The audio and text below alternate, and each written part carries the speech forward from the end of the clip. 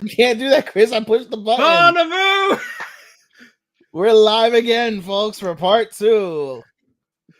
What were you going to tell me? The answer was yes to what I said before in our group chat. Okay. Oh, our group chat, man. I'll explain afterwards. All right, guys. This is part 2. This is our... go ahead, Matt, if you want This to. is our Keki Award. We giving out cakes, awards, best, worst, middle, in between, whatever you think of.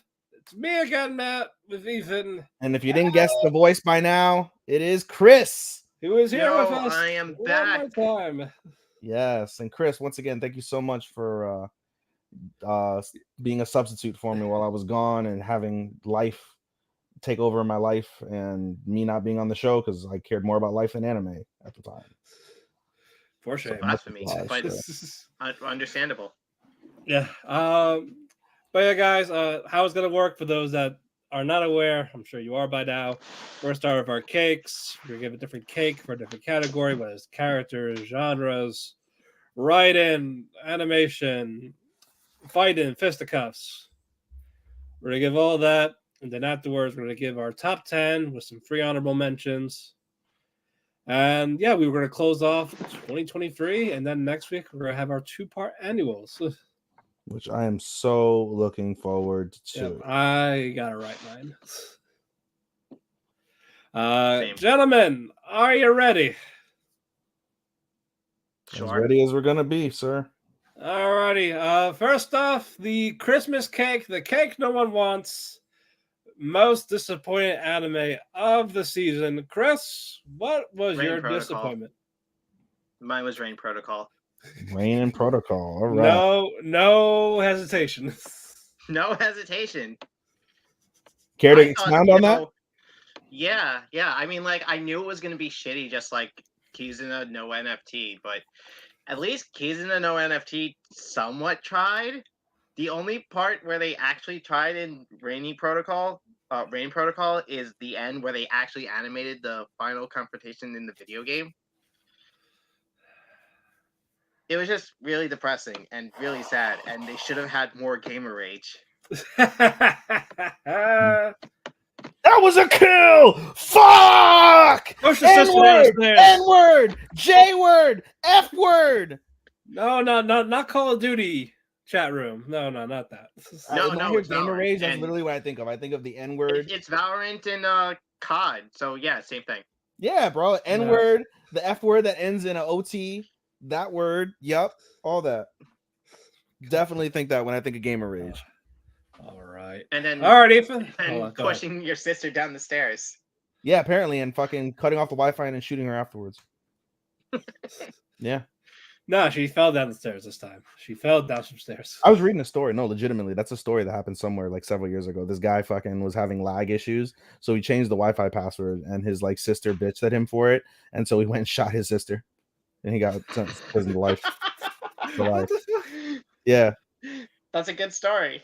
Yeah. I mean, it's a fucked up one, but yeah, it happened. What a funny story, Mark. Oh, Christ. All right. Disappointing anime. I went with the one that I didn't finish, which was... Where the fuck is disappointing anime on my shit? Disappointment. Where the hell is disappointment? Oh, here it is. Girl and Her God Dog. That was one I went with because... I forgot about that show. They apparently kissed in the finale. Really? Yeah. I just was not gonna do another Koikimo. I did Koikimo. Remember, guys, he met her when she was 5, and he hasn't aged. I was not gonna do another Koikimo. Out of the series that I did watch, though, I'll put this in there. Kawagoe Boys was probably my biggest disappointment of the ones that I did finish. At the end of the day, because you did like it at first. I liked it at first. It's still one of the best OPs, zero doubt. I just, one of the things that I would look for in some sort of not orchestra. Orchestra is a little bit easier to deal with, but like with singing in particular, because I've never liked the whole like idol thing. Never been a fan of it, but I like to see like progression off the rip. They sang really good because it's all like professionally produced, obviously, but the sensei would bitch like, "Oh, you guys suck," even though you just heard a really nice like tune out of that, and it's just like I don't know. It's just something about it. It just didn't click. I didn't like a lot of like the drama that was there. It was really like childish as shit. Like it felt too goody goody for me as well. I thought like especially as we go into this finale with Tenchi and the drama with his like former friend, I liked the story behind it, but the way that they executed it was really like piss poor for me. I was like, they look like whiny bitches, and I just like I hate shows that have like, with the exception of Takamichi, I hate the shows that have like whiny bitches in them. It annoys me. So Mine was Girl and the Guard Dog. Hmm. I didn't expect it to be another age gap anime. Again, if I was gonna be this socially awkward guy from high school that protects his childhood crush, but it turns out it was a little childhood crush when he was 16, and again, she was 5. It's not letting that go. We're not going to get another Full Metal Panic, Matt. And also, it was ugly as fuck to look at. I'm sorry. No, I love the animation. What do you mean? I did not. I thought it was ugly. I love the animation. The animation was one of the best parts for me. I love that pace. I loved a lot of things about it. The OPED, I liked I liked a lot of it. It was just the age gap was just utterly ridiculous when you think of the fact that he groomed her. He groomed her, and that's like at least in Western terms. And he kissed her after. But no, if I'm going by one's finish, it would be Protocol Rain. But I had to give it to Guard Dog because fuck that. You didn't finish it, so fuck it. Exactly. All right, let us go with the coffee cake. This one is going to be best OP. What was the best opening theme? Chris. I got 0-1 by Queen Bee for Undead Unluck. Okay. I heard that was a banger. With the whole titles and all that. I didn't do all that. Oh no! Well, I actually listen to I have that on my playlist, any openings or endings I like, I save that shit to my playlist and listen. I don't because I listen. My life is obsessed with dubstep, so I don't do any of that. But like if I like my friend, he'll play like we're just chilling, and he'll like have like he has his own like anime playlist. My friend Kevin, he's in the group, and it's like he'll play them, and he's like, "Remember this one?" And I was like, "Not really." And he'll tell me the anime, I'm like, "Oh shit, now it makes sense." And to see it like visualized, it makes sense. Yeah. But that's a good pick. I heard from Starman too that there was also a banger. So true. The openings was really hard. There was a bunch of good ones, like the opening for Shangri-La, Specials, Spy X Family opening. But yeah, really, I wasn't crazy about that one. I like the ED better. It was good. I liked how different it was from all the other openings, but that's fair. 0-1 killed it. Yeah. All right, that's fair. All right, Ethan. I almost after watching 2 episodes, I almost went with Frieren. Almost did. But you know what I really appreciated the most? I think I went with Dr. Stone's OP. That's fair. And I like that one. And you know what it is? I judged based off of the way Starman does the way like the opening will tell you about the show and like give you pieces of it. Like everything about the visuals of that made total sense in terms of what you saw or what you were gonna see. On top of that, the music was really, really nice. My type of things. I love my slow ballads. So I enjoyed the fuck out of Dr. Stone. That was one of them that I almost never skipped, and enjoyed hearing it every single time for those 11 weeks. I almost picked Stone, actually. Mine, I went Specials. Specials is too good. Which one's that? The Jujutsu Kaisen. Oh, you are my special. Yes. No, okay. It's just too good. It's a lot of fun. I like the haunted visuals with it too. Look at all these dead people. Yeah, and the fucking mental breakdown of Yuji has just playing in the background to make it worse. Oh my god, yeah. Just imagine Lost in Paradise while that was happening. Oh my god. Oh man, that would have been fucking fun. Alrighty, Hot Milk Cake. This one will be the best ED, best ending theme. Chris. I did Queen of the Night by Kanoe Rana for Tier Moon Empire. Okay. I think I shared it to you, Matt.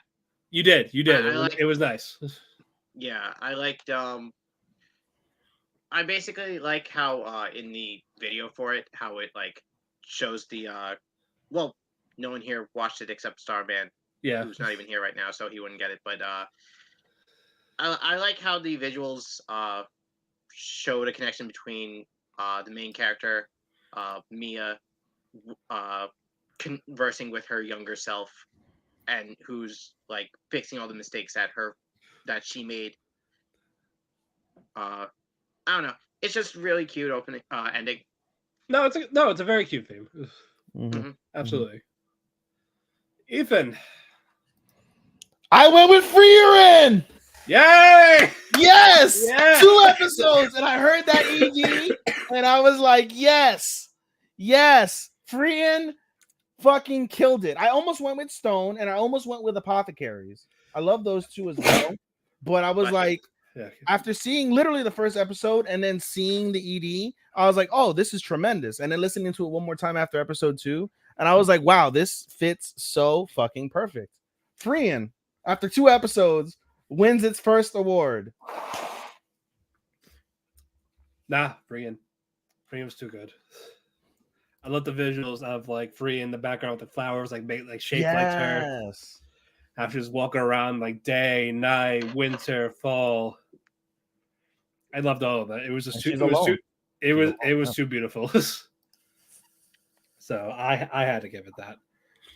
Alrighty, next one, the hedgehog slice. Chris, shut up. What's a hedgehog slice? Where did that come from? What is it? Don't take a slice. Wait, you're actually referencing that? No, do not say it. Oh, I can't know what this is. I'm not on the air. Not on the air. I'm consuming it. Oh no, but it's time to Google, and I will say it on the air. No, you will not. Oh, yeah, go for it. Look up Sonic the Hedgehog. Take a slice. Hedgehog. Take a slice. So while he's doing that, Hedgehog Slice best soundtrack, actual like the scores, insert songs, all of that. Stuff that's not OP. So there's obviously something I'm missing here, but it's some sort of like chocolate looking cake with. Like... I will tell you, not the actual cake itself. Oh, I thought you were talking about the cake itself. That's what I'm looking. Comic. It's a comic. It's the Sonic comics. Oh. Okay. Dark Gathering. That's for my best soundtrack. Okay.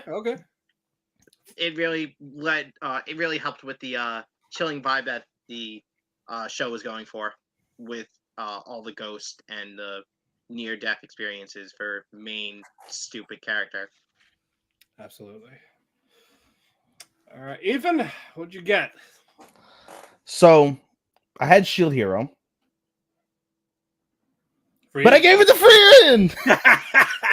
The second award in 2 episodes that I gave it to was Freerin, especially after. Okay, so that was not the second one I was going to guess that what it was. What did you think? I thought I'd give it like visuals or something. No, I haven't gotten that deep into it. Okay, that's fair. But no, I will. What I'll do is, as I catch up, I will tell you what awards I would replace with at the end of it. Okay. As I catch up in this, get rid of this. Oh, so he sent it in our group chat. Survey says, "Oh no, I have to fucking eat this real quick." No, I'm telling him to get rid of that. Oh, it's not allowed in there? Oh, unsaid, yeah. My God. Unsaid right now. Oh my God. Yeah, no, I don't want to get. You don't want to get in trouble. Oh my God. Wow, no wonder you didn't say it on the air. Exactly. Yeah. Kids, don't Google that. Do not Google that. Do not Google that. Do not Google that. Yeah, please do not Google that. Holy shit. Oh, he came in right after you press unsend. Yeah. Oh, good God. That's why I said do not. Oh, no. I gave it to Freerin. What's this award? Soundtrack. Okay. I also gave it causing problems. I also gave it to Freerin. End of the year.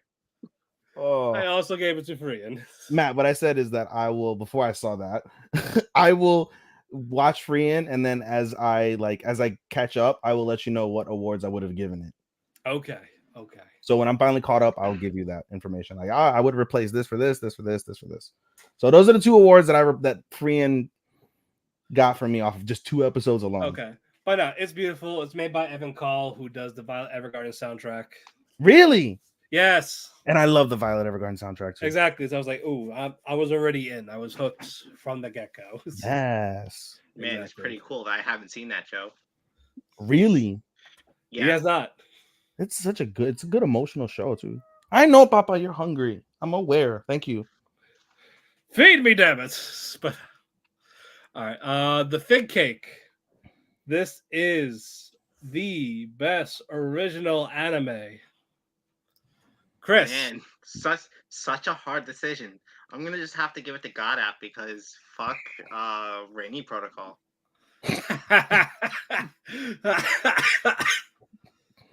Don't die. I will. Rip.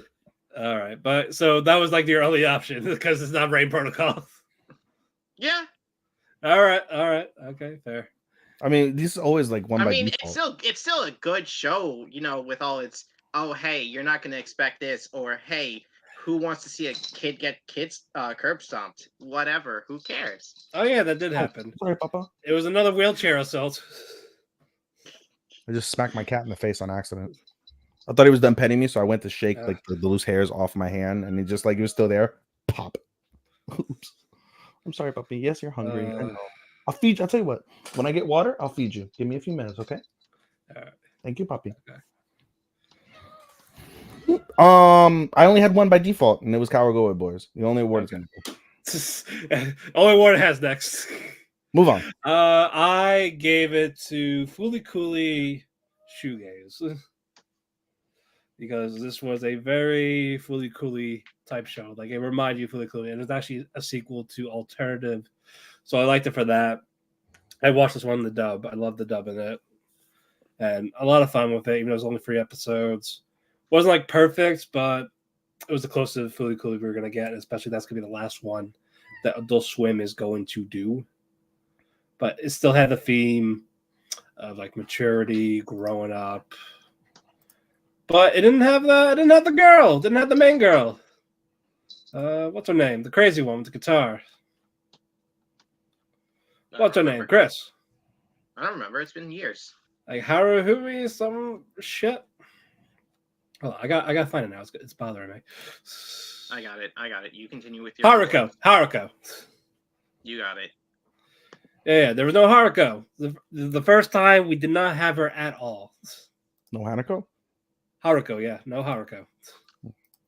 So I was like, wow, okay. So, all right, that fucks my day. All right, let us go with the Cookie Cake Best Adapted Screenplay. Dead Mount Death Play. Okay. I've read the manga for this after I finished season 1. I'm caught up, and they did a really good job with the this arc, even though you guys don't like it that much, from what I heard watching you guys earlier. Mm-hmm. All right. I'm trying to find the award. Where the hell is it? Oh, here it is. I'm as not a manga reader. My first award for this one of the day, the AOT finale. That's a cool bird. What? That's a cool bird. Where'd you get that from? Gaslight. The bird, Aaron. The bird. Gaslight. Oh, you wow. gotta train That's that a bird. cool bird, man. Wow. Matt, you gotta train that bird in order to gaslight Mikasa to never exactly. you. Yes. Yeah, I gave it to the AOT finale. It was great. I gave it to Frian. Okay. Because I did pick it up while I was in the middle of watching this. So nice. But no, very good. I'm glad they're taking the time with it. That's what I like about it the most. They're taking their time with it. So I'm very happy with it. All right, let's get to our genres. Dun, dun, dun. Erotic Cake, best ecchi fan service. I surprisingly only have one for this, unless did 100 Girlfriends count? I don't think it did. It does count. Oh, then 100 Girlfriends. Who Yeah, cares? Who cares about Demon Swordmaster of Excalibur Academy? no one. I don't think any one of us watched that except for you. Yep. What do you think? 100 Girlfriends. I think it's unanimous. Yes, that's a unanimous. They did everything you can think of. Yeah. Literally, except show bare like naked nips, basically. Yeah. We got cock show. We got boob grabbing. We got 69 in. Yep. We Face have sitting. Hardcore cross-dressing. cross dressing, hardcore makeout sessions. Yep. Inflation for some reason. Inflation. Somehow necrophilia. Yeah, that. We had necrophilia. Kiss of the Dead. Oh wow! Kisu. Wow! It's Lollyism. not real, but it's H- still, We hilarious. got that. We got HLA. We got God Yep. being a dick. Did we got BTSM? BDSM? We did not get. Not yet. No. No, we did not. We did not. No. We got tickle torture. We got tickle torture. We got, Yep. we got escapee. Jesus Christ. Oh. We got it all, folks. 100 Girlfriends. No, it had Yep. to. It had to. All right, Mooncake, best sci-fi. Sci-fi. I gave Doc Stone. You give the Duh. Doctor. It's about science. Like I always say whenever I give the sci-fi award, whenever there's a Dr. Stone season, it's up literally about fucking science. It's Dr. Stone. Yeah. Pluto. Very good. It's very.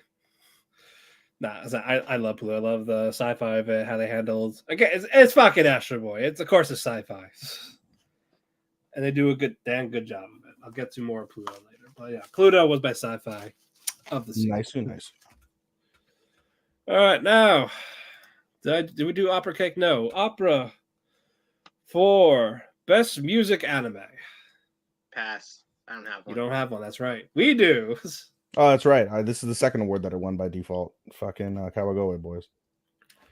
My default is Paradox Live, but then again, I like Paradox Live, so I'm happy to give it that award. I love the rap. I didn't hate Kawagoe boys, just to get that straight. I just didn't like it, but I didn't. Well, how was the music of it? Did you like the music of it? Yeah, it's choir. They're choir boys, so Yeah. and they sing really good choir. The songs, I feel like they have meaning, but I can't get it. It doesn't touch me that way. But yeah, it was straight. But no, so I had to give it for that reason. Let us go with the onion cake. This is the best slice of life. Spy Family season 2. Okay. Why? I don't really feel like it's a slice of life. I'm curious. No, I'm not even talking shit. I'm just curious. Why would you classify that as a slice of life? Because even though like all the characters are living basically double lives, they still, go about their day like semi-normal. I don't know. I just appreciate how like they can Still just live their double lives. yeah, like while basically maintaining the facade of a happy family, even though they're technically are still the happy family, not fully realizing what they are to each other yet. Did you not watch My New Boss is Goofy? No. Ah, that makes sense because I chose My New Boss is Goofy. It is quintessential slice of life. It is literally a show about 4 office men dealing with each other on a day-to-day basis. 2 of them live with each other. The other one deals with a divorce. The other one, it just has like a happy life outside of it. He has a social life. They all come together. They all enjoy, each other's presences. They all do they go out to drink. They go out to eat. They went to a mixer together. Like it to me, out of all the shows that I watched, this was absolutely the most quintessential slice of life. Very wholesome, very nice. Alrighty, mine is a bit of a shocker. Stardust Telepath. I actually chose that over Spy Family. I had Spy Family, but as like a straight up slice of life, I got more of that with Stardust. Like, yeah, story's simple, but you know what? It's 4 girls hanging out, making bottle rockets. You got some drama. Not you got making some out. humor. Yeah, but this forehead foreheadpathy. Forehead fucking, dude. It's with it. I love that. No. I love touching foreheads with my girlfriend. So, you know, But, and there's no crazy powers or anything. So, yeah, no, none of you are an alien. So, Uchujin. yes, but no, I had to give it for basically those reasons. Alrighty, let's go with the Halloween cake. Best supernatural. Real quick pause. I'm really surprised that of the 37 anime that fucking Chris watched, my new boss Goofy was not one of them. Yeah. Really? That's really shocking. I thought he would have seen every single one that I've seen. I don't even remember seeing it on the list. Really? That makes me sad. All right. I'm sorry to interrupt. What was the award again, Matt? My apologies. Supernatural, the Halloween cake. Halloween cake. All right. Supernatural. What I pick? Well, Ancient Magus Pride Season 2, Part 2. Okay. Okay. Yeah, I know we've already had like a magic school anime every season, but this one put a lot more emphasis on the spiritual side of like all the spirits and ghosts side of it. And fucking like the whole what's the word I'm thinking of? The climax was just fucking wonderful. I loved it. That's what she said. I'm glad she said that. Me too. How can it not be Jujutsu Kaisen? Okay. That's all I got to say. Since I picked Dark Gathering last season, this season I also give it to Jujutsu Kaisen. So there you go. Fair enough. It did everything it needed to for supernaturals. Haunted ghosts and fucking powers involving ghost sorcery. powers. Yes, sorcery. Yeah, it's quintessential. Yeah. Basically, yes. Alrighty. Let's do the flourless chocolate cake, which is the best mystery / thriller. Chris, are we all gonna have Apothecary Diaries? Yes. No. Oh, you don't. I don't. Oh, what do you have? Because I've emphasized on the thriller part. I went with Tokyo Revengers. Okay. That's a thriller? Suspenseful, yeah. I guess, yeah. Yeah. Suspense thriller, yeah.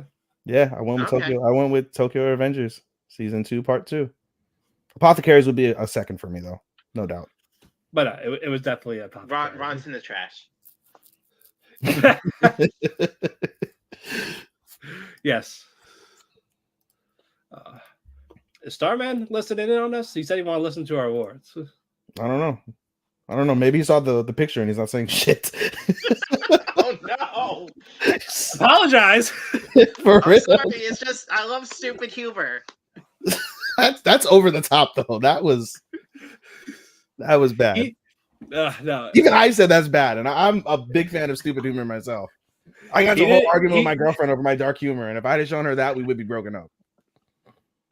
No, he doesn't know a limit with you, so we apologize. Nor do I, but I mean, Jesus, that no, he didn't mean anything by it. I know. Yeah, I don't think that way. I just like it was just random, like what the fuck type of thing.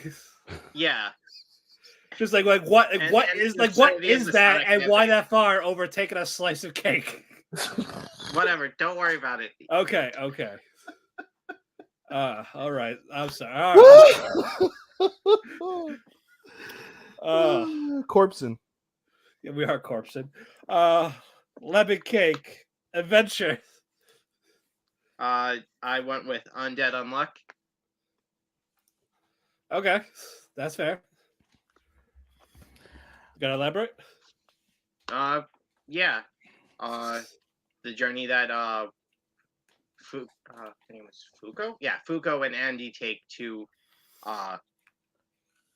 both trying to live in this world that both wants them both dead. Even though one's an immortal zombie and the other one is misfortune incarnate.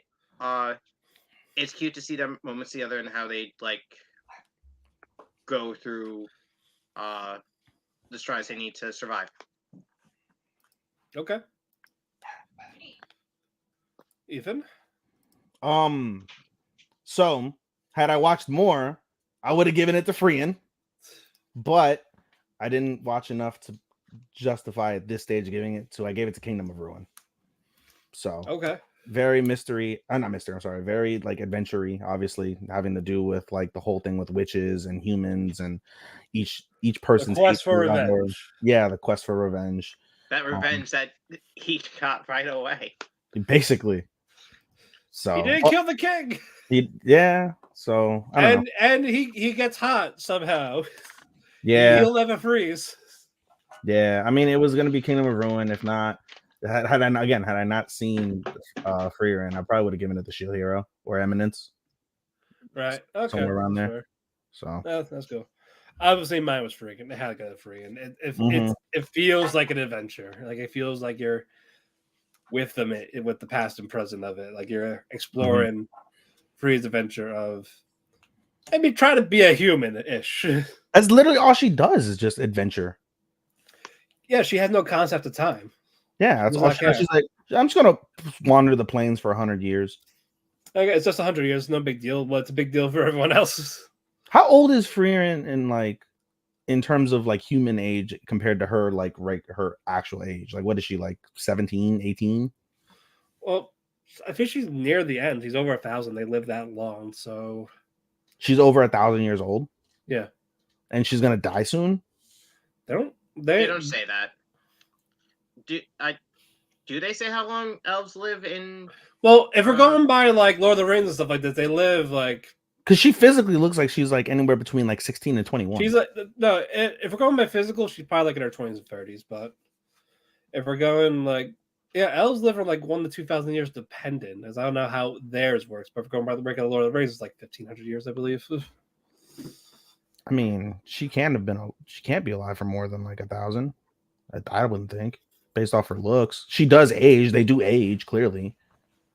Just very slow. Super slow. Yeah, and how they think is slow. So. She hasn't got like literally. It's been what 50. 50, yeah. 20, no, more than that of the first 2 episodes because they did their thing. They spent 10 Oh, yeah, years. that's right. So it's like, so they spent 10 years and that's 80 50, years. 60, 80, 86, 80, 87 years. Yeah. In the first 2 episodes, basically, you skip 87 years. Yeah. Pretty much. All righty, moving on. Let us go with. Hold on. Let's get this cake. The mango cake comedy, best comedy. 100 Girlfriends. 100 Girlfriends. 100 Girlfriends. Was there any competition? I mean, girlfriend had a chance, but 100 Girlfriends was just too funny. No, smoked it. They smoked it. Yeah, no. They smoked it. It was like I'm you, but better. Yeah, basically. Because we have actual romance. Definitely the hot younger sister. But I figured, yeah, that's our second unanimous. They were both 100 Girlfriends too. Yeah, exactly. Let's go with White Cake for best fantasy. Fearing. This maybe would go to Freehan, but I gave it to Ragnar Crimson. Which I'm not too upset I gave it to Ragnar Crimson. Ragnar Crimson is one hell of a he says, I haven't agreed on any one of you yet. Shocking. Oh, so this is the curveball. We should have done a bet with him and not Ethan. Yeah, for real. Like, yeah, we bet the wrong person. Well, Yeah. when we're done, Starman, go ahead and put your list in there and we'll compare. Yeah, the milk's gone bad. Seriously, dude. No, I went with Ragnar Crimson. I don't regret honestly going Ragnar Crimson at the end of the day, even though I'm like loving Freehan after 2 episodes. But no, I mean it's pretty fucking fantasy-esque, obviously, with the whole like dragons concept, like killing dragons, and the whole idea of like this dude being infused with a fucking like super duper uber silver sword and then being able to basically get those powers when he was a loser in order to save the people that he loved and change the past or the future rather, I should say. So, you know, pretty fantasy-esque. Freehan. Yep, makes sense. I'm telling you, the Faraway Paladin, they could have. They were close. Yeah, that's true. No, like, I almost gave them adventures. Like I want to give them something, but no, Freeman had a better adventure and they had a better fantasy. It's a better fantasy world setting, and with the Paladin world, we've seen it already. So Yeah. So kind of an unfair advantage for that. All right, the wine cake, best romance, Chris. Girlfriend Squared. Really? Yeah. That shocked me. Okay. I mean, while Shino is like mid tier, Hey! Whoa! Whoa! Nana! He left. Whoa! No, he didn't leave. I removed him for that one. No. Absolutely Nagisa's the fucking best not. girl. Nagisa's best girl. You cannot fight me on this. See, I love second. Nagisa, but no, Shino this season, zero doubt, was. We'll get more. Yeah, into that's what I'm saying. She earned, like, she did her work in this and made it like best romance. But Nagisa's still best girl.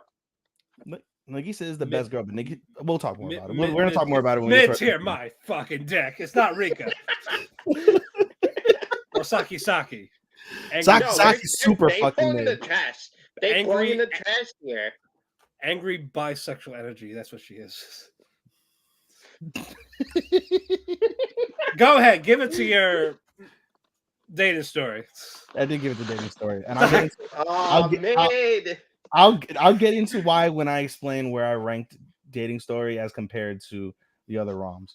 I'm putting Starman in timeout for not agreeing with me. No, I'm kidding. Oh my god. No, I'm not touching that. No, not Starman. Starman. No, he's cool. No, we love him. We love Starman. Outside of saying anything racist from Chris's perspective, there's no God reason damn it. to put him in timeout. We're on the air. I'll laugh my ass off if he says it. I'll laugh my ass off if he says it. No, I would never say that. I'm just saying.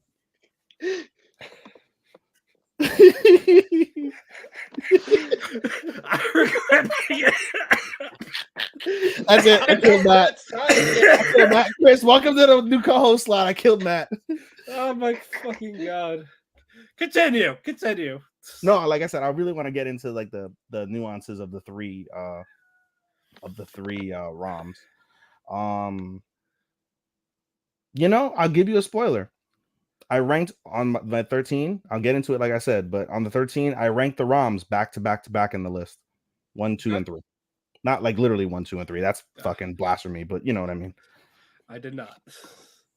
100 Girlfriends. Because there was actual romance in this. It wasn't just slapstick comedy like girlfriend. Like, he actually treated all of these women like equally, how much he loves them, how much he pays attention to them. He actually does that. He's actually committed instead of just slapstick shit.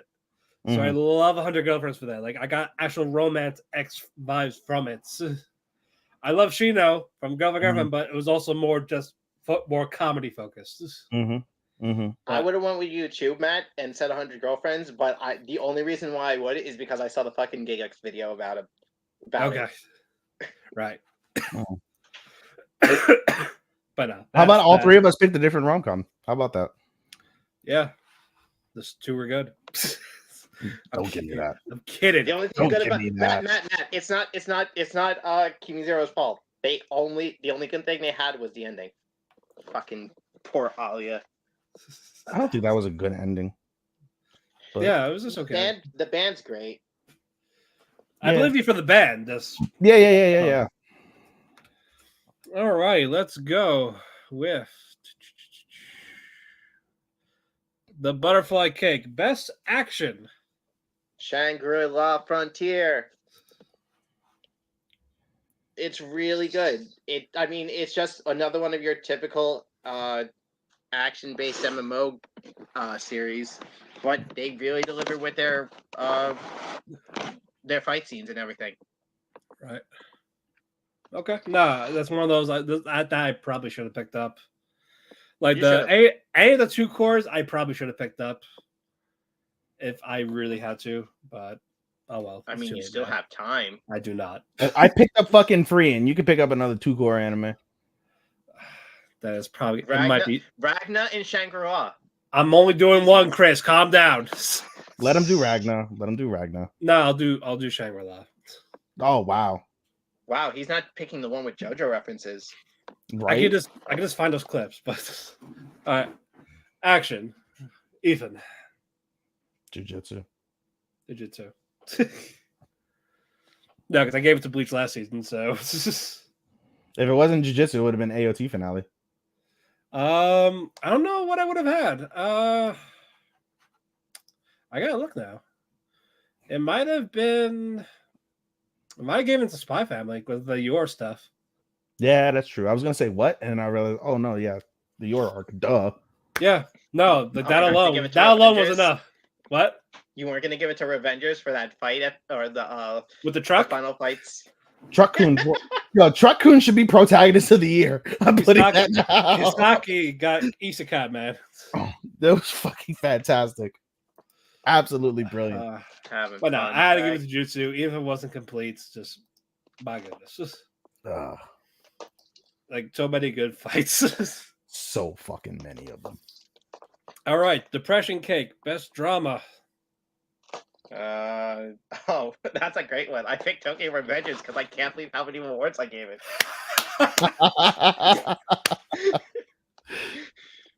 Nice.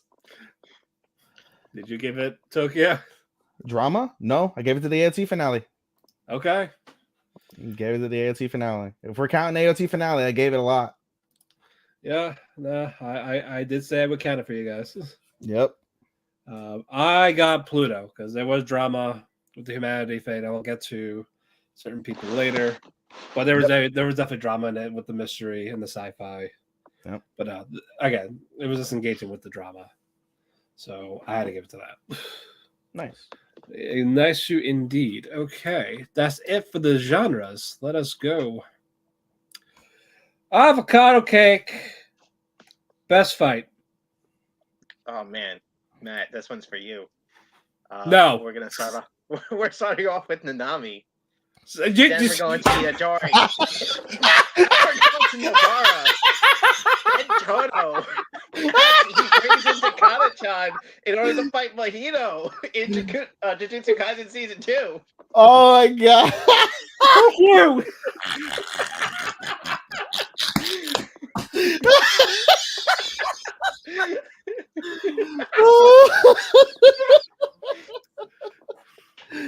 You are my special. I'm counting all those fights as one fight because it just doesn't end between, like, there's no break in between them. Oh. You want to remove him? You can. No, he can stay. He can stay. Not as bad as the Shino's mid comment, huh? I know, Poppy. No, I was just I can't believe you did that, man. Oh. Fuck you. Don't worry. Hey, Ethan, why don't you take it from here? I also gave it to Jujutsu Kaisen, but I actually did give it to a fight that did end, and it was Tsukina versus fucking what's his face?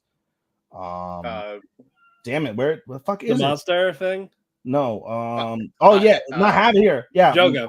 Maharaga. No, Maharaga, the monster that okay. Fukushiro summoned. Yeah, I mean, dude, he fucking killed like I don't know how many thousands of people and turned literally part of Tokyo into a vacant void of death. That's fair. I also gave it to Jujutsu. Yuji, Mahito, Toto. So what I did, but not including the part. Yeah. No, I'm not doing that. No, I'm not fucking doing that. But no. This the Toto scene alone was enough to get me to do. Once he lost his arm, he got a JoJo fucking sequence. Nub. Yes. Squirt blood. Yes, and just in Toto's mind, of his idol next to him fighting. That was great. Yeah, that was. Really I was like, this was enough. This was enough for me. I don't need any more. Not the square block of death and void of nothing, right? Just Mahito. It just was the so JoJo sad reference. when The JoJo Jogo reference. died of Ligma. Dude. But no, I love the fight in general. Love the animation for that one. At least they finished that animation. Not like the. So you're saying the one you Sakina fight wasn't finished? For some of them, no. Really? The one you picked. It wasn't finished? It was like 30% finished. Oh shit, that's right. That was that episode. Yeah. Oh, even with that 30%, fucking I know. bro, literally, like I tell people, like I literally saw that episode and my mouth was like on the on like the bottom of my bed. I picked it up, had sex with my girl, and then I was still thinking about that fucking scene like after we were done fucking. I was just like, what the fuck, dude? All right. Angel Food Cake, best protagonist. Where do I Chris. have that?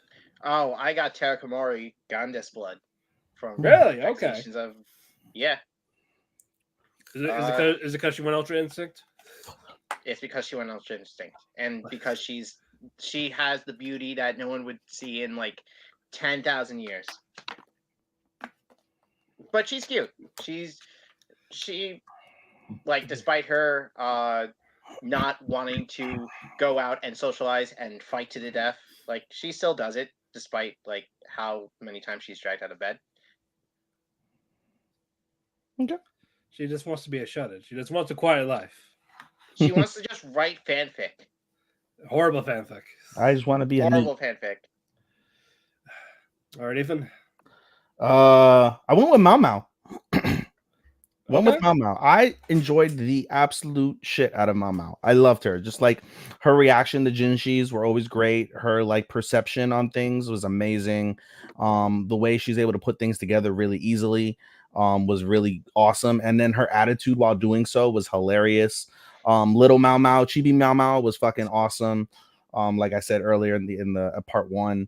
I found nothing wrong with Mau Mau. Just like I said, her attitude really like shines throughout her brilliance, and I think that really like is something that's so intriguing in seeing a protagonist for her being able to like just be amazing while be like kind of relatable. Just be like, ugh, why are you touching me, you fucking creep? Or like, oh, this fucking bitch, why don't they just fucking get slapped? Shit like that, you know. I love the shit out of her. If only Ron could be like half of what she is.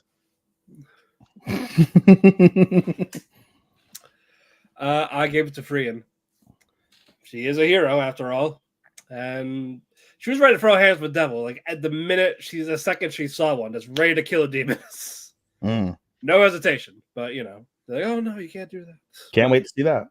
Oh no, you'll get that soon. But no, again, she is a adventurer. She is with that party with the heroes. I would have gave it to the rest of them, but we don't see that much of those type of flashbacks. But we also don't see them doing heroic work. I would have gave it to Truck-kun. I should have given it to Truck-kun. I should have given it to Truck-kun. I should have given it. Honorable mention to the honorable mention is Truck-kun. Yep. All right, Devil Food Cake, best antagonist. Lisbeth Sargent from Ancient Magus Prize season 2. Okay. She's the worst mom. Basically, she forces her son to experiment on people.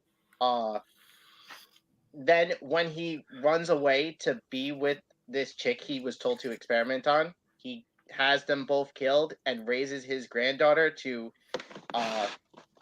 be a sacrifice to bring her dead son back. Okay. That's pretty fucked up. That is fucked up. Yeah, it's pretty fucked up, no doubt. You? Bitch. Bro, like what a fucking... What a bitch. Oh. Bitch is a bitch. Bro, what a CUNT exclamation point underscore caps. Bro, man, like, I can't wait till she gets so much worse. I want her, bro. All the worst things that would get us like off the air, I wish them on her. All of them. Every single one of them with the most conviction I can possibly say on the air. I wish them all. Any sort of grisly death, I want worse for that girl. Straight up. Fantastic. Alrighty. Nice. I finished Shield Hero today. Nice. Good job, Starman. Nice. Dr. Abula from Pluto. He wanted revenge for the Persian people after the genocide, and he was willing to turn his own son into Pluto, like to make him the greatest robot ever built to get revenge. like for his people. And it got to the point, again, yeah, if he's gonna do that to his only son, I met him to do it to like a random fucking stranger. But he had his fucking genocide. Oh, he did the And- Nina thing. Yes, and he was really close to ending the world. And he also did have all of those robots killed, all the greatest robots ever, including Adam for a bit. So if Adam did not wake up, he would have fucking won. So I gotta give it to Dr. Abula.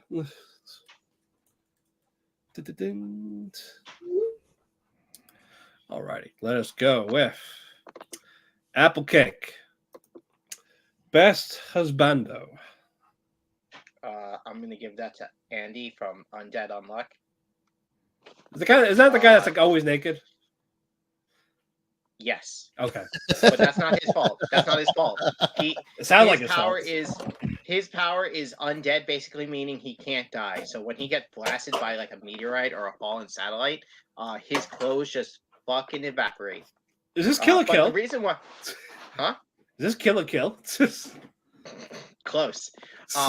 But the reason why I'm giving him best husband, husbando, is because in the middle of a mission, like episode 5 or 6, he meets this zombie who wants to marry him in order to find this creature they're looking for. And he's like, "Yeah, sure, I'll go marry you, if only my girl's okay with it." And she's totally cool with it. And he makes her dress. He marries her in the church and gives her everything she wants till she dies, because she's a zombie.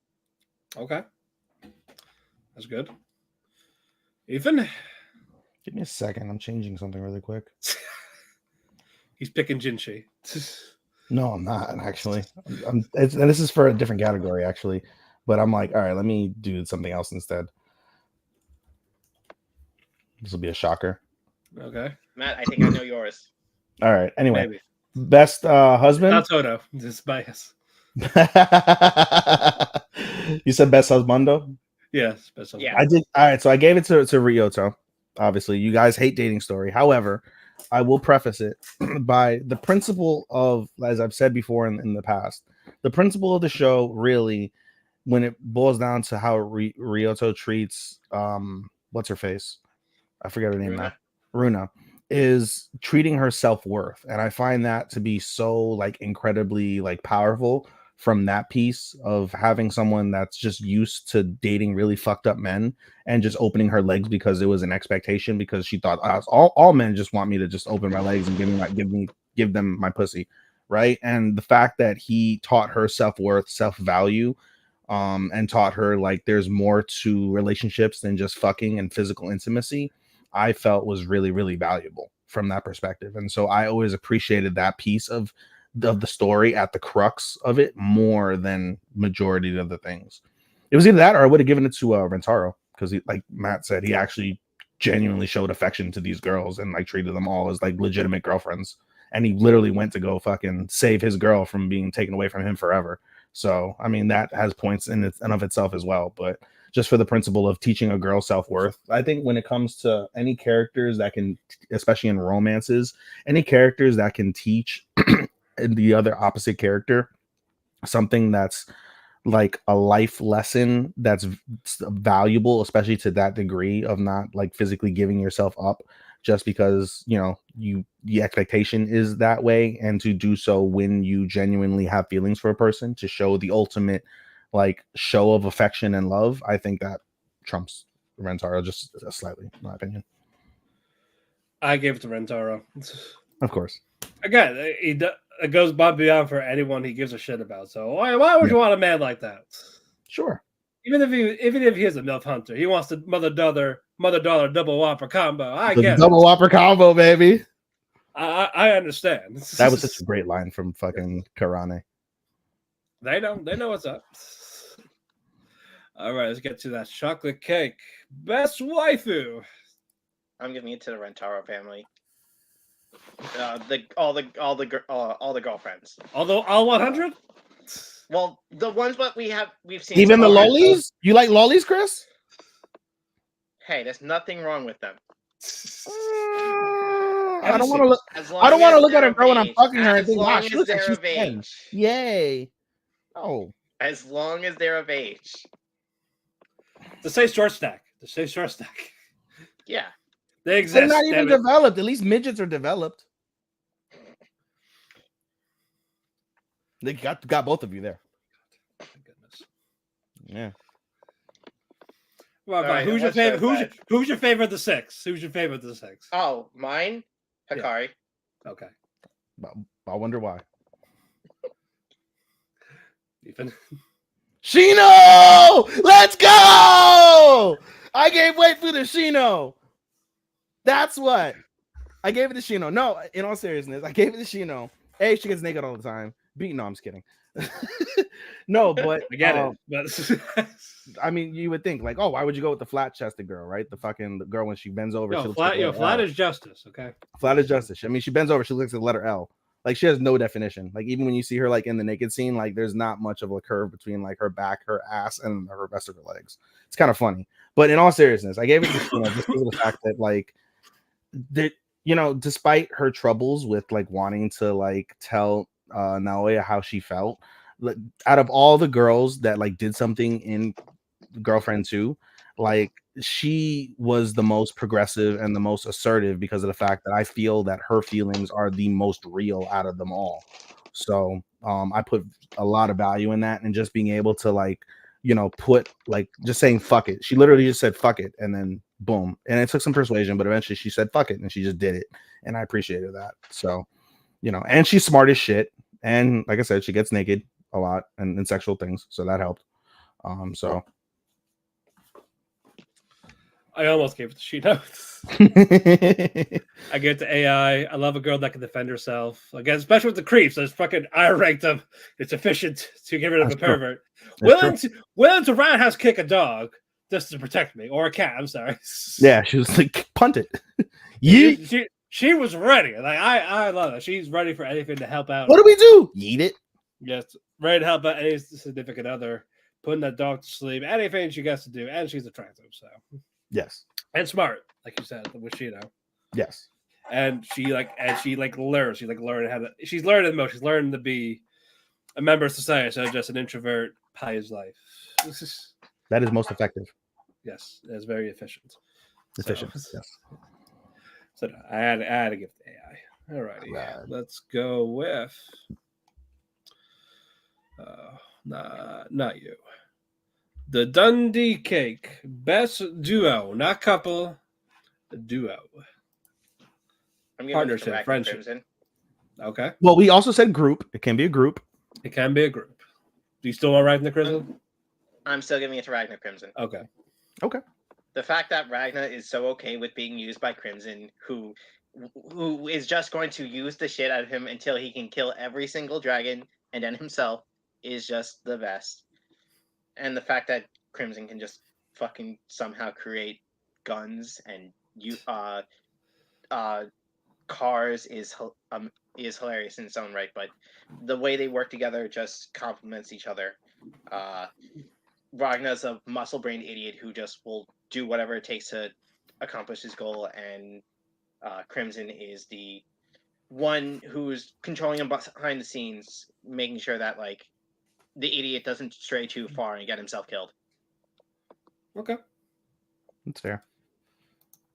Even I gave it to the Kingdom of Science because at the end of the day, they were all integral in getting past that issue that they were facing on the island. At the end of the day, each of them played a significant part. It was not all Senku. It was not all like just X person and Y person. Every single person played a part. They all unified together to liberate the village, solve the mystery, and plot out what's next. So as much as the focus is always on Senku and his ideas and his science, without any of the other people that are there, Senku's nothing because he can't accomplish much else other than his brain. So he needs all of those people in order for the entire process to function the way it needs to function. And so Kingdom of Science for me was the easiest pick for as far as I'm concerned.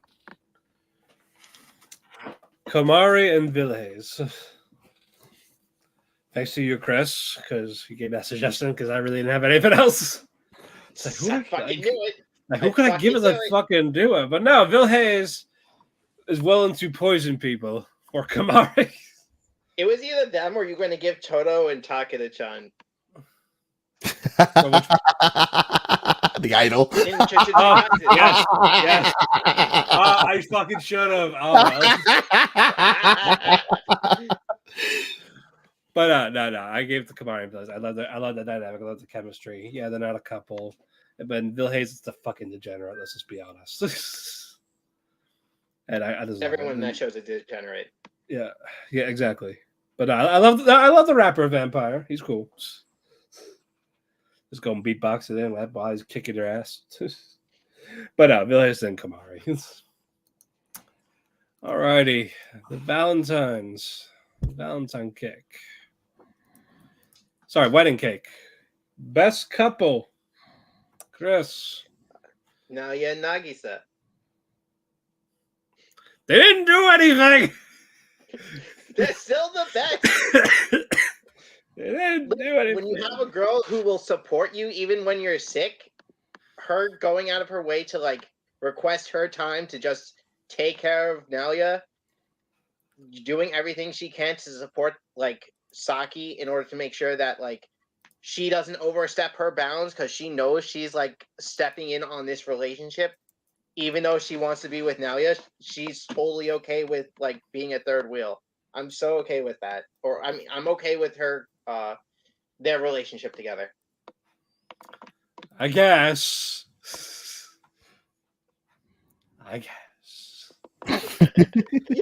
Ethan. Who do you think? Rio Runa. No! I went with the real couple from Girlfriend 2. Shino and Naoya! Let's go! Let's fucking go! I went with the real couple. I did not give it to Runa and Rio because of the fact that they pissed me off almost as much as they pissed you off, Matt. All of their fucking things could have been resolved through communication or fucking. They did neither. You know what? I'm gonna say I've never seen a man eager to see two high school kids fuck. It's the crux.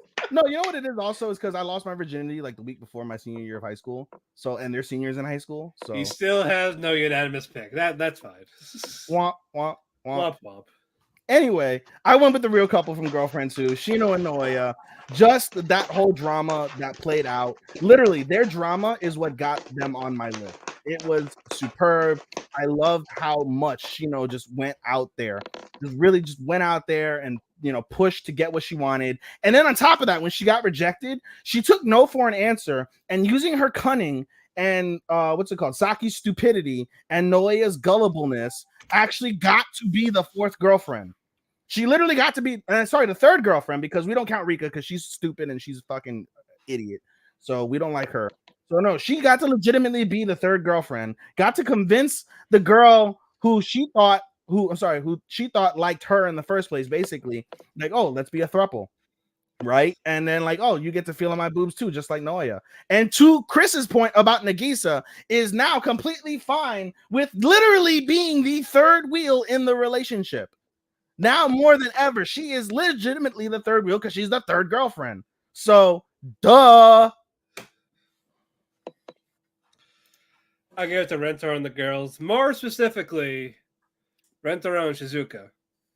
And I say that because, again, he wrote... Because you like Loluski. Yeah, sure. Why not? But he wrote a fucking book. He took her book, typed it all up, made it so she could talk with it. I'm sure she added some extra lines in there somewhere, like "pray help" and all that. But I thought that was very fucking sweet. Like, no, I'm sorry. Great moment for that. So I would have gave it to Naoya and Shino, but like actual romantic thing, that was very romantic. I'm both ends, and she was cool with being 4 times, 5 times, quadruple times, baconator times, but anyway, let's move on. Let's go with the layer cake supporting girl. Supporting girl, I have Delta from Shadow of Eminence season 2. Wait, which one? Delta. Of course, dog girl. Thigh supremacy. Ass supremacy. And full on new supremacy. Fucking dog. Dude, the fact that she's willing to like cover Shadow's ass when he goes to fuck everyone over as John Smith is just the best. All right, you got me there. True. All right, even. I went with a controversial pick. I went with Anya.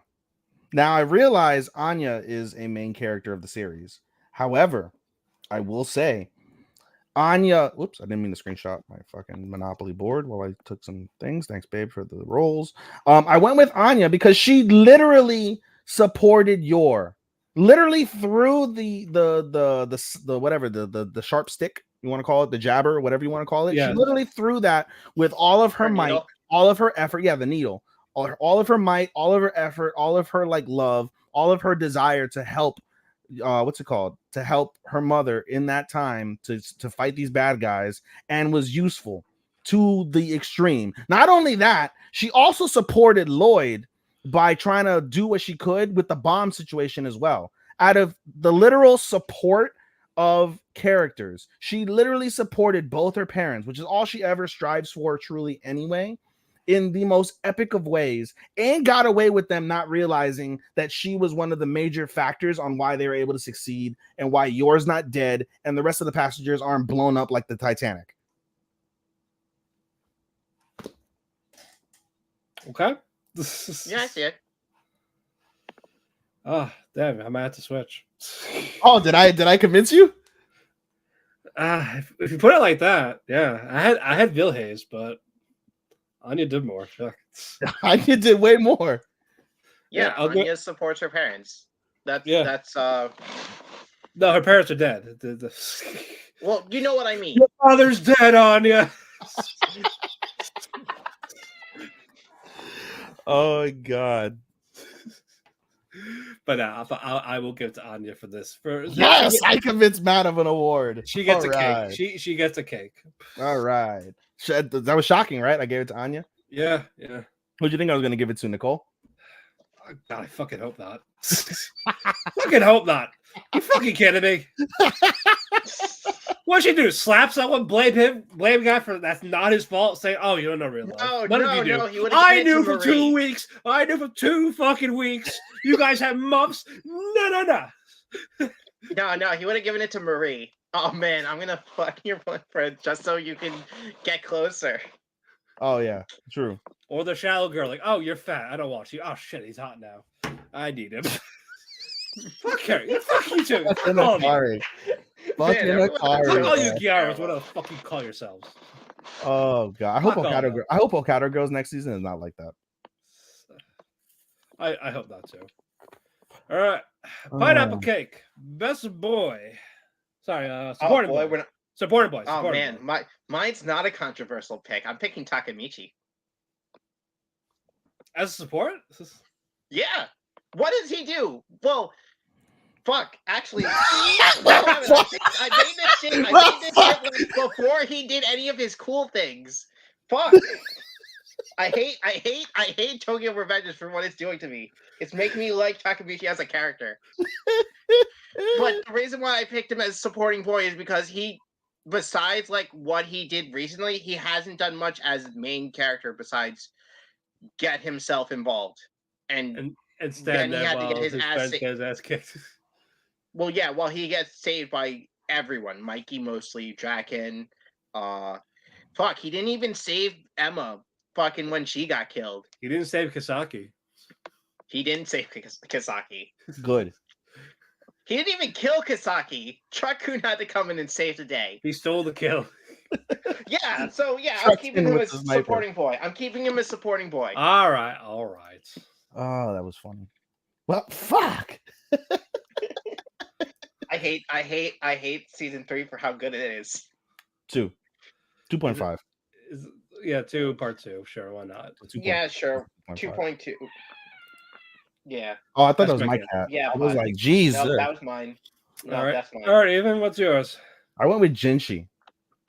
Oh, you went with Jinshi. I went with Jinshi from Apothecary Diaries. He is, as much as he is using Mao Mao as a pawn for whatever reason, we don't know why as of yet, but the way that he adores Mao Mao, even though he kind of does it creepily, but the way he adores her is really like something that's really nice to see. And on top of that, like as much as he also asks a lot from Mao Mao, there's purpose to almost everything that like he asks her for.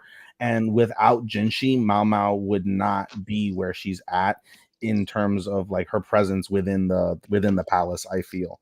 So Jinshi definitely supports Mao Mao any way that she can, even willing, like we said in the previous part, willing to basically like say, nope, I'm gonna pretend that this isn't here. She can stay in the palace before he fucks up and fires her. But still, like just the principle of him struggling before looking at this girl that used to be a pawn and now sees her as something a lot more.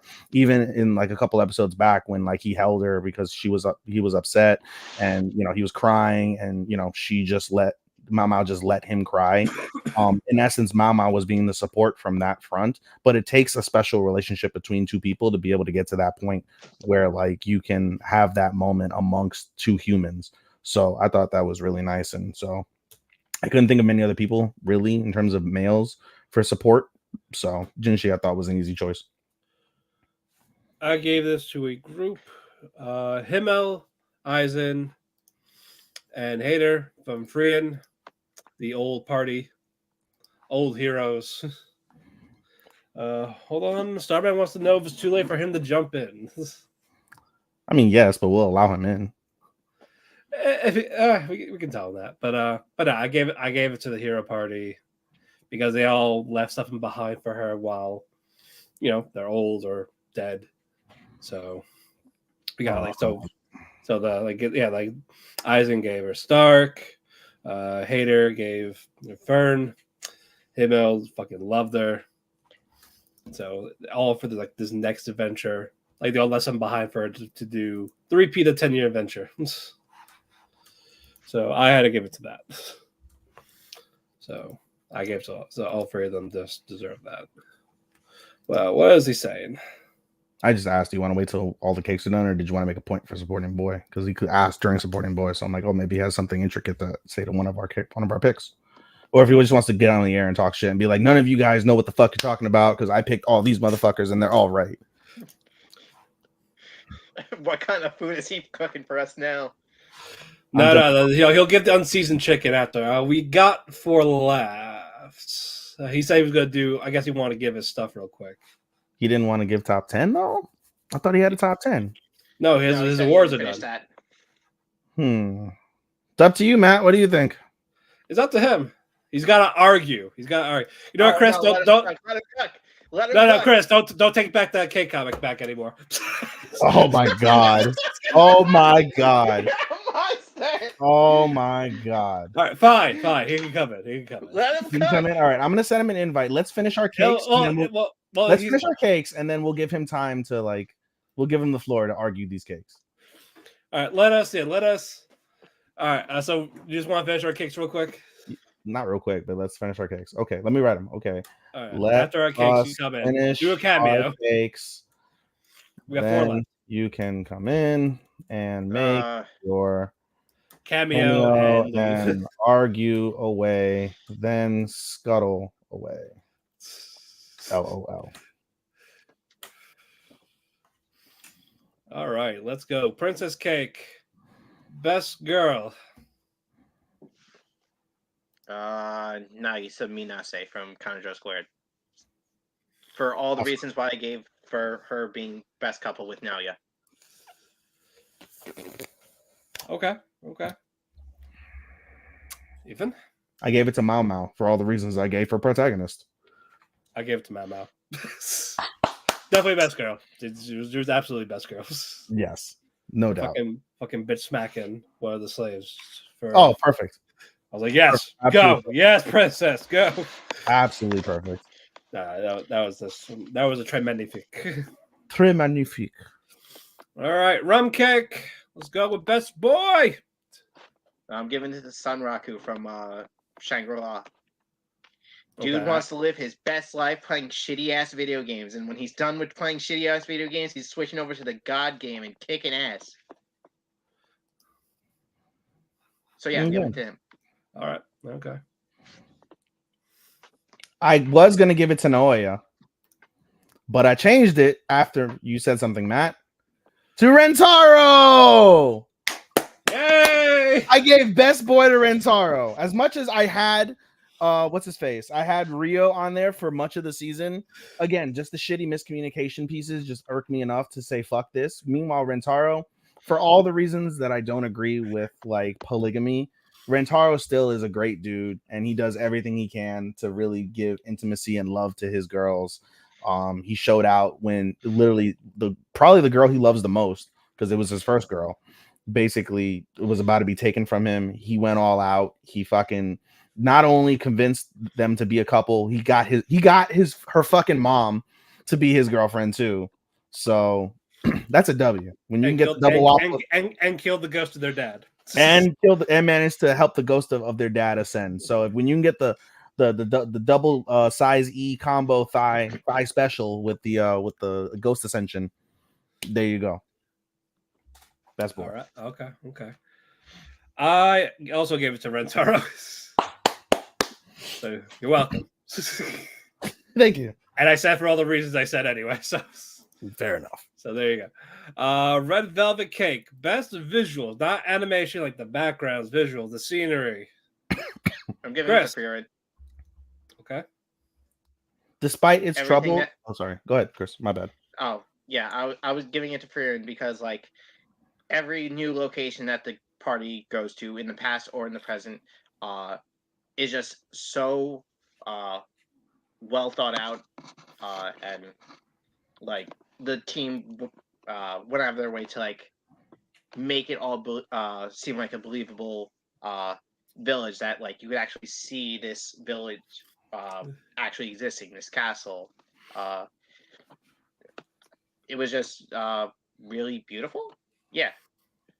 Okay. So I would give it to Freer End after only 2 episodes, but I picked Jujutsu Kaisen not just because of, I shouldn't say not because withstanding the production issues, but the things that really struck me about Jujutsu Kaisen visuals are the way that they depicted the despair on everybody's face and the like just the various emotions that all these people face, like from Yuji just vomiting and being like so like overwhelmed with grief and like anguish over what Tsukina had done, Nanami looking like at Itadori and being like, hey, like you take over from here, with like this sense of like relief and sadness, but with like a glimmer of like, yeah, the future is going to be bright with you because you're the special one and I've done what I can from here, from that piece. And then even just the humanization of some of the curses, like Jogo, for example, Mahito, as he's like being fucking sucked into this fucking absorption, and you see him just like scuttling for life, just trying to like grab at anything. So I appreciated the depiction of despair and agony and the emotions that were done. Same thing with Nobara. When you see Nobara tell Itadori, like, hey, tell everybody I had fun. Goodbye, Tien. Goodbye. So like I chose the visuals specifically for the depiction of the emotions involved with all of the seriousness of the series as a whole. And of course the fights, even though they weren't as great because of the animation struggles, they were still fucking absolutely fucking bonkers incredible. So I gave it to Apothecary Diaries. Because it is just beautiful. It is. I love the old Chinese setting, especially with the garden party. Oof. Yeah. Pretty as fuck. Yeah. All right, last cake, Starman, before you interfere. Go ahead and jump in here and we'll add you in there. Cheesecake, best animation.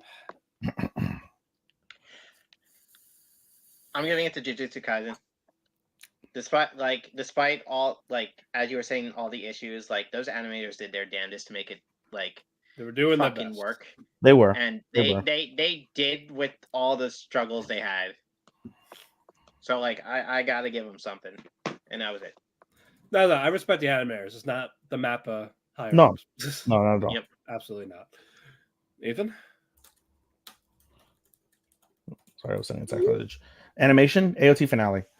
At the end of the day, they finished it off in absolute style and grace. It was superbly done for all the right reasons that Mappa decided to ignore Jujutsu. They put back into fucking AOT. So It was stupendous to watch.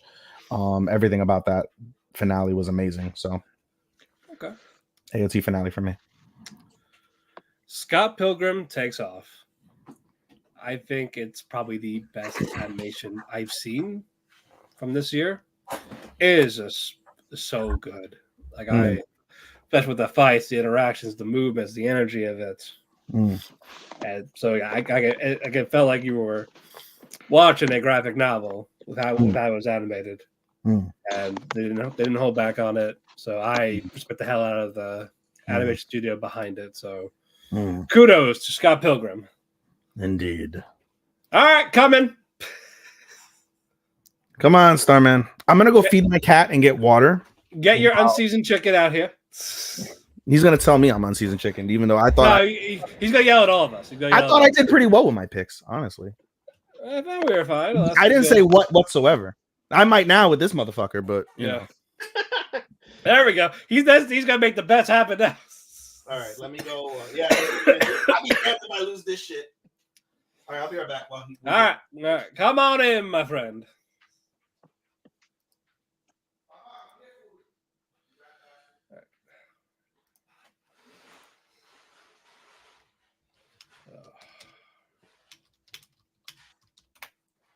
All right, I told him. Don't worry, guys. We'll be back in just a minute or two. We're going to have Starman yell at all three of us. And then after that, we're going to do our top 10. You know, I wanted to give Scott Pilgrim more awards. I just didn't know where to put him. I only just found out today that I could put it in. Is he in yet? Not yet. I sent them a message saying to come in. All right, I'm going to go pee. You got time. Feed your cat. That was that. I thought you were gonna give. I thought you were gonna give Husbando to Two-Face. Oh man, I should have. I'm surprised you didn't. I'm really surprised you didn't. I'm mad for not doing that. Man, how do I know what your taste better than you?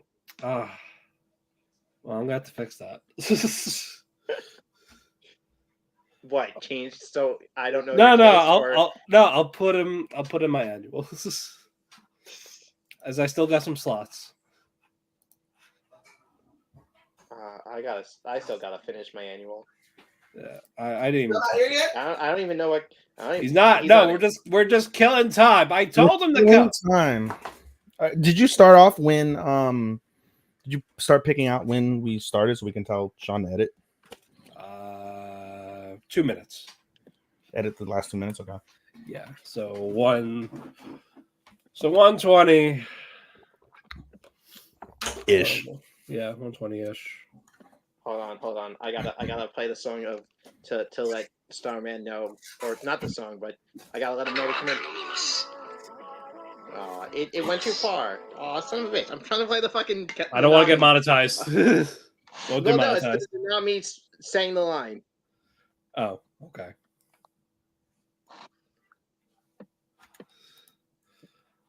Here he comes. Oh, my bad. The fuck are you doing? My bad. You're in our truth. You beating your meat? He's got his chicken ready.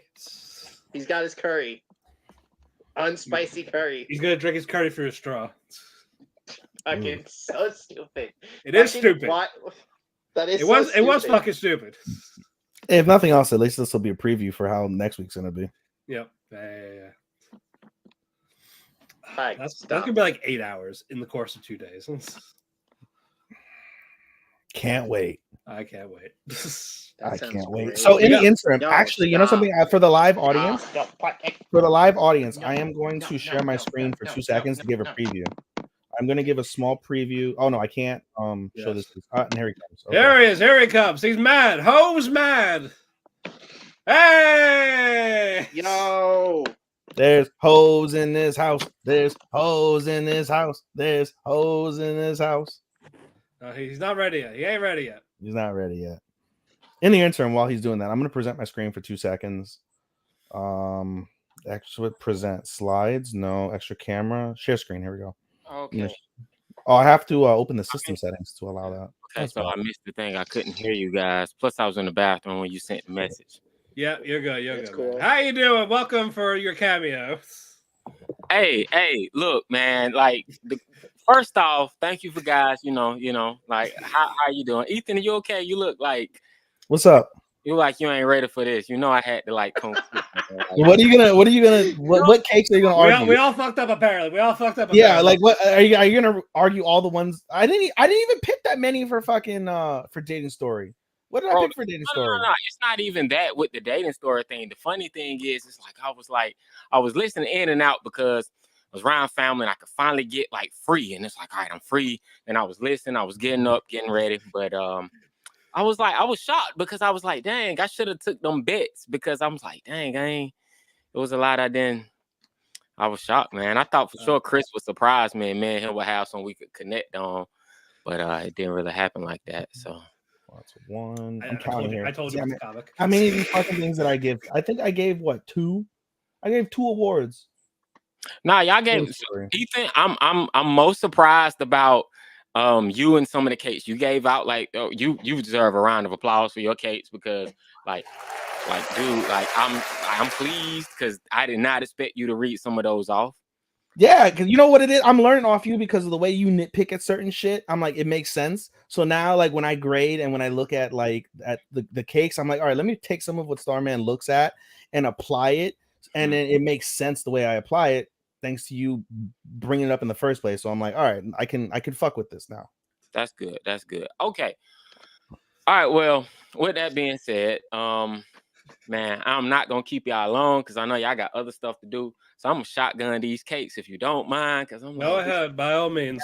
Cakes. All right, I did not write down what velvet cake or chocolate or lemon delight. Let's go with the topics. I will just give you the categories. You just tell me. How about that? All right, let's go. All right. Best OP.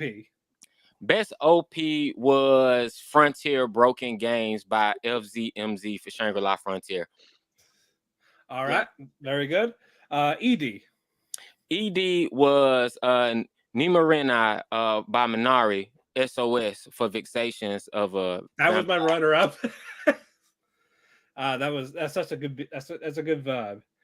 All right, soundtrack. Just regular soundtrack. Soundtrack was Spy Family season 2. Okay, all right. Most disappointing. Most disappointing was Pluto. Really? Bro. Oh, man. Bro, Pluto was so hard to watch. Like, y'all hyped this shit up, and I was just like, bro. No, Matt did. Matt hyped that shit up. I ain't seen it because I ain't seen the original Astro Boy. Like, and I didn't want to break Matt's heart, and I was like, yo, I'm gonna break his heart with this one. Oh, you know, the motherfucker gonna put it in his like top 5 probably. He broke mine with Nanami today, so I don't need you. Oh man, but yeah, I'm sorry, man. But Pluto was my. It's fine. We all get one. Oh, there might be more with him. I've had 2 so far, Matt. You shut the fuck up. All right, best original. Right. Best original was Scott Pilgrim. Takes Off the animation. Okay. Oh, I didn't even think of that. Okay. All right, best adaptation. Best adaptation. Where did I put my best? I wanted to give that to Scott Pilgrim, but I get it. I mean, the reason why I did that one is like not an adaptation is because they remixed the story so much. Okay, that's like, fair. That's fair. It was like, yeah, this. Oh yeah. Okay, I can understand that. Best adaptation was 100 Girlfriends. Even though I never read it, me seeing some of the side by sides from the manga was just like, yo, they really took some of the coolest scenes and they really colored them in. And if I would have read this and then watched it, I know I would have been absolutely pleased. All right, best fight. The best fight was Ragnar versus Automata, whatever her name is. That would have been mine. But That's then fucking the Jujutsu Kaisen fight I gave. I mean, the Jujutsu Kaisen fights at a certain point, they all just become like standard. Like the honestly, what did it for Jujutsu Kaisen was there were just too many times where I could tell they said, man, fuck the animation. Let's focus on this part. And it's for me who pays attention to animation so much. A lot of those last 5 episodes of Jujutsu Kaisen, the animation was mid. It was just it did not look half as good That was is 7 like mids. Not some 5. of their like no, I mean, bro, if you go back to like this summer, Well, yeah, because they were overboard. There was like no No. love in it. I was gonna say to Starman's point. Literally, as I was like reviewing, I was looking for a name in the episode reel. And when you look at the opening of Jujutsu Kaisen season 2 with the Gojo and Geto arc and see how it kind of digressed, it is kind of noticeable for sure. yeah. So and that's why I went that route in the fight, because every instance that he was like chipping her down, and you seen like this bitch is like, I can rewind time, but I'm about to die. I'm finna die. And then even when the little dragon boy tries to step in, he gets killed and frozen, and she has to save him. And it's like you see the fear, like she's broke. She got broken. She literally got broken. It was so good. It was good. It was good shit. So badass because he kept going and he just didn't relent. And it's like, bro, I haven't seen that kind of badassery the entire season. So that was my favorite fight. I'm not gonna hate. All right. If there's gonna be something that's not Jujutsu Kaisen related, that fucking works. Yeah. All right. Best ecchi fan service. 100 Girlfriends. Oh, okay, we all agree. Yeah, I didn't have a unanimous pick. I missed that one, but that's what's up. We all picked 100. Yeah, we all picked that. That was unanimous. We picked that for that, and we picked it for comedy. What was your comedy? My favorite comedy was Tear Moon Empire. Okay. Tear Moon Empire was like the low-key the funniest show I watched this whole season. Like it reminded me of the Sleepy Princess and the Demon Castle. Like that the running gag about her and the guillotine just never got old. And I just always thought it was funny, like the misconceptions. Usually that gets old, but it never really got old. It was everything is one big misunderstanding, but it was always pretty funny. Hey Matt, by the way, my second place for comedy is going to be Free and Getting Caught in the Mimics. Okay, I can respect that. All right, sci-fi. All right, best sci-fi. Best sci-fi, best science fiction was Attack on Titan. Okay, cool. Did you have a music anime or no? I didn't take up a music anime. Okay, slice of life. Best slice of life with Apothecary Diaries. Okay. Could you count that as unanimous, or I missed that one too? Could you count that as a slice of life? That's all it fucking is, bro. She does nothing but her daily life in this embassy. She takes drugs. She takes drugs. And I like it, bro. To me, Apothecaries is a straight up slice of life. It's, I mean, it's a mystery first and foremost. I mean, she does this detective thing, but let's continue. That to me, no, that was not a unanimous decision. That was not a unanimous decision, by the way. No, okay. I had Boss's Goofy. Chris, I had Stardust. He had Spy Family. Spy Family. Yeah, Spy Family. So we all have different ones. All right, cool. Yeah. Best supernatural. Best supernatural. Ragnar. I bet she's gonna pick Ragnar. Oh, that was Dark Gathering. Oh, okay. Good. Mystery. Mickey and Dolly. Okay. How was that, Matt? Or sorry, watch Mickey and Dolly. No, how was that? It was creepy. I just couldn't. But like, I already had too many shows. It looked creepy. It looked creepy as shit, dude. That's why I didn't pick it. I didn't pick it because it looked so creepy. Mickey and Dolly is in my top 10. It's not complete yet, but it's closer to 1 than it is to 10. I'm gonna say that. Oh, Mickey all right. Was better than most anime I saw this season. That show was phenomenal. That was the best. That was the sleeper of the season for me. Oh shit, we all forgot one. I'm sorry. Right. Let's all do it together. Best surprise. What? No, we did surprise. No, we didn't. We did not. We didn't. We did not. Oh, because I'm sure I said Tear Moon Kingdom for mine. I thought you had that for ED, but you can have Tear Moon for surprise. Yeah, I did have that for ED as well, but like I had that for my surprise. Okay. Oh, all right, cool. Starman. My best surprise, I went for a moment instead of a series. My biggest surprise was I forgot Spy Family can be violent. Like yours whole. No, that's fair. That's fair too. Like, her moment of the spotlight when she had to get her assassin on, like that show got incredibly violent, gory, and dark. And I forgot that they could do that. And it was badass. Yeah, badass. I forgot they could do that. Like, damn, I forgot you could do that. All right. Yeah. Ethan? I went with my new boss is Goofy. I did not expect to come in there like loving the show so much. I didn't expect how wholesome it was. I didn't expect the yaoi vibes. The yaoi vibes were definitely there, but it wasn't like over the top, like in your face. And they're not yaoi. I don't think none of them are gay, but just the vibes you got from it definitely kind of super sus. But I enjoyed that. Funny enough, Alright. I enjoyed the progression of the characters. I enjoyed the friendship and the camaraderie. Like there was so many things that I enjoyed about my new boss's Goofy as just like a nice, easygoing for the most part, like just cool watch. That was also pretty funny as well. Like on truth be told, I made the joke about the mimics and Freeing after seeing the first 2 episodes, but my runner up probably would have been my new boss's Goofy, all things considered, for comedy, just because of the fact that there were a couple times when Shiro Sasaki is just so stupid. He's so goofy, like it's funny as fuck. So like, and then the manager as well. Like I can go on about it, and I'll go on about it in the top 10, but still a good surprise for me. Mine is Vexations of a Shut-In Vampire Princess. I expected nothing of it when I got into it, and I am pleasantly surprised that it was a pretty damn good show. So, very happy with that. All right, back to you. Best mystery. Oh, best mystery, Miggy and Dolly. Okay. Best adventure. No, I'm playing. That was The good. gaslighting scene is an Shangri-La adventure. Shangri-La Frontier. All right. Okay. Best fantasy. Best fantasy. Who did I give my fantasy to? Ludicrous. On my list. Oh yeah, Goblin Slayer 2.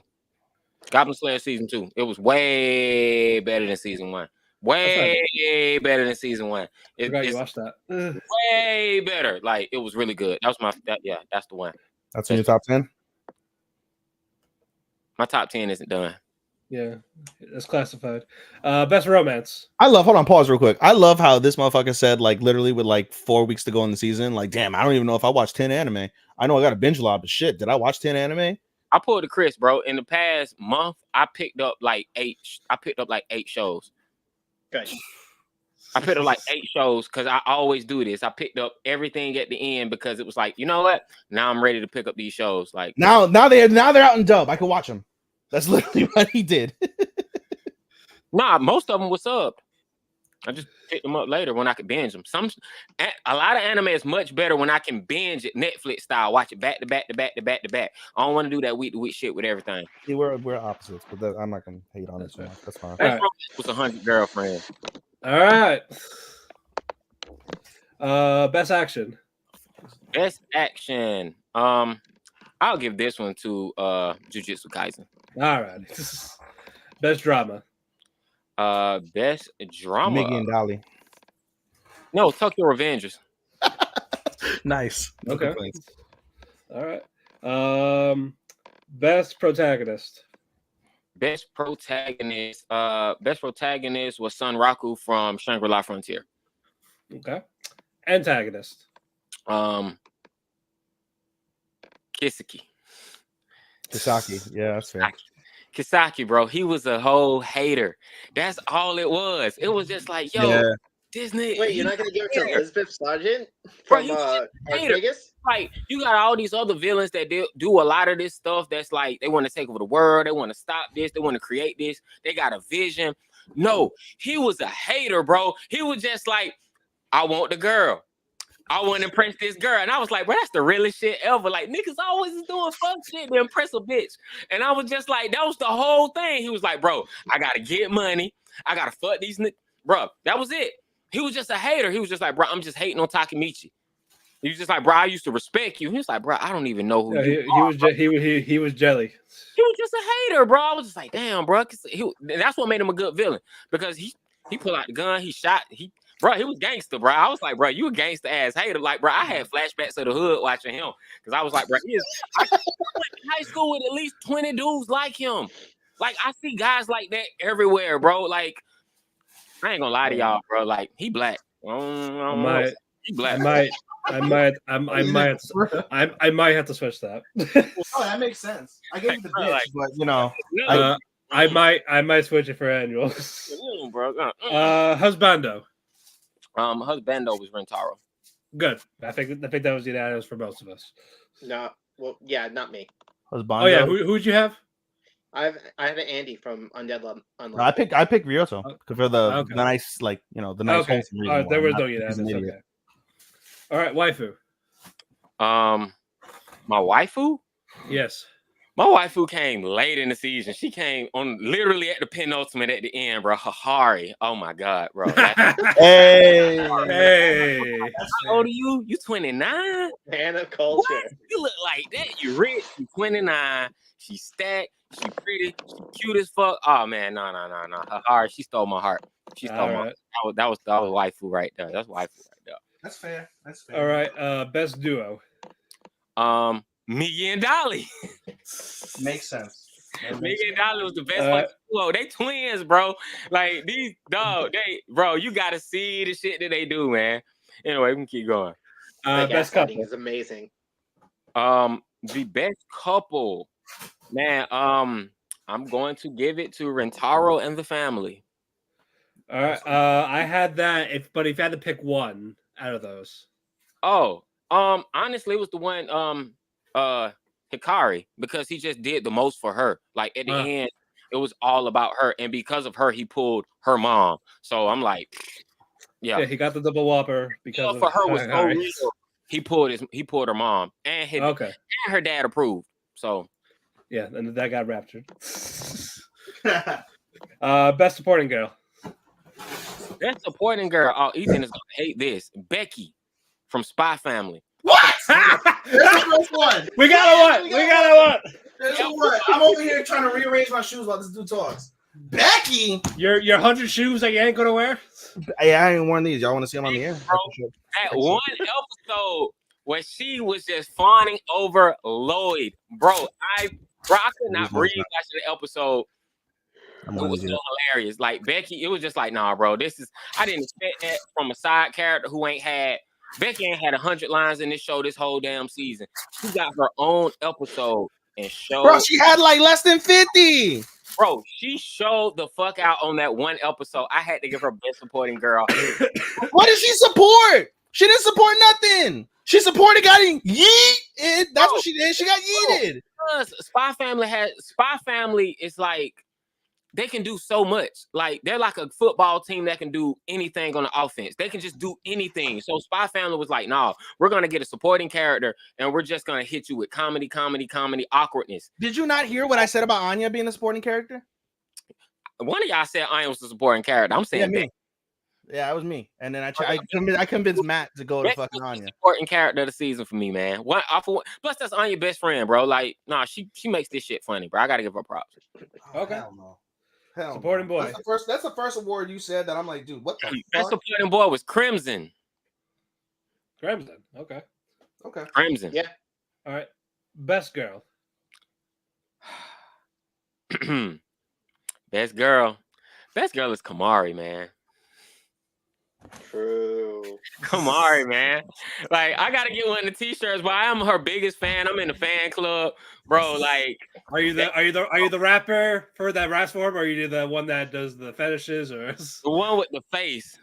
Like, the one that all the soldiers got. I need that shirt. Get on Redbubble, like, and get me that shirt. Yeah, buy 100 copies. Bro, for real though. Reason why I gotta give it to her is because I don't know, bro. I think she's adorable as fuck. She's kawaii as hell. But on top of that, it's just violent.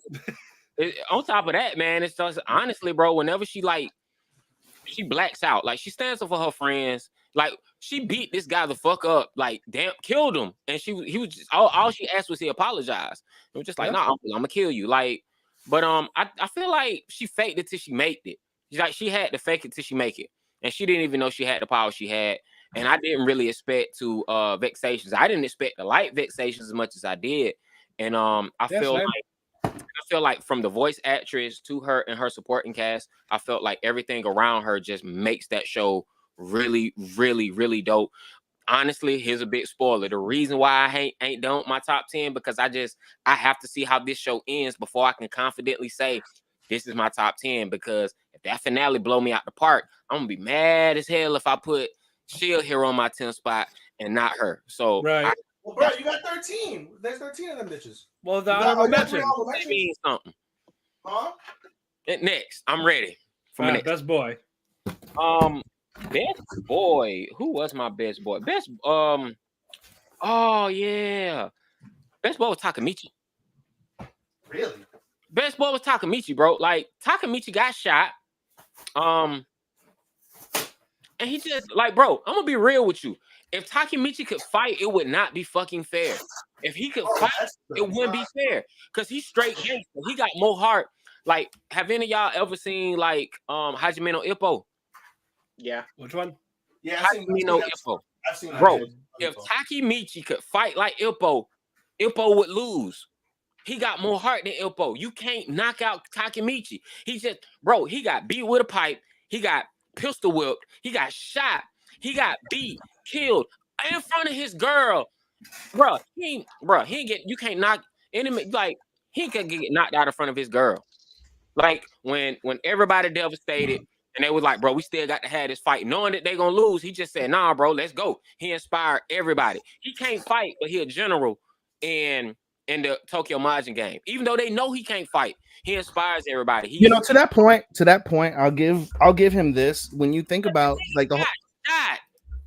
Yeah, I I'm know. sorry, bro. He got shot and he chased the nigga down. Pardon my French. I'm just saying, bro. He got shot in the foot and still hawked the motherfucker down and beat his ass. No, it's ironic though, because he's like, oh, like when you hear Takemichi and I think it's the finale, he's like, oh, like quit running away, like all you do is run, da da da da. And Kisaki specifically says, he's like, you don't need to fight to be a leader of men.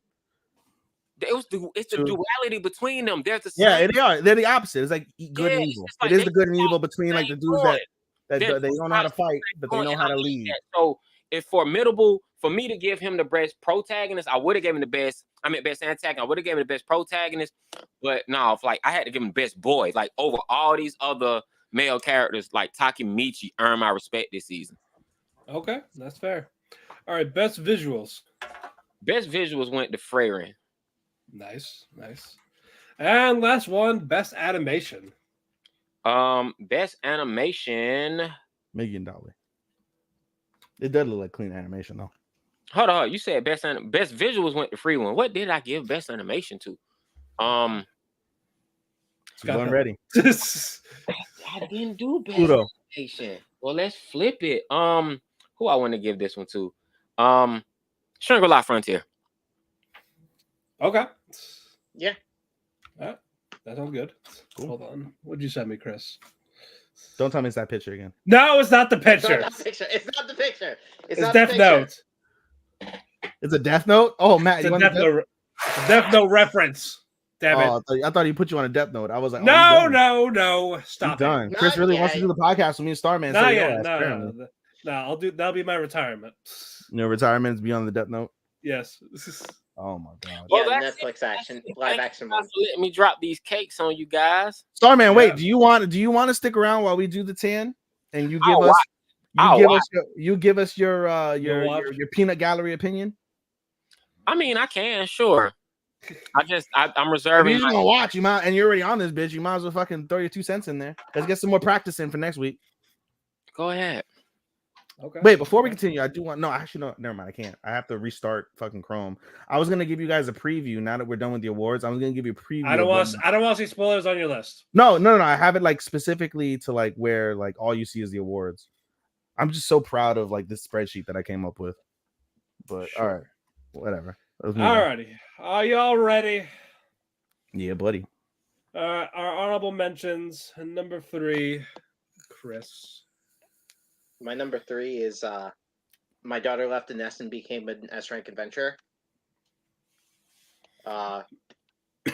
While I really enjoyed the series of the manga, the animation or the anime of it felt rushed and not paced properly.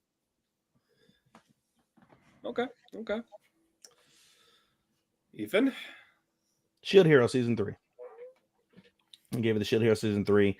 Infinitely better than season 2 in my opinion. Infinitely, yep. I just enjoyed. I shouldn't say I enjoyed it because I hated bitch so much, hated her so much. But the fact that they were able to make a whole story literally out of how she's just such a bitch and such a cunt that she fucking went and manipulated all the Shield heroes at some point, and it was up to Fumi to basically fucking just go and reverse that. Yeah, make them stop simping over this fucking bitch. Like, that's good story. The dragon arc was pretty solid.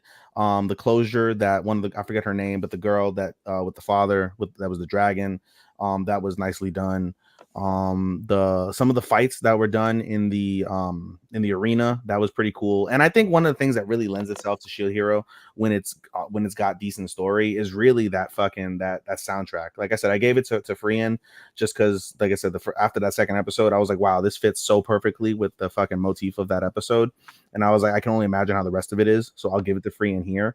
But I had Shield Hero there, and I think Shield Hero's soundtrack really lends itself quite well to the battles whenever you go through them, and then like the various ups and downs and things of that nature. So I enjoyed Shield Hero. And also it was because the ending of Dead Mount was so mid to me. I put Shield Hero in here because Dead Mount was here at 13. All right, number 3, Attack on Titan. No, I'm kidding. Says the guy. Don't act like you watched it. Yeah, for real. The guy, no, I gave to Stardust Telepath. I did want a little more, but I definitely got a genuine slice of life out of it, so I really cannot complain too much. Plot mediocre, but the science action-esque of it and the chemistry of the 4 girls is what sold it to me. So if I got a little more, I probably would have bumped up a little more in my honorable mentions, but I watched too much and there's only still little room. So thanks for coming, guys. Honorable mention 2, Chris. Kingdoms of Earth. Okay. It started off as a really, really good revenge story where main character just goes on a killing rampage, but then, like, it tried to be more than what it was with the whole corrupt queen taking over the kingdom. The whole, I mean, while the idol dance was hilarious as fuck, I mean, like, it wasn't really like needed. I think they just threw that in there for fun. It was a far-reaching attempt at comedic relief. Yes. Right. Ethan? Eminence in Shadow, season 2. I wrote in my review, and like we always say in the group chat at the end of the day, I was like, Shadow, badass. Sid, hate him.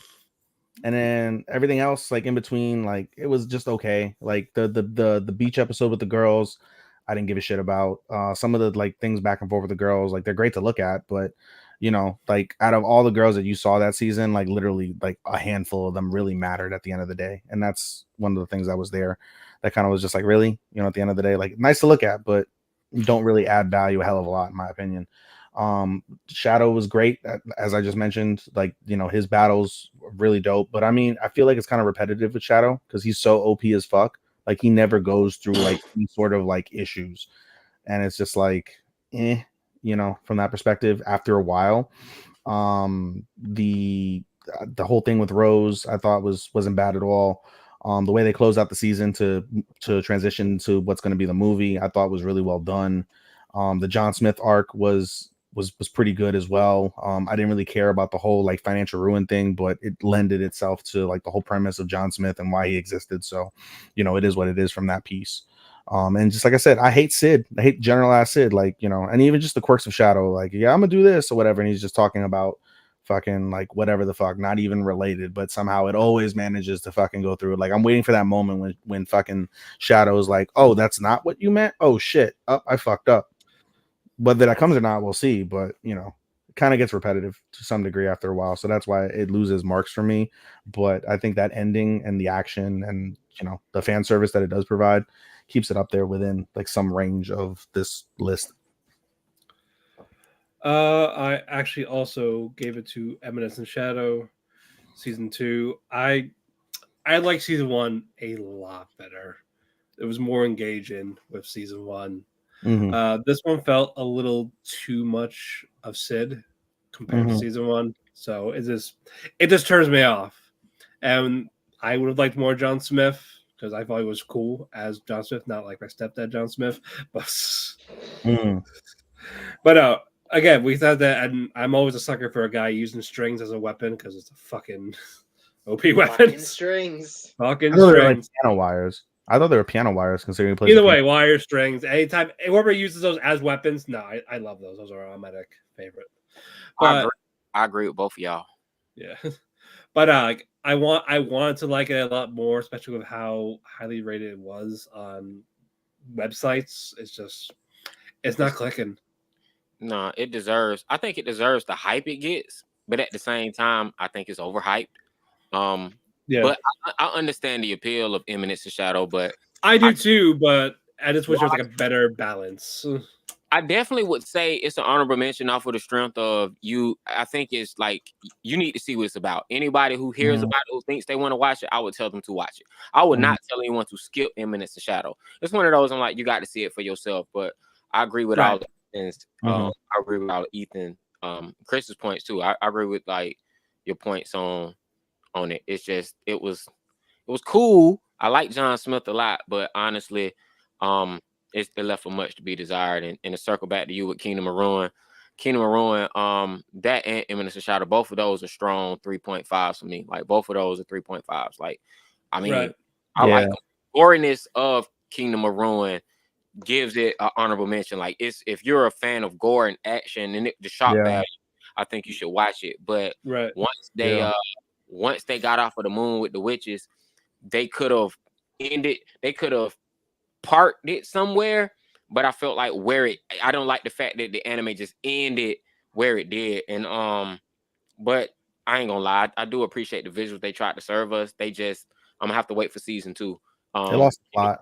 Yeah, Kingdom of Ruin would have been so much better if it was a continuing art anime. It deserved it so much more than a few of these continuing. It needed 24 episodes. You don't dare give that 12 episodes and tell us good night. We'll see you guys here too. You don't do that. Yeah, I gave Eminence a 3.5. I rated Kingdom of Ruin a little bit higher. It's coming up on the list shortly, but not too far ahead.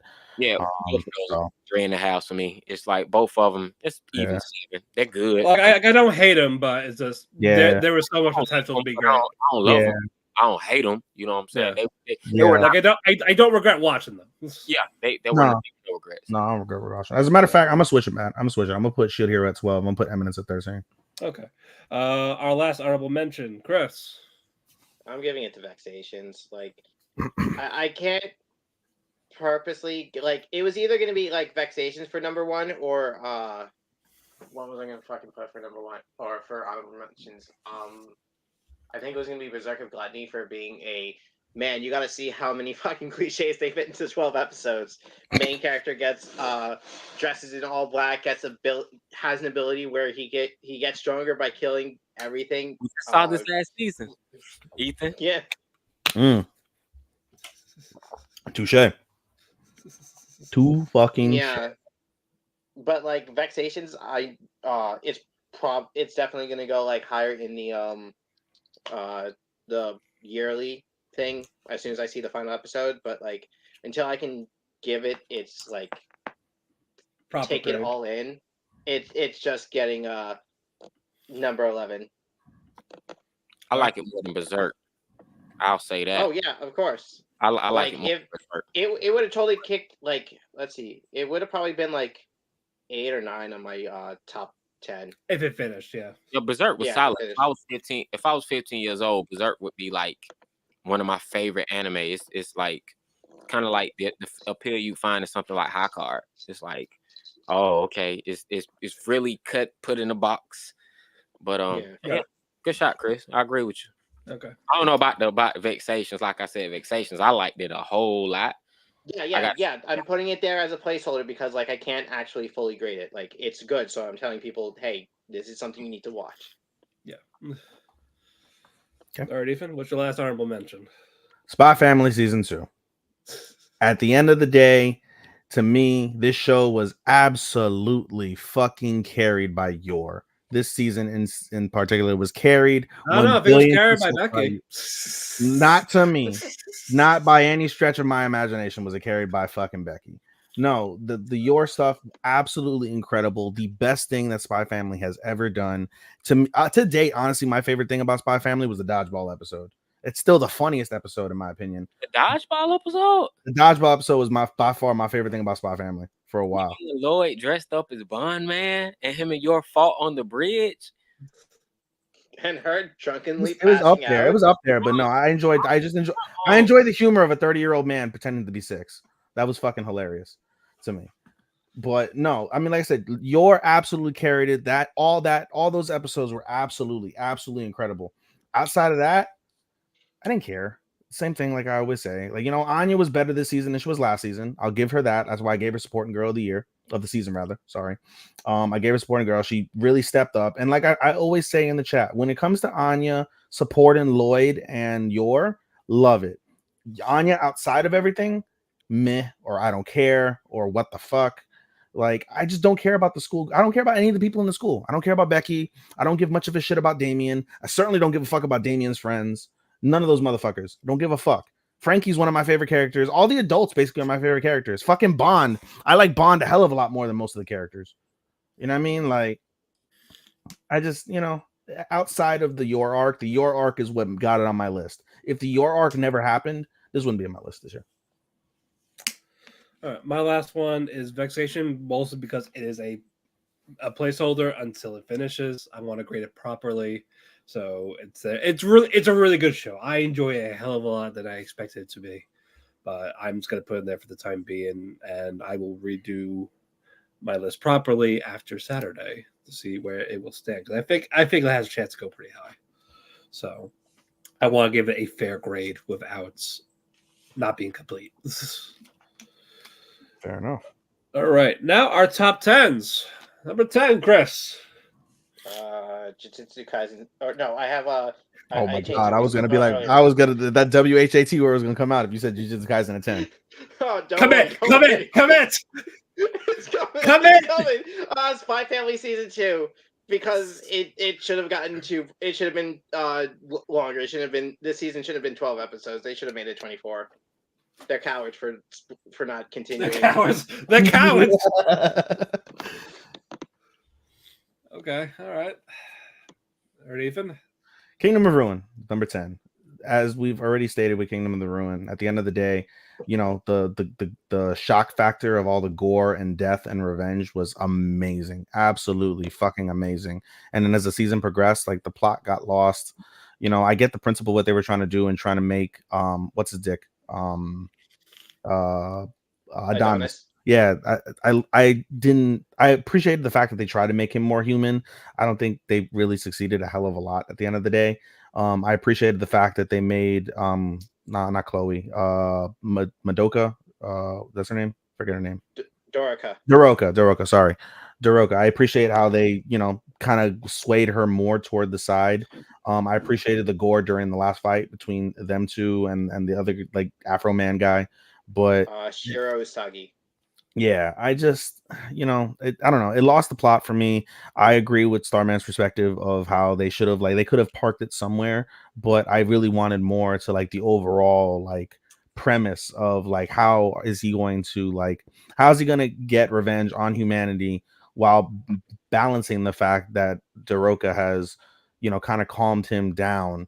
Yet at the same time, Daroka has, kind of loosened her reins on the whole principle of like not everybody needs to die from that perspective. So like at least she sees the value in some death, which is good. But it was just missing that something in the latter half. And toward the end, I was just like kind of like meh. And then on top of that, something that's not really pointed out, I didn't really appreciate some of the animation. Some of it felt really flat for me. Like we got good visuals at various points of the season, but just the animation as a whole, like during like the latter half of the fights, it just, I don't know. After seeing like some of the fights in Jujutsu Kaisen and seeing like the quality of all the other shows that are ahead of it in terms of animation, there's just something about that animation that felt really kind of like bland to me. Not bad, but just didn't impress me whatsoever. So that didn't help its case either. Okay. Number 10 for me is Faraway Paladin, Lord of Rust Mountains. Wow. My first wow. Man, you have a lot. You must have watched that. You did watch a hell of a lot more than me this season. Yeah, so I rated it choice, man. far higher than you, buddy. No, It it's didn't a even very make my rankings. Good choice. Wow. no, a very underrated series. I just liked a lot of other ones a lot better. That's all it really came down to. Again, it was a standard adventure. I love the fight with the dragon. I just wish we had a little bit more of the dragon. Al's fight with the Demon King or the general, whatever the fuck he was. I love that. I fucking Yeah, love that was super solid. Yeah, I really like Al. Super solid, no doubt. I want more Al, sure, but Yeah. first half it was just okay, but was when we got to the actual meat of the matter, I was like, okay, I can get with this. I dig it. but I still enjoy it. I like the fantasy. I don't know why people call it a diet Mushoku Tensei. I get none of those vibes from it What? whatsoever. Yeah, The fuck are I they get smoking? I get none of those vibes whatsoever. What the fuck are they smoking? Okay. I want to know too. I want to know the supplier, but Send him to jail. also they do a better visual of the dragon than fucking Shield Heroes. They did. No doubt Yes. they did. Oh, No 'cause doubt it they looked did. like because it looked like a fucking Jimmy Neutron CGI with the Shield Hero dragon. Jimmy Neutron. I'm dead. but no, Barry Palette is still very enjoyable though. That's why I was able to make a top 10. Number 9. Matt, you ready? Jujutsu Jujutsu Kaisen Kaisen? season 2 part 2.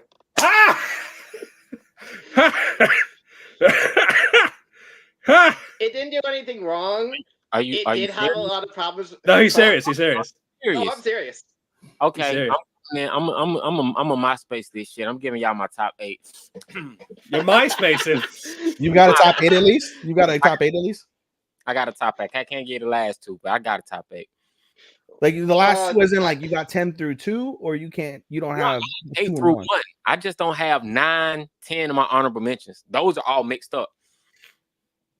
Well, 8 through 1 is the meat of the matter anyway as we get there. So, But continue. Yeah. Sorry to cut you off. No, don't worry about it. Jujutsu Kaisen didn't do anything wrong. It's just that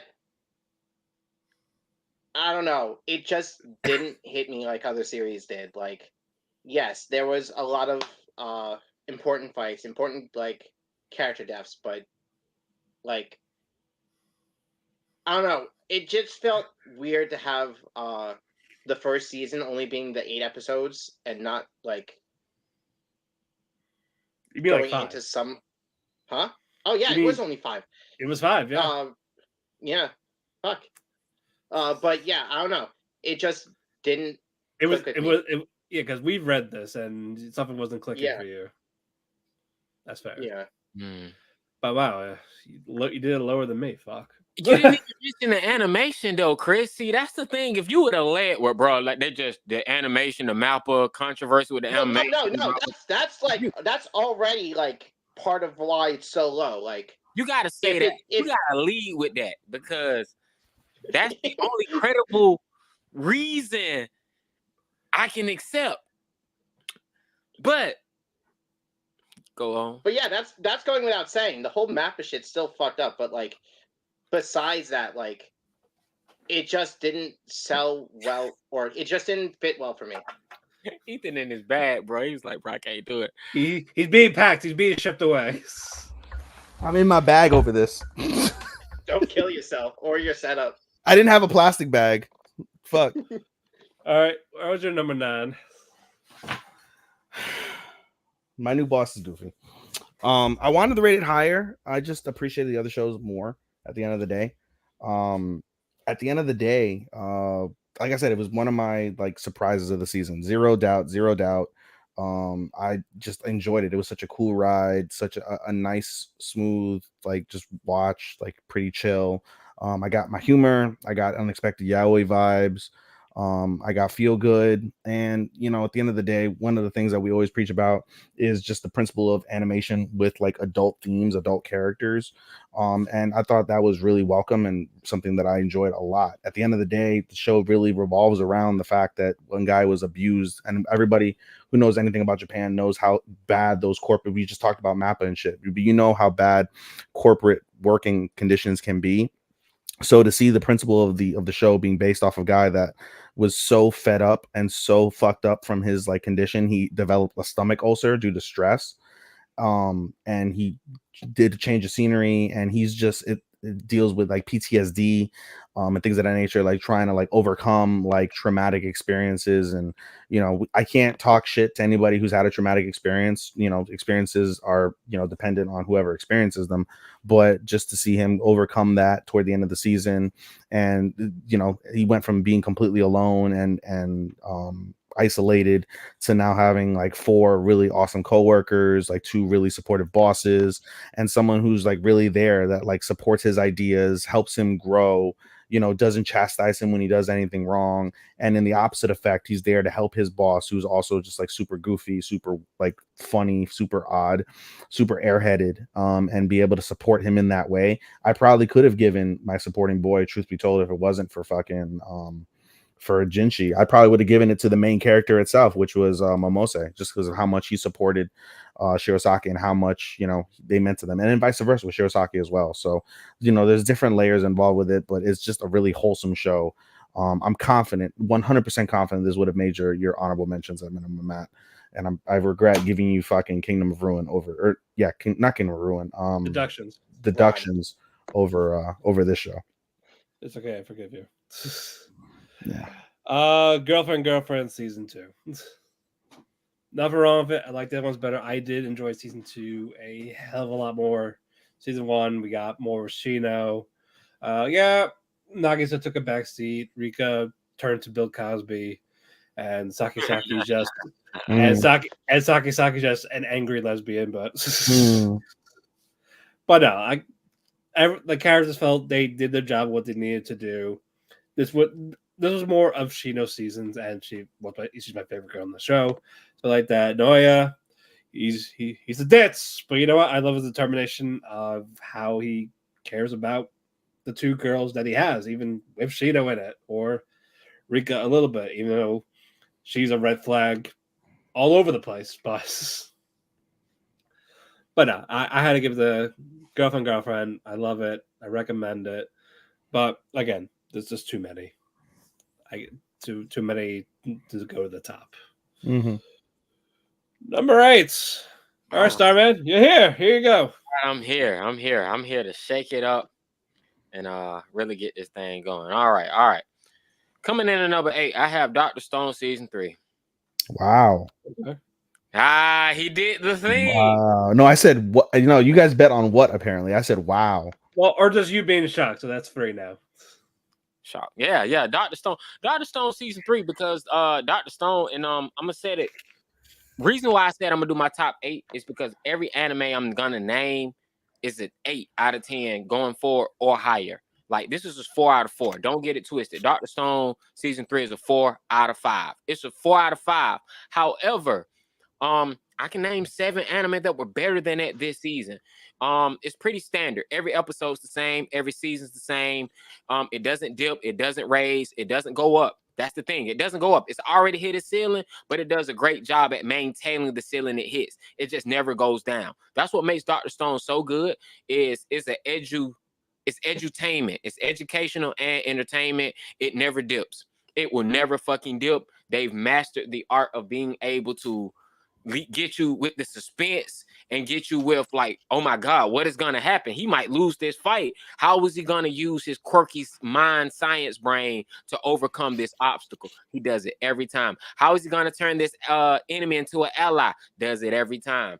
Uses some new science that you don't even think they're going to incorporate. I did not see a drone coming. Just how in the previous season, I didn't expect a damn cell phone. Just how in the previous season, they do the same thing every season and you won't complain about it. So that's why I give it number 8. Still a 4 out of 5. Chris? Dead Mount Death Play season 2. Okay. While you guys complain about the finale, while the story is really important for the while the plot and story is good for the show, just like with the other works that the author made for like Bakano and Durarara, I always appreciate the characters that come from this story, and they all hit their marks. Like they were all made pretty well or adapted pretty well from the manga. Okay. Chris, can I interject real quickly? Are you doing a comparison to Durarara and No, I'm just saying no, it's because it's made by the same guy. I'm just saying like this guy makes really good characters. Yeah, he made Bakano and Durarara. Okay, well, considering that both of those are like 2 of my top 10 favorite anime, I may have to pick back up this show because I did not know that. This won't be in your top. This won't be in your top 10 all-time favorite. I'll tell you that much. Okay. You can pick it up. So. You enjoy. Yes. You enjoy Speak for him. Speak for him. I watched season 1, but I ain't gonna lie, I got 7 episodes in and dropped. It it gets better. No, for sure. Oh, it's better because I dropped it. For literally from like the last like they gave me in the first episode is what the fuck I wanted. No, so I think it was episode like, is it like 10, 11, 12 or 9, 10, 11, 12? Once he got into Mario, I stopped giving a fuck. I wanted him. So like toward the end of that season, they answer some questions and everything picks up. And then everything for the most part, like Matt and I's biggest thing was the ending. But at the end of the day, like Dead Mountain Death Play picks up significantly throughout most of the season. It's nonstop. You get questions and answers. There's hilarity and things of that nature. It's just toward the end, like when you expect this grand, big old battle for at the end. For me, Matt and I, we felt that like it let us down. So Chris has a different opinion because he's read the manga. He already knows what happens further into it, as well as the fact that he appreciates how they adapted it, hence why it's his adaptation of the year, season. But for it just didn't hit that mark in the same way. So okay, it's a fair assessment from that perspective. What is your 8, Ethan? Girlfriend season 2. So now you guys, as I mentioned, I don't know, Starman, if you saw that, but I gave a spoiler. I rated all the ROMs together, 6, 7, 8. I'll tell you the orders in a moment.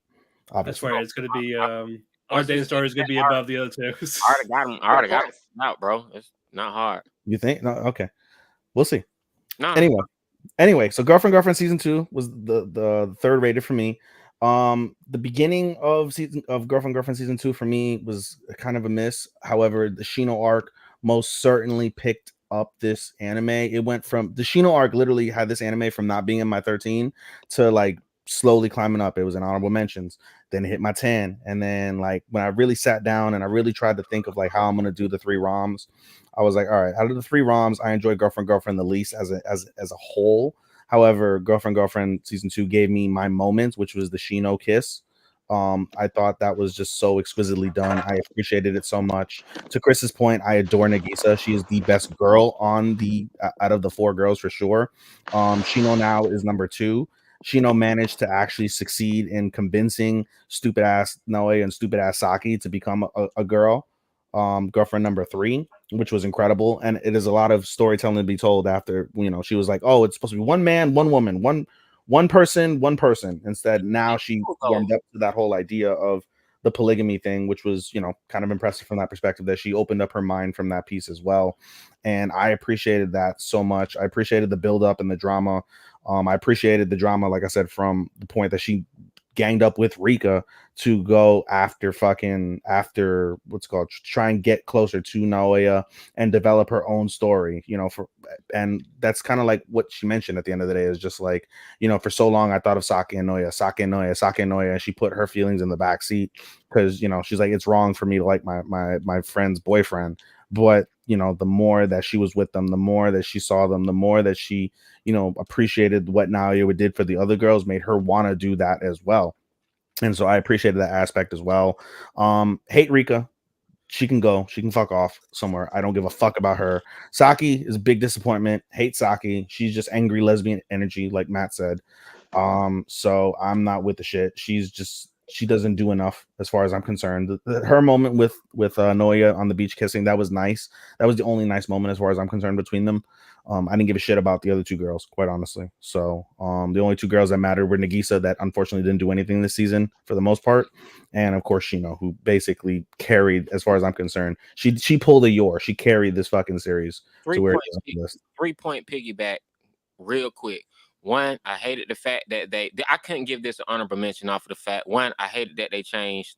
I didn't like the opening theme. I loved it last season, hated it this season. Yeah, I like the opening for season 1. If they would have ended it here and he would have picked her, I like the fact that he turned her down and then she ends up just like openly flirting at the end, and it's kind of like ambiguous, but he turned her down, so now she's advancing her flirtations towards him. And he's like, he's rethinking the whole 3 girlfriend thing. I thought that was cool, but honestly, that whole Shino shit got dragged way the fuck out. I was waiting for this shit to it was sweet, but I was like, all right, bro, I'm good. Like, when y'all gonna wrap this shit up? Like, you seen the Dave Chappelle skip? Wrap this shit up, B. That's how I was feeling like the whole fucking time. Wrap it up. Wrap this shit up, B. Like, because I felt like all this other shit that they didn't finish. They didn't wrap up anything that I thought was interesting, which is especially the Rika shit. They glossed over that. The other girl, then like no one got any shine, and they did the Shino shit all the way at the fucking end. Out of all the things that happened, I think they could have excluded the Hanabi scene, the fireworks festival scene, that whole thing. Like that I could have left that. That's fine. I think unfortunately the Bill Cosby raping in the or pseudo raping, That shit was hilarious. it was funny, and that was important to develop Rika and her story. That should have been the opening, and then they could have gone on with the whole like Rika thing, and then with the whole Shino thing. And then if you wanted to put a Hanabi story in there, to be honest, the Hanabi thing should be, because it always happens at the end of summer in Japan for the most part, right? It's one of the final things that you get before the kids go back to school. They could have done that differently. So instead of having Nagisa do fuck all and Saki be a fucking putz, right? They could have interwoven the events of what happened between all the girls and then done maybe some sort of grander finale for that, in my opinion. If you want to rewrite that. So I don't know, quintessential quintuplets did that exact same thing, so I've seen that before. So right. I need to watch it. It's on my list. I guarantee you I will watch it. From what the scenes that I've seen, I will love it, but I just need to see that one. That's one of the I think that's like my number one rom-com on the like we'll get to one day list, is quintessential quintuplets. Okay. Number 8, Dr. Stone. I gotta tell you, right here, this guy, that one, yeah. He gets it. I gotta tell you, Ibarra, persistent motherfucker. Let me say that right now. He will not quit as a villain. Just you think he's out? Nope. He got shot. Guess what? He turned the other guy to stone. He was my number 3 antagonist. Yeah. He lost the fit for a minute. Stabbed Senku to the arm. They're gonna do the thing. He fucking threw his fucking cape or whatever, just tossed it back like, ha, I know how to counter this shit. You think I don't know? But him as an antagonist carried it, because Senku was Senku. That's really no change. Matt, it makes sense. Matt, it makes sense. It's just Stone World Kisaki. I mean, yeah. Basically, just less murder and more turning people into stone and just smashing them in the ocean. That's murder. I mean, that's murder. Same thing. That's murder. That's murder, dude. What do you mean? But they can come. They can come back. They can come back. He killed Soryu's dad and smashed him in the face, so he ain't live. He'll be fine. The only reason why it's not murder is because they have Taiju's not yet girlfriend. Homicide, then. Fucking genocide. Disagree with me, you die. Manslaughter. But outside of him, it was just still Dr. Stone. It was the same thing, nothing entirely new. But we got more about the Y Man. Now they know their quest. They're going to the moon. But before that, they gotta get alcohol in America, because that's what we're known for. But I enjoyed it. But again, there's more better ones. He gets it. I do get it. I forgive you for Pluto, but all right, you get it. Yeah. All right. 7, Starman. Be honest, man. Number 7, Spy Family. He froze. Who, me? No, you're good. You're good. Okay. No, it was Spy Family. I gave Spy Family my number 7 because as I start to get down to like the rest of my list is honestly What's funny, Matt? Hold on. What's funny? What's funny? That's what I had. Oh, you have it. Y'all copy each other's list. Hey, no. He stole my list. No, because what's all right, I'll go last then. You Matt, after this, you add on to it. Was first episode was, bro, I don't care about this shit. Second episode, bro, I don't care about this shit. Third episode, I don't care about this shit. Then we get to the cruise ship arc, and it's like, okay, that shit made up. It made up for the rest of the season, because from there, everything was on point. From there, they carried the show, but I felt like they still gave me 3 meh episodes, and you don't come back with 3 meh episodes after you just ended what you just ended, which is quite literally one of the best season 1s in anime I've ever seen in the past few years. You just don't follow that up with 3 mid episodes back to back to back. But then when that shit got fire, it got fire. And then from there, they balanced the comedy and did what they did. But I can't forgive them for, like, they came in super weak. I'm So they sorry. can't, to me, it like literally the first 3 episodes were like a 3 out of 5. Lucky. Your arc is 5 out of 5. I gave your arc a 5 out of 5. I loved it that much. And then like the Becky episode was like a 3.5 for me because of the fact that I appreciated Becky slandering fucking Anya and nothing else. And then the Bond, the final episode, the finale of Bond was like a 4. Oh, I didn't mention in my Spy Family review, I hate Yuri. He's another character that he could fuck off and die. I hate that sister loving sitcom bullshit. Fuck him. Fuck his obsessive ass. I cannot wait for them to get to the point where it's Lloyd versus Yuri. I will like that. I will like it then when it's Lloyd versus Yuri, when the shit is on the line. Up until then, fuck him. Fuck that guy. But yeah, that was my number 7. It was Spy Family. Plus, they didn't have an opening or ending song that blew me away like the last few curves did. Felt like, The ending was better than the opening. That's true. I agree with that. Then No, yeah, ending felt like a Spy Family thing. Yeah. Matt, go ahead since you picked 7. I want to take 7. I want to take 7. No, it was like, as I said, the first 3 episodes just felt they were just there. Like I didn't need a whole episode on Yuri. The Damien stuff is nice, but I didn't need a whole. I don't care about. I didn't need half an episode of that. Nope. It was like there's some nice moments, but episodes as a whole, no. Nope. And it was the Your thing that carried it, and I like that. The after cruise with the after the beach, the Anya goes to school to brag. It was Then Yuri got in there, like okay. Nope. Becky, hilarious part. I like the finale as the genuine, like Lloyd evolving as a character, as a person. Because again, he actually laughed. He legit laughed when Bond was fucking soaked. He wasn't in character. It was like actually felt like oh, he's showing a little bit of humanity. He actually has a heart somewhere in there. He let his guard down. So I actually like that. Like this family is changing him, even though if he doesn't really want it. It's a small phase like that. But my big complaint for season 1 was lack of Yor, especially as an assassin, and we got that. They made up for it. This was an apology, basically. My same thing. It was like good, and everyone played a part. Lloyd, Anya, Yor, they were all there. It was even that Yor episode we got in like the first episode, she got shot in the ass.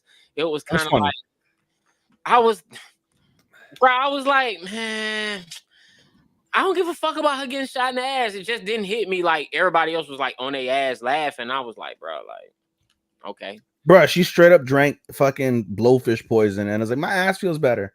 Wee, let's go. More than I like her saying her comic relief. I like Yor being a badass. Sure. No, I agree. Comic relief shit, it relies just too heavily on the support. I agree. Yor's an awful wife. She's a good soul, awful wife, godlike assassin.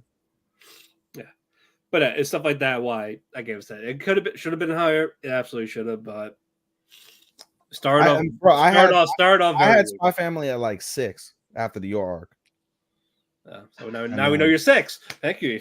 No, I said I had it at 6 before the Yor arc. I said Spy Family was 11. His 6 is. We already know what his 6 is. Go, Chris. What's your 6? No, we're on 7. 7 is Returner's Magic should be special. What was that? My 7 is a Returner's Magic should be special. Okay. It's one of the series that I've been reading before, like the anime even got announced. From the beginning, like I knew it was gonna be good. From the premise when I read it. I like the fantasy school setting with it, where the characters have to go into basically shadow dimensions, as they call it, where they have to solve problems that were there that will help them stop the end of the world in the future.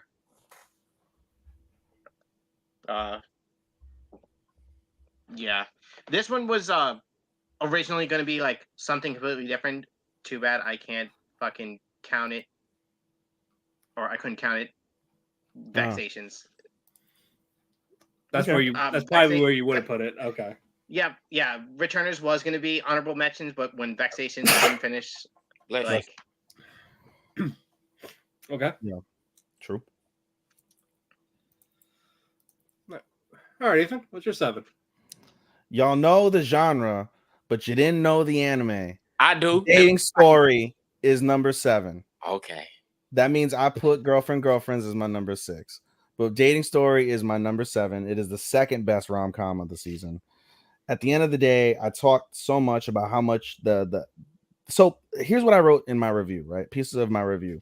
At its core, right? At its core, the thing that I appreciated the most about Dating Story is the principle of Rio, again, as I mentioned in part 1, basically like teaching Runa about self-love, about, cherishing her body, about not giving up pussy just because it's a man desires it and not because it's demanded or expected.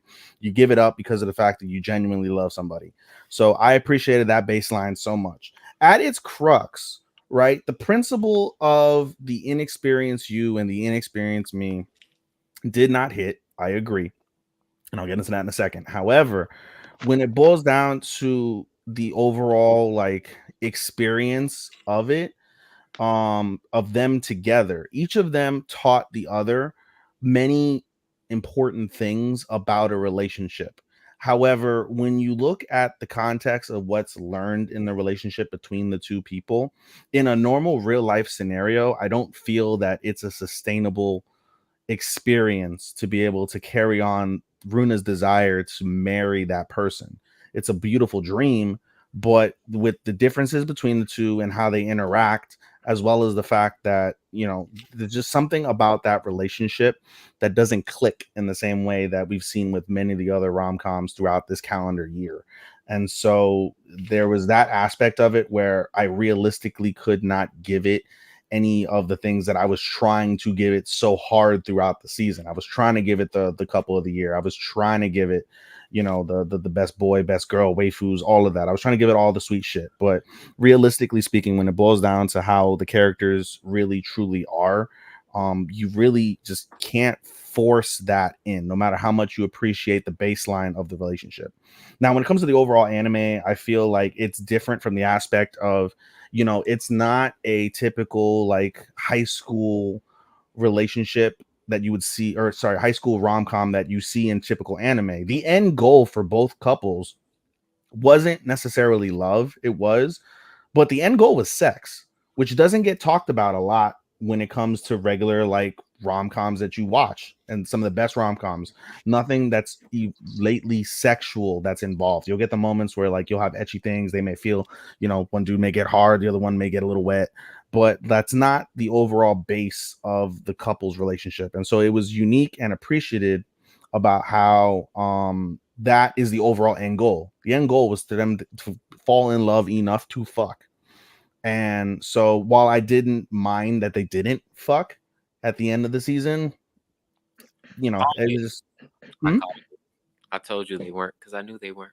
I mean, no, it makes sense the way it's going down. Like, the reason why I didn't show his Rio as like the best boy and things like that is just because the fact like he could have done it at any given point, and there were opportunities that met his baseline prerequisite of the feelings. They were there, but he didn't have the experience to know when the time was right. He basically wanted Runa to do what she did in the finale. He was he was putsy, no doubt. I'm not gonna duck away from the show. I throw Runa a bone just for the fact that Runa was the best character on the show, because like Runa is the one that got away. Like those girls exist. All this other copy and paste shit, just no, it's true. Like Runa is very prototypical to the typical like male experience in life, because there are girls where I had the opportunity to smash, didn't realize it, or didn't take that opportunity because I thought I was holier than thou, or I wanted something more. And it's like, no, some of those girls are just like, like you meant to smash them at that time. But no, you make a good point. There aren't that many rom-coms or dramas that really like they talk about or address sex. Now, if you do want to see one where they address it and they do get it on and shit gets freaky. Well, the easiest one to think of is Horimiya. Well, that's the easiest one to think of. Domestic Girlfriend, go watch that. If you really want a good one, go watch Scum's Wish. Scum's Wish is that shit. If you really want. Stop. Scum Wish that shit, bro. Scum Wish. Domestic Girlfriend is on my list. I already know that homie smashes her. Put that in Scum Wish on. Matter of fact, watch them back to back, bro. I promise Scum Wish will blow your mind. It might. It might. But no, If you don't, I will buy you Yeah. a bottle. I'll buy you a bottle of whiskey, bro. bro. I mean, no, just to finish my point, so we can move on to the rest of the series. At the end of the day, with our dating story, I appreciated all the other things that surround. Let me phrase that. I didn't appreciate some of the things that were surrounding. I didn't appreciate Nicole. Her love story, all when you first heard it, was really adorable, and then when you finally really get into the depths of it, was really dumb. Akari, I loved Akari until she became fickle and she became fucking what's the word I'm looking for? What's the word I'm looking for? Where you care about looks only. Vanity. What is it? Shallow. Shallow. Thank you. Yeah. I didn't appreciate Akari when she became shallow. The boys, they were trying to do comedic relief with the two other loser boys. That didn't really hit. I appreciated the redemption arc with the fat one. He's like, I got rejected. I'm gonna go and now I look stunning. And now, like, I hope we get like a follow up to that. What happened to the girl? I'm sorry. Continue. Yeah, so it's like I didn't really, appreciate that per se. And Saya was straight. Saya would have been a decent like supporting boy, but it was just all right from that perspective. So the other pieces around it, I didn't really appreciate. I mean, when it comes to everything else with the anime, the animation, I like the animation. Musical composition was acceptable, no problems with that from that perspective. But just when you have to really, when it comes to dating story, look at the true crux of the overall baselines of the relationship and understand that in reality, that's not a sustainable dream that they have. If you read the manga, I Googled ahead of time, they're still together. Spoiler alert, they're still together. They're still trying to figure it out. I don't know if they've had sex yet or not, but yeah, it's number 7. That means I put girlfriend ahead of it. Oh, sorry, not girlfriend. All right, so continue with number 6. All right, you want me to go? It's I revealed it. All right, yeah, number 6. Yeah, Number 6. Number 6, girlfriend. At the end, or sorry, 100 girlfriends. At the end of the day, 100 girlfriend. No, 100 girlfriends. I had girlfriend 8, dating story 7, 100 girlfriends 6. Hey, you swore me and Matt that this was just poly trash. I didn't say it was poly trash. However, it's not real. Poly ain't real, damn it. On a personal belief, I still believe that. But like, all right, I'm gonna break it down. Like I said, so with girlfriend, like I told you in the chat, it earned my respect. At the end of the day, Rantaro earned my respect. I don't really like the little characters. You love Shizuka. I don't really. I like regular not adult, but a regular age fucking, what's her name? Karuse. Love her and her fucking giant opie. He doesn't pray help. But so it's like I like them, but the 3 girls that truly matter are Hikari, and Karane. Karane, the whole tsundere thing it kind of gets to me to a certain degree, but at the same time, if you watch something like a damn it, what's the the one with her name's Taiga. I forget the name of the damn thing now. Toradora, thank you. Like, I feel like any other tsundere, to me, I think like Taiga's like the epitome of tsundere. She's the number 1 tsundere I've ever seen in a rom-com, as far as I'm concerned. So like I feel like anybody else trying to mimic that is kind of like a ripoff. But I appreciated her for all that she put in, and all the girls. I can't even talk shit because all the girls put in at different intervals to the overall relationship. When you look at the whole principle, the polygamy of the relationship, in order for polygamy, in my opinion, to truly work, every person has to put in equally to meet the overall common goal. And as much as I don't like polygamy from a personal level, I just think that like all those things are like doomed to fail for the most part on a personal thing. But like seeing this here, I feel like this is like the like quintessential like dream of a polygamous relationship where you have one central male that truly adores every single person, provides them equal attention, equal feelings, equal respect, equal love, and is able to be able to not shy away from the reality of the circumstance, and be able to not shy away from the needs of all those girls, because of the fact you have each different characteristics for each of the women. That's a hard task to juggle. He managed to juggle that really, really well from that piece. As I said in the awards, this was my comedy of the season, and I think that's really what made me vote it so high, is because of the amount of laughter that I had throughout the season. There were so many different points where I just died laughing, and a lot of it has to do with the etchiness of it, and the etchiness does help my grade as well.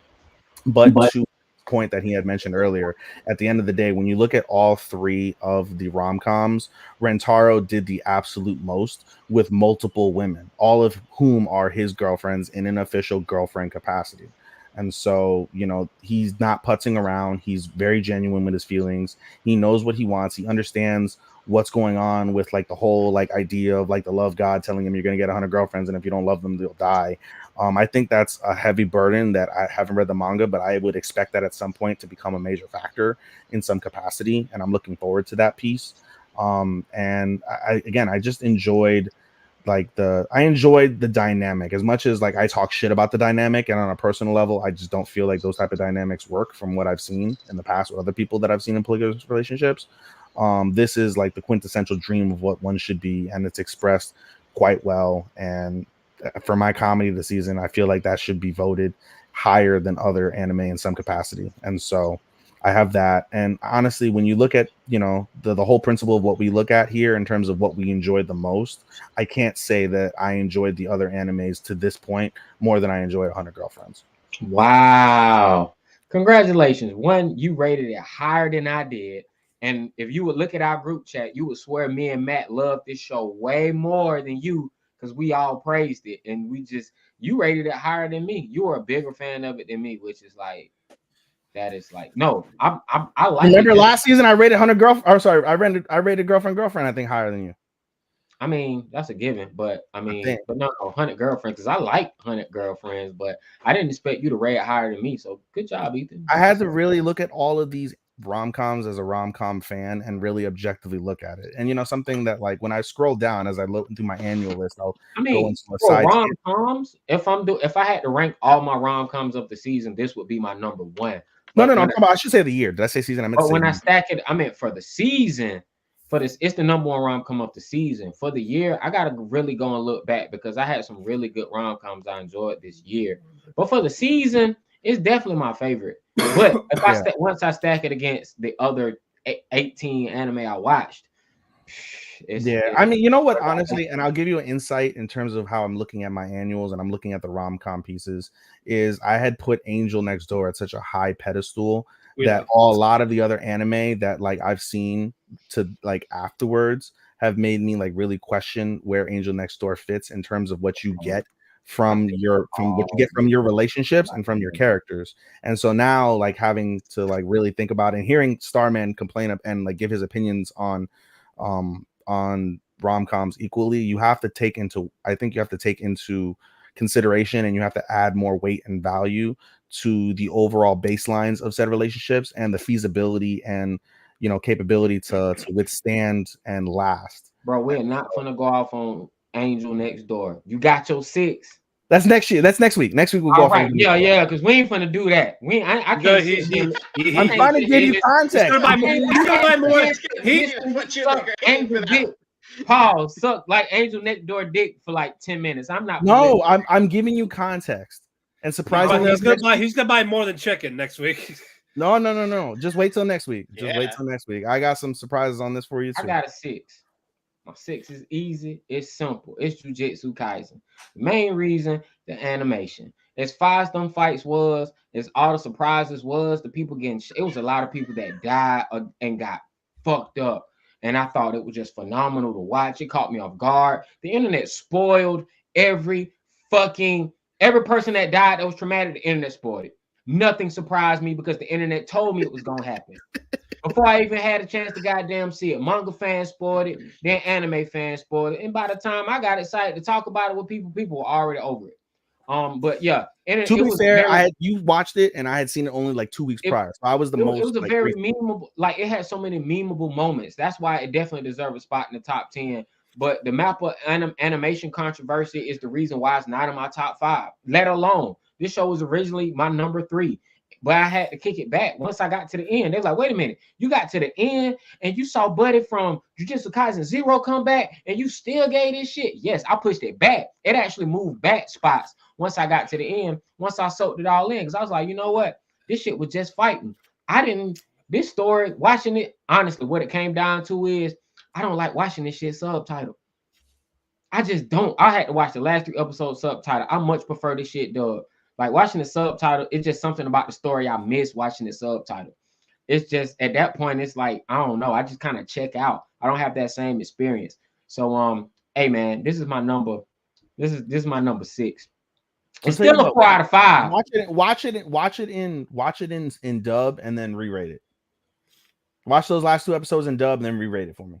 I mean, it's still a 4 out of 5 though, bro. That's still I'm a not good. telling you ratings gonna change. I'm telling you on your placement. I 'Cause mean, I might you go back. just said you checked out on the last 2 episodes, which are 2 I critical. didn't check out, but I'm just saying it's just like honestly, it was just all fights at that point, and them trying to do these last action scenes with the climax. But the climax, after you done gave me action, the fights get dragged on. And the fact that I couldn't get surprised by nothing because the internet just kept spoiling every fucking thing, it ruined the experience. I can't get that back. I can't get that back. The only thing that didn't surprise me, only surprise that I got was Sukuna fucking the city up. That was the only thing the internet didn't spoil. Everything else got spoiled. I didn't appreciate that. It ruined the experience for me. So that's why I gotta place it at my number 6. Side note, Starman, check your mic because it sounds like you're using your laptop visual now instead of your mic or audio. Hold on, let me check my mic, man. God, Yeah, in the interim, while you do that, Chris, go ahead. Go ahead, Chris. My number 6 was Kanjo. Mostly because I'm tired of coping with hoping for more Nagisa stuff. I know from now on it's mostly going to be focusing on Saki, Shino, and fucking Miraka. So I'm just going to like not give it the hype or give it the praise it deserves. My choice doesn't get that much screen time from now on. So like I'm enjoying. It's my choice too. It's my choice too, Chris. I love Nikki's over them all, but yeah, she's the best. She's the best. But now that you tell me that disappoints me. I mean, she still gets stuff, but like it's not as much as compared to the others, which is sad. And I'm sorry for spoiling. I mean, I'll take Shino as a secondary. That's fine. Saki's a putz. Yeah, she's a really good secondary. Rika's she's a really good secondary. All right. But yeah, that's my number 6. Matt. All right. I was I'm giving ladies know as you guys were talking, I switched quite a few of these. Really? Yes, don't worry, yes. I've been doing that too. Yeah, 2 to 6 have been flipped around. Wow. So, but hold on, pause real quick, Matt. Just so I know, if we could account Freehan, it would have been your number 1, right? Yes. Okay, so then it's really like 3 through 7 when you think about it. Well, 2 to 7, but yeah. Okay. I mean, if I could have counted Ragnar, it would have been my number 1. Really? Yeah. Really? 1. I would have put Ragnar at 4. No, I would have put Ragnar at 5. I like the Apothecaries more. I had the Apothecaries at 4. Yeah, grades changed. This is my last 4 1/4. 100 girlfriends. Okay. So we'll have at 6. Yeah, it has 6. I do enjoy it. Very funny. I'm glad there was actual legit romance in it. That's why I liked it a lot more. Because usually with harem type shows, it's just mostly comedy and flirting. But no, he's like kissing them and all this. Like he's acting like a boyfriend instead of a fucking punching bag to multiple women. So I actually like that. So I respect it for that. I know you don't agree with polygamy. Like I said, I think it can work depending on the right people. It's like a regular marriage or relationship. It's all about trust, communication, regardless of how many people are or not. It's not for everybody. Hell, neither is marriage. Marriage ain't for everyone either. So I treat it like an actual legitimate relationship, especially all 6 of them. How much he actually cares, the funny moments, the serious moments. The last little arc with Hahari, that actually made it step up a bit for me. So, okay, we got the girlfriends, we got the fan service, we got the fame. Now we got the actual drama near the end of it with Hahari, and she was a great addition to it. So that's why I liked it for that. So yeah, number 6, 100 girlfriends. Ew. Number 5. All right, number 5. Before I get my number 5, because the mic cut out, Jujutsu Kaisen was my 6 because of the animation, and it was a bunch of fights, and I want to see that dubbed, but everything got spoiled. That's why it's number 5, so 6. But anyway, my top 5. Here we go. I've been talking about it all night. I gave it a bunch of fucking awards. And Nachi Dali. I think it was by far one of the best anime I've seen. Miggy and Dolly. Miggy and Dolly, from you don't know him, Sakamoto, is from that director who made that show. Oh, okay. Okay. He makes it. So it carries the same type of comedy that show has. Except this one, it starts off as a weird, quirky comedy with these weird twins, right? The synopsis is this. It doesn't spoil anything. The journal synopsis is this: Miggy and Dolly, they're adopted. Well, one of them gets adopted, and the whole gag is the parents don't know that they're twins, so they're both eating at the dinner table, swapping out, doing all this funny stuff, playing a prank on their parents because they just think it's funny. In the midst of that, they end up getting hints as to what happened with their mom because they have vague memories of her being murdered, but they want to find out who killed our mom. So it ends up morphing from this big ass, weird ass comedy until this mystery. So then this mystery unfolds, and then it turns into this. It turns into this like this Junji Ito style horror.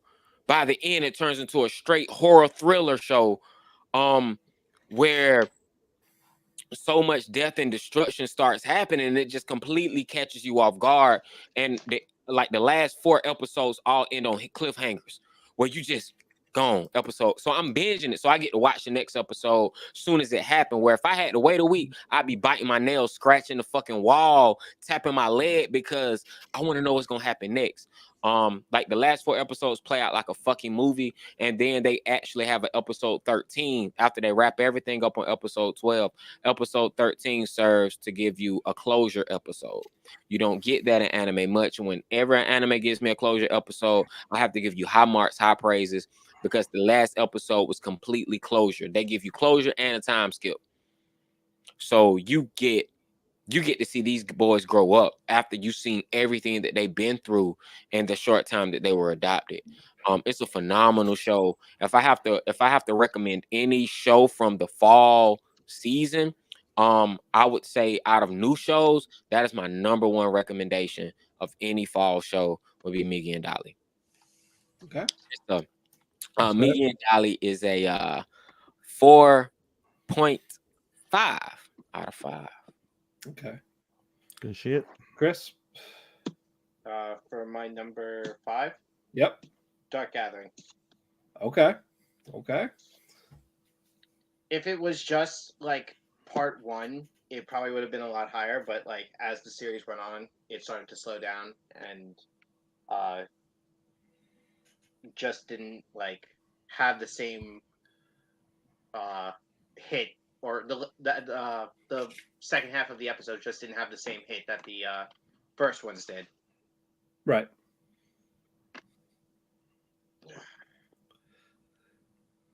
All right. Anything else? No, that's all. Okay. 5. Faraway Paladin season 2. Oh, you rated it a lot higher than I that. rated it a lot higher. Okay. I enjoyed this show so damn much this season. We got, I understand, Matt, how you say it's like, you know, standard fare for an adventure, but for me, I don't know. I enjoyed it so much. I enjoyed just the adventure aspect of it. We got a lot of character growth, which I appreciated very much with Will and with what's his dick, the elf, whose name is escaping my mind right now. Mang something. I forgot it. Menno. Thank you. Yeah, Menno. Yeah, we get a lot of character growth from Menno. Al, who I didn't like at first, grew tremendously, and he was one of the most integral characters of the season. I appreciated the dialogue with the dragon toward the end. You know, just you don't get a lot of like, you know, it was like that was it really felt like they were in a negotiation table. Like, listen, all right, we have war. The end of this is war. Let's avoid war. I want this. You want this. Well, I want this, and I don't want you to do this. Well, you don't want me to do this, but I can't do that because this is what I'm like. This is my ethos. This is my ethos. This is who I am. Right. Well, I guess we're not going to agree. All right. Well, let's fight. It was like a typical like scenario that you see maybe between like two countries that are like that are trying to like negotiate before like they go to war or while they're at war. and I thought that was fascinating.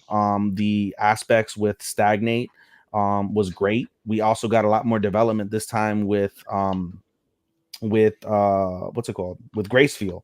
Gracefield wasn't just some like virtual figurehead. Like, you hear a lot more of her, you kind of understand more of her intentions, you definitely understand Stagnate's intentions more. It, even though the show isn't focused on that, it did set up a relationship between Menel and the other elf, which I thought was nice. It was very satisfactory with Al becoming the new king, and again with his fight and his perseverance. The other dude whose name I'm forgetting, the big, like, you know, brawlic looking dude, again, same thing, subliminally they set up a relationship with him, which again the show isn't focused on that, but I thought that was a key, like, little, like, low key piece, and he contributed to the fight as well.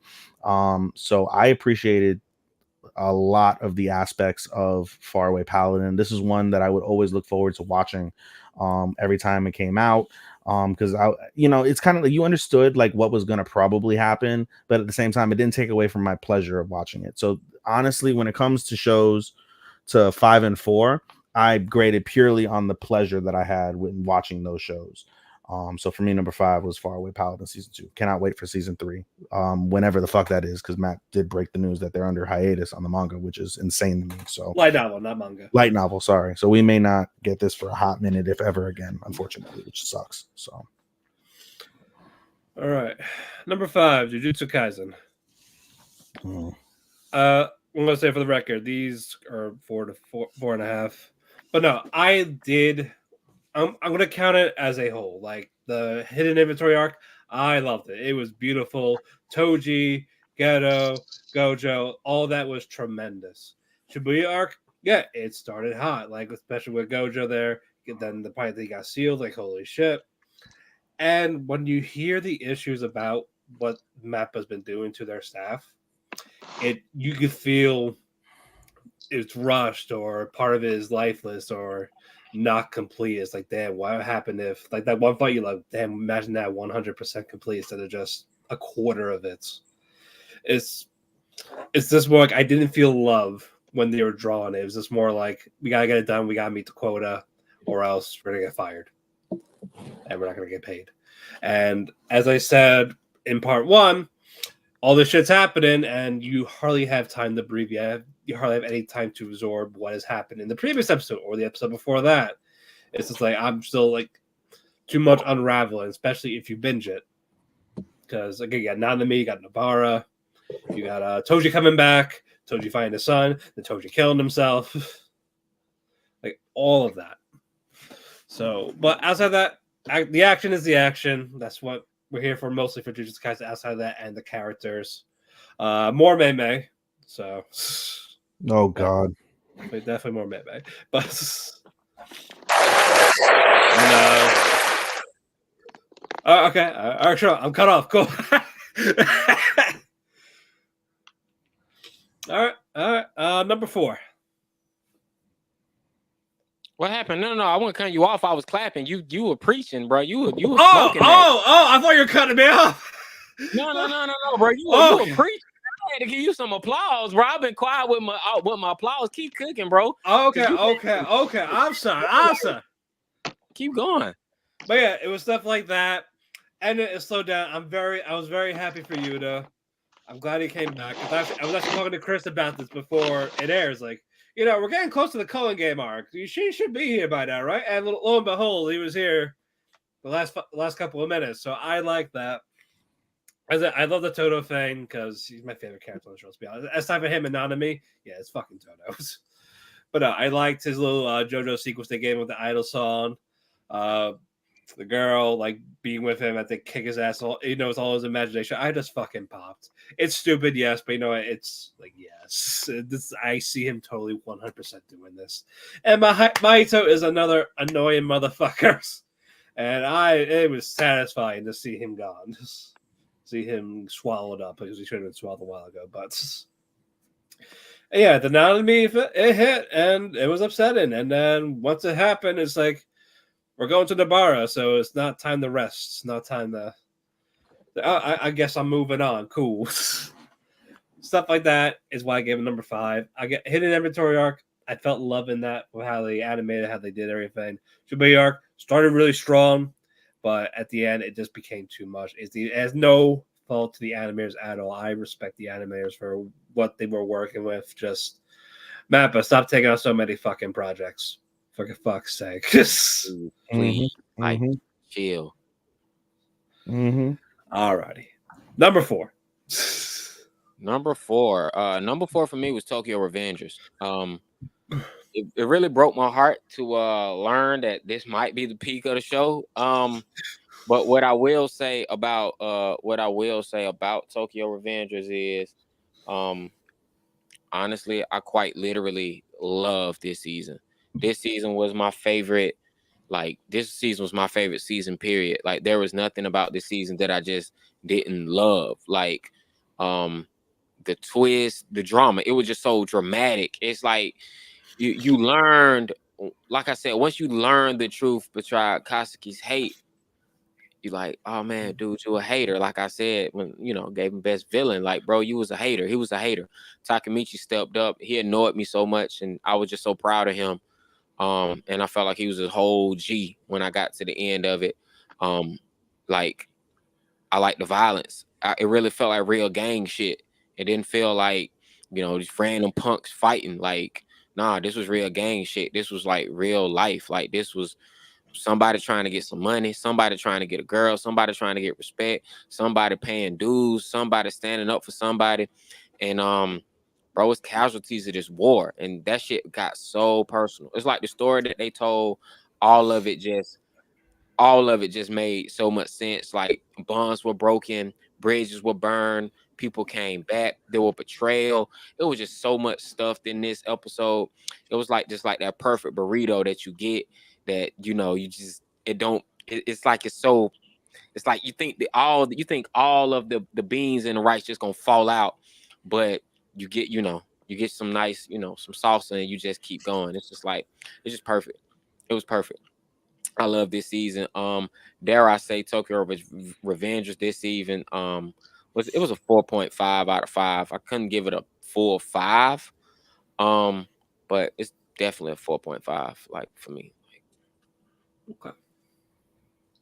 Chris? My 4 is 100 girlfriends who really, really, really, really like me. All right. Okay. And the reason why I put it number 4 is much like to all you guys, all of you guys said before. The comedy was on point. The etchiness was great, phenomenal.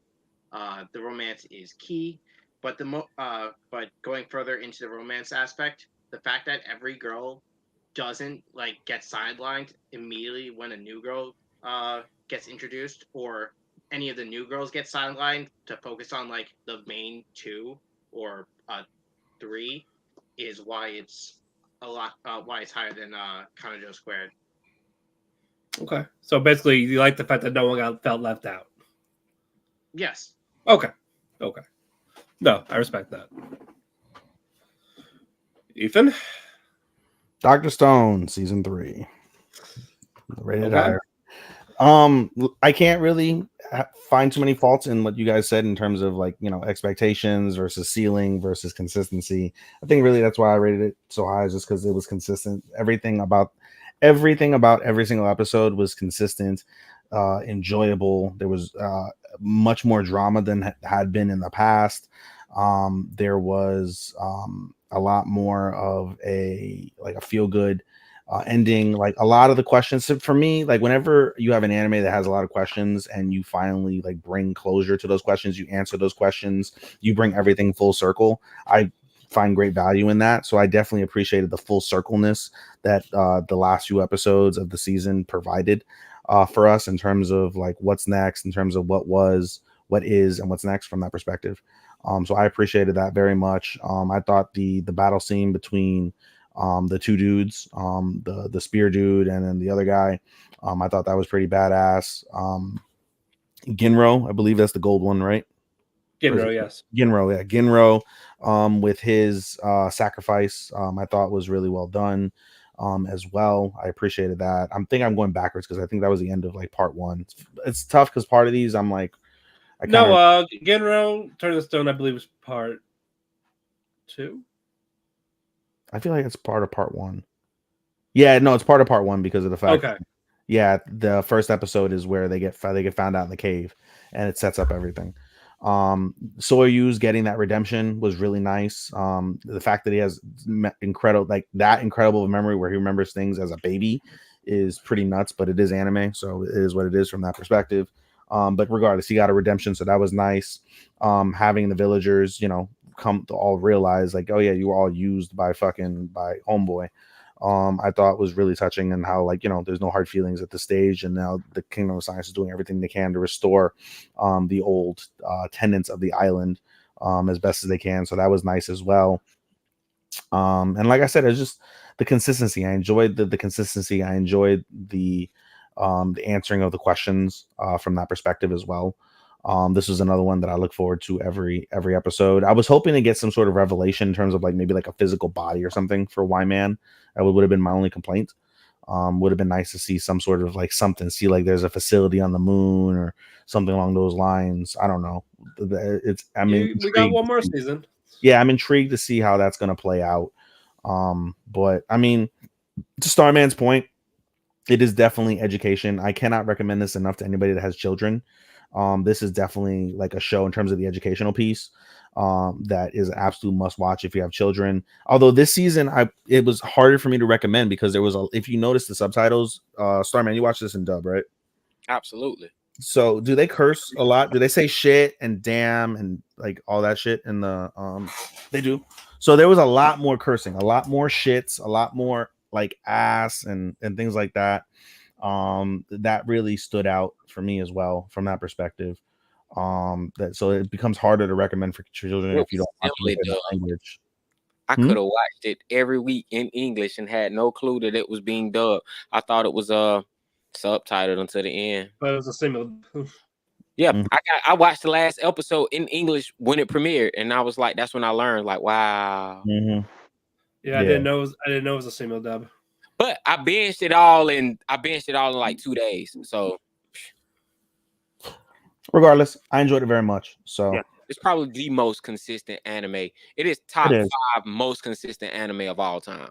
Yeah, it's not top 3. It is one of the most consistent. It is. You know what you get. You enjoy what you get. You don't ever say fuck off. You don't ever say that was lame. You don't ever say that was mid. Like there's nothing about about Dr. Stone, in my opinion, period, but especially in this season, that was mid whatsoever. I have no complaints. Right. All right. 4 Tokyo Revengers. Hey, that's like our third one, man. Look at that, man. I originally had that at number 6. At number 6? I originally had this at number 6. Wow. I told you I switched a lot of shit. Switch this shit around. Like, I'm gonna be nice. I will be nice. I'll let past arcs go away for now. Just I'm gonna judge it as a season as a whole. You know what? Can I wait for you to put it on biggest disappointment? Shut the fuck up. Like, yeah, it's a really damn good arc. It's the best arc. Mm-hmm. And I really wish it ended here. Yeah, me too. It'd be a 5 if it ended. If it ended, I gave it 5. Like, yeah, like I don't need any more. Don't do the rest. Just make a special episode to give a different ending. We're good. I don't need the other shit. But no, action's good. So I got Izana. He's a solid character. Like, he has legitimate gripe of why he's doing it. So, he's in this twisted, warped way, but he's still controlled by Kisaki. Kisaki's a fucking asshole. That is at the end of the day, yeah, I probably should have made him an antagonist just for those reasons. So, like, yeah, he's a fucking prick.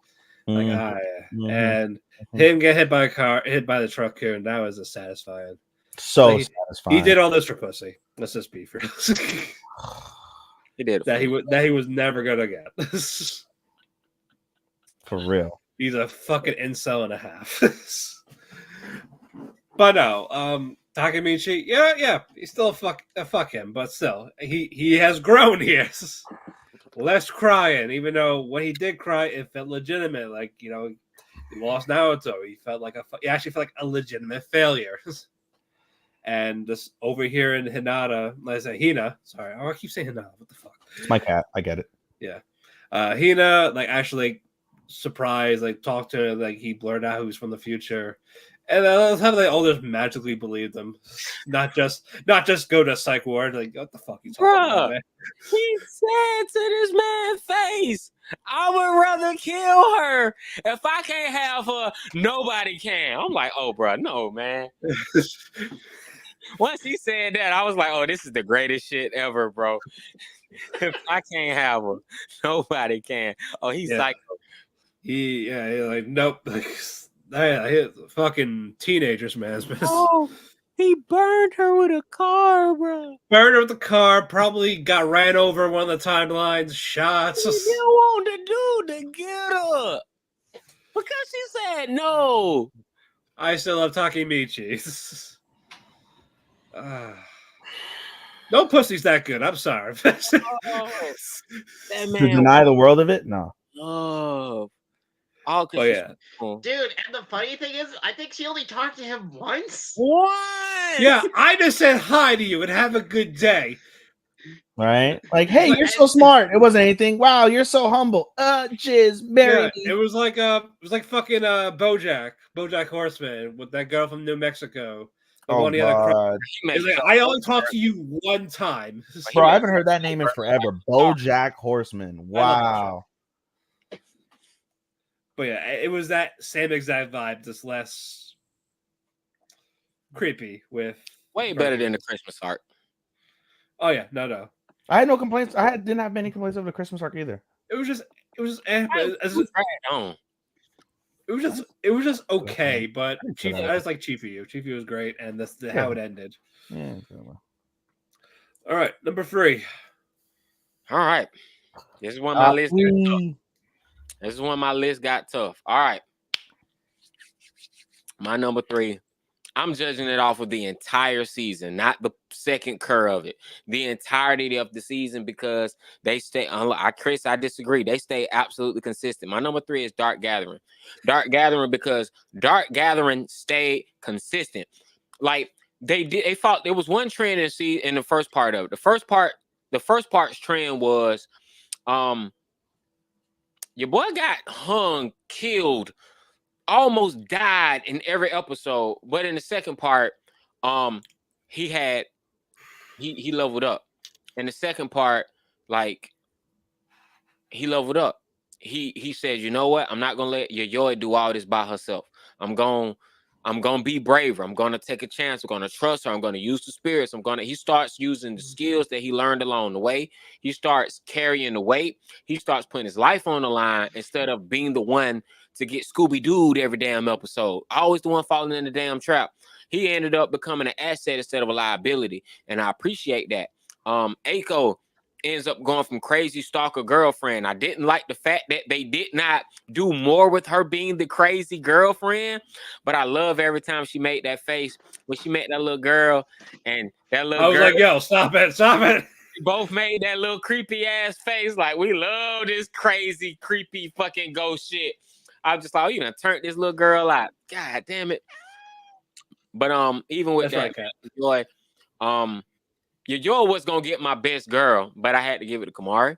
But it was Yayoi it was her for the longest, because she was just such a brave badass. And usually women in anime, females in anime always get presented as like a love interest, or they got to be sexy, or they got to be bodacious, or they got to be, some kind of dare character in order for them to matter. And Yayoi did not embody any of that. She was just a badass little girl with his monotone voice, unresting bitch face. Yeah, just unrested bitch face, who really just was like, I want to get revenge. But you know what? For the sake of the new friends I made, I am going to push my revenge fantasy to the side and actually try to help this girl who. And actually, I think I can beat a god. That takes balls. She was like, you know what? I'm gonna take a god on. Fuck this. Come at me, motherfucker. Like, come at me. And so once they start getting and then the animation is in the second season stepped it up. When it got to the fight about the courtesan fight blew me away. And then we even got Sugimoto. The immortal Sugimoto made a cameo. How can you not, bro? Man, Dark Gathering was a whole, I hate to say it, Dark Gathering was a whole 4.5 out of 5. It was damn near 5. It was almost a classic. but it's a 4.5 for me, man. Dark Gathering was without a doubt, spoiler alert, this will make my anime of the year top 10. I am not saving y'all. I can't tell you where it's gonna place, but Dark Gathering making my anime of the year top 10. This is the best horror anime I have ever seen. Period. Okay. This is the best horror anime I've ever seen. I've never seen another horror anime as good as this one. Chris? My number 3. I hate it. I hate it so much. Tokyo Revengers season. Tokyo Revengers. Yeah. I hate it so much. I hate it I so know. much. Now you know how I feel. I ranked it higher than you. I hate it more. I know. I know. I gave it 4. You gave it 4. I've been hating this show since season 1, and this one season made me like it. It made me like it so much. All the characters fucking actually like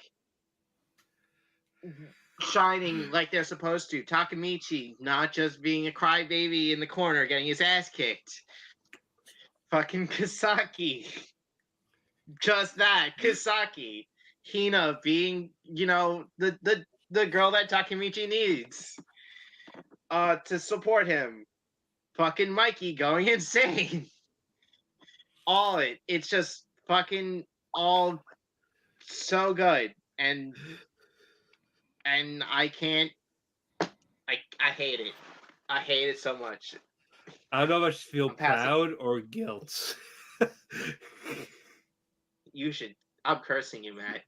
You're cursing me. Okay. Yep. You're gonna watch part 7 and you're gonna hate it. Of JoJo. Yes. I love part 7.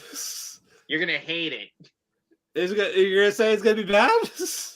No, I'm saying you're going to hate it. Why? I don't know. It's my favorite one. Fuck you. All right, number 3, Ethan. Tokyo Revengers season 2 part 2. Yay! You guys got one. Yeah, we got one. There's not much I can really add at the end of the day. You guys have said so much about the show. I enjoyed the ups and downs. I enjoyed just the drama that was involved. The what's it called? The cliffhangers. I enjoyed it all. Huh? I hated your threads. Please continue. But in any case, like I just, Tokyo Revengers deserve better than the threads you got it posting those pics before you even watch the episode. I feel like you rate this shit higher than me, and you posted the pic, then watch the episode until like a week after you posted the pic. And I'm like, Ethan, you got to watch this shit so you can be like, nah, bro, this was the best scene. And then that one pic season finale, you just post this pixelated, like even. No, that was just Kaisen. No, I feel like was just Kaisen. No, man. No, I always found quality pics with Revengers on Twitter. I just never found. It was harder for me to scroll. Like the last pic that I picked, usually I had to scroll like a good 3-4 minutes scrolling to pick that one up. Sound like good ones, bro. Sound like that good one post pop right up. Nah, because a lot, you know what it is when you search for pics on Twitter, you get a lot of GIFs and you get a lot of GIFs, a lot of articles, and a lot of videos. And so you don't get people that have still frames. Anybody that does still frames, they're doing screenshots of what they're doing. They're doing screenshots from their computer or from their phone, but then you get the black around the picture. That one, yeah, I probably could have made that effort to crop it, but I ain't. Put that fist up on that one episode. I was like, yeah, my dude. But like I said, there's not much I can really add to it. Just I think the biggest key for me throughout this whole thing is just Takemichi's growth. Like, as we've all said in the past, Takemichi's just been a crybaby bitch. He can't fight, but Takemichi.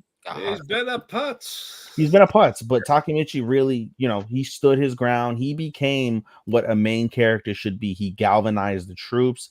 He continued fighting when there was no fight left in anybody, including himself. He did this all. He's doing this all for love, but he's doing this. He's grown to do this not just for Hina. He's doing this for everybody because of how much he cares about everybody. And now all the troops are now that they know his secret are all rallying around him. It's a beautiful sight to see from that perspective. And as we had already mentioned before, Kisaki, undoubtedly, I chose bitch just because of my personal feelings about bitch, but the Kisaki, no doubt, is probably the antagonist of the season without a doubt.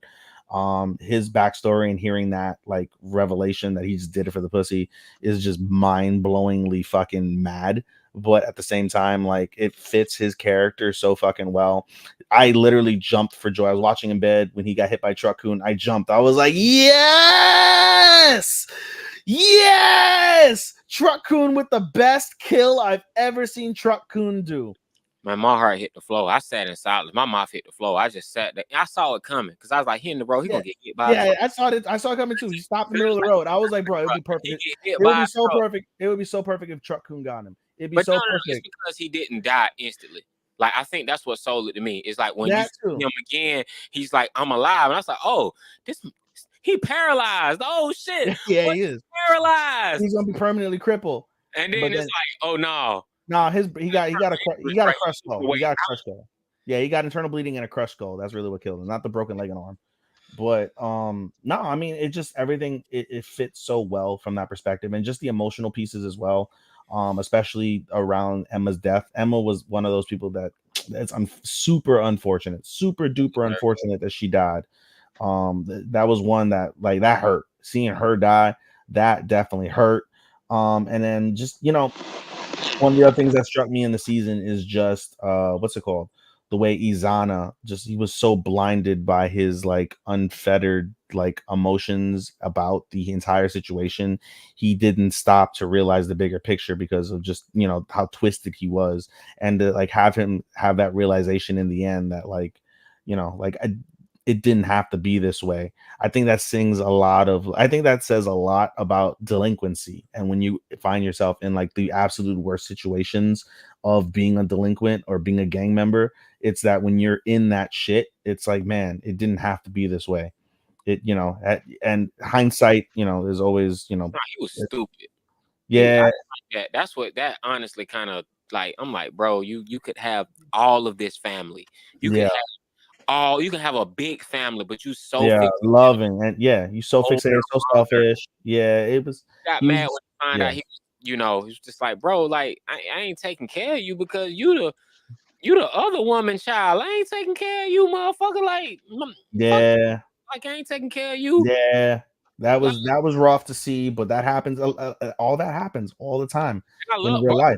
But I love the fact that they justified his skin tone. They were just like, oh no, bro, you ain't even Japanese, bro. You Filipino. Like, oh, no, he's half Japanese. He's half Japanese, half Filipino.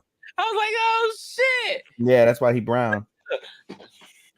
Yeah, bro. So I mean, and then like we said before, like just when you see Naoya die, I'm like, wow, like what the fuck? And you obviously know that the show continues, so you knew that wasn't gonna be in, but just the fragility of that balance where if Takemichi didn't hold his hand, like if he got caught out in the middle of the street randomly by himself, none of this would have happened. Kisaki would have won. And it's just that says a lot too in terms of like the progression. I mean, I loved it. I was hanging on bated breath for the show every single week. It was absolutely flawless to me. And as Chris and Matt have said in the past, like it's really depressing to hear that this show is going to go downhill. I have not read the manga like those two, so I haven't read the manga. I refuse to touch this one. Oh, you just read ahead, or you just I heard from Matt. He's like, you want to know? Well, okay, so this is how it goes down. So and then he looked at the rest later on. I'm just then I was like curious about certain things. And like, okay, let's see what happens here. It's like, wait, Matt, you're not telling me this is what really happens, or like this is who everyone's like. I'm just so curious as to who the other time leaper is. And I remember, Matt, we had this discussion at the beginning of like season of core 1, and you were like, it's I asked, I was like, is someone close to him? And you're like, kinda. And I was like, is it somebody? It's not Kasaki. Wait, Matt, you said kinda? So well, I had to throw him off guard. Yeah, he's like, it's kind. He's like somebody kind of close to him. I'm like, and I'm just like, I'm running down the list. Doesn't want to hear. That's fine. No, it's fine. I'm just saying, like personally, I'm just running down the list. I'm like, who the fuck can it be now that it's not Kazaki? So that's got me really curious. and so I'll be tuned in for that. But no, I mean, I gave this a 5 out of 5, and this was so good. If it wasn't how I felt about my number 2 and my number 1, I'm not sure that Chris Let and Matt know. Starman know my number 2, but I'm sure y'all know my number 1. What? Let me get to it. Who we pointed at? It's probably gonna be Attack on I'm Titan. waiting on you, Matt. Go ahead, Matt. Pluto number 3. Oh, now I feel really bad about what I gave. I feel really bad. Look, horrible now. Look, no, it's cool. It's cool. You know what? If I worked a little, Matt, that's you on have me. a dream. You have a dream. I'm not Giorno But you can't do Giovanna. it with toasters, Matt. You can't do it with toasters. Yep, you can. It's possible, but no. I feel any better, bro. But I was intrigued because the same person that made Monster, and I fucking love Monster. So I was like, what? No, nothing. Continue. I said I'll give you blood. Again, I love Monster. That's why I was like hooked. Okay, it's the same guy that created this, like the same author. I'm hooked. Like, oh, let's fucking go. I like a good mystery. So, and I'll tell you, the first half, very fucking strong. I want to know more about Pluto. They didn't show Pluto that much. Like, it was just a tornado. Like, it's the mystery of it. Like, what does it look like? How fucking intimidating is it? But no, like, these best robots, they get fucking killed. Like, these unkillable machines get killed by this one fucking thing. And with every encounter, you see little by little. And it's just, when you see the whole thing, it's just like this scary figure. And then you find out what happened, the creation behind it, from Dr. Abula, from like how he made it, from just using his son just to make this video, like fucking Bondrude from Made in Abyss, basically, but without the love. And I like that the focus was on Gazette, and I fucking like Gazette, and I think it fell off when he died. I was like, okay, like we're getting the mystery. That we get the mystery that like, he gets his memories type of thing, and you find out what happened to his son and all this, and he gets shot by his son, or something that looks like his son. It's like, god damn it, he doesn't even live for the whole fucking thing, because it was basically his fucking story, and then they just made it about Adam. I was like, I don't care about Adam. I care about more about Gazette. I care more about Abula. Like, I care about more about these guys. Like, yeah, Adam's the main guy because it's technically an Astro Boy series, but I don't need him as like the main hero at the end of the day. And would I prefer an actual fight with Adam and Pluto if they were gonna do it? Sure, but that after you find out what happened to make for Pluto to happen as the son, like yeah, there's a little bit of sympathy in it because he didn't choose this. It was his fucking dad that forced him to turn to this monster. So I like that. So, but yeah, first half very fucking strong. If it ended strong, yeah, this could have been 2 or 1, but it fell off just a little bit, and that's what made me not rate it that high or be a number 1. But I still enjoyed it. That's why I fucking wrote a review about it in the groups. So like I was engaged. Like I had to write about it, I had to talk about it, but I couldn't really do spoilers because I wanted other people to watch it, even if they liked it or not. But that's what I wanted to do. I wanted to at least get some intrigue, even if it's an agree or disagree. So I think that's what I wanted to do with when I wrote about Pluto. And it's just decide, yeah, it was a disappointment. Fine, I'm not gonna hate you for it. But no, to me, I thoroughly enjoyed it. Is it perfect? No, it's not perfect, but it could have been very damn close. But outside of that, again, nitpicks aside, I enjoyed the engagement of it. I loved the mystery of it in the beginning. It had drama, it had suspense there, and the sympathy, like how it covers racism between humans and robots. The effects of the war for like the Persian people, the Persian government. So, and action, not that important, but you know what? And it shows like, can robots feel emotions? And they can, especially hatred. They found that like, because in these robots can't kill humans, but some that found a way, like Gazette, and the one that's like pierced against the wall. I forgot his name, but still. So it's just stuff like that. It could have been excellent, but it just fell so short at the end. That's what is kicking my ass. Like I wanted to rate it higher, but in good conscience I can't. That's because of that. So number 3, Pluto. Number 3, Pluto. Okay. Yes. Number 2. This might be controversial to say, and I'm not judging it off of anything else that got released during the entire year. I'm only judging it off of the hour and 20 minutes they gave me in the middle of goddamn October, November, whenever the hell it was, that they made the internet stop. Everybody can't make the internet stop, but Attack on Titan, the final season. Last one, we promise. That's my number 2. Mine too, motherfucker. Let's go. Okay, so the reason why I give it like, let me start off and say that it's a 5 out of 5, right? Like, even though it's number 2, it's still a 5 out of 5. The reason being is they wrapped up everything. Like, the series is a 5 out of 5. The last special, they wrapped up so much and gave you so much to chew on, even though you knew how it was going in. Like, the internet, all the manga fans were kind enough to not spoil it. You know, even though that there were rumors that they were going to give you a different ending for the anime than the manga, and they never did.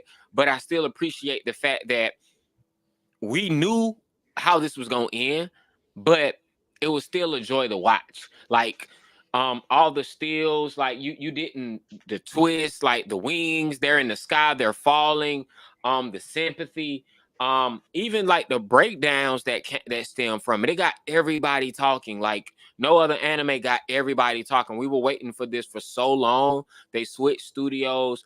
I honestly think Attack on Titan ran so Jujutsu Kaisen could walk, because it damn sure didn't run. But they put all their stock and the resource in it, and they knew they couldn't let us down in this one. So at the very least, this one got all the love that I unfortunately felt like Hell's Paradise got the love, Jujutsu Kaisen got the love, Jujutsu Kaisen didn't get the love, but you know, Attack on Titan. Saga. But I'm pretty sure Ethan's gonna go into deeper detail with the characters. Even the memes that it spawned with Eren and Mikasa, and just like it was cool. I wanted Gabby to die. Felt like she didn't deserve to live or that redemption. But they gave me some Gundam shit. It's just like, nah, bro, it's war. We're gonna switch sides, and you know, she gonna become one of the good guys, and you just gonna have to take it. And I'm like, I guess. It's still fuck Gabby this way, but no, man. Attack on Titan final. They went out with a fucking bang. I love every second. It was Go ahead, Ethan. Talk, since you just blurted your number 2. No, I wanted to follow up on that. I was hoping I would have number 2. Where's my sound? I don't know. We hear you. We hear you. Me? Yeah. Yeah, we hear you. Oh, we hear you, fool. Yeah. All right, go ahead, Ethan. Talk. I don't have much to say because Starman encapsulated that really well. But I just, from the perspective of the back and forth that we have between binging and watching, on a weekly basis, I got to binge the entire Attack on Titan season. Like, took me many months. Took me almost 2 years on and off because of all the weekly anime in my life. But I got to binge the Attack on Titan, and I got up to the season 1 finale, or the season 4 part 1 finale.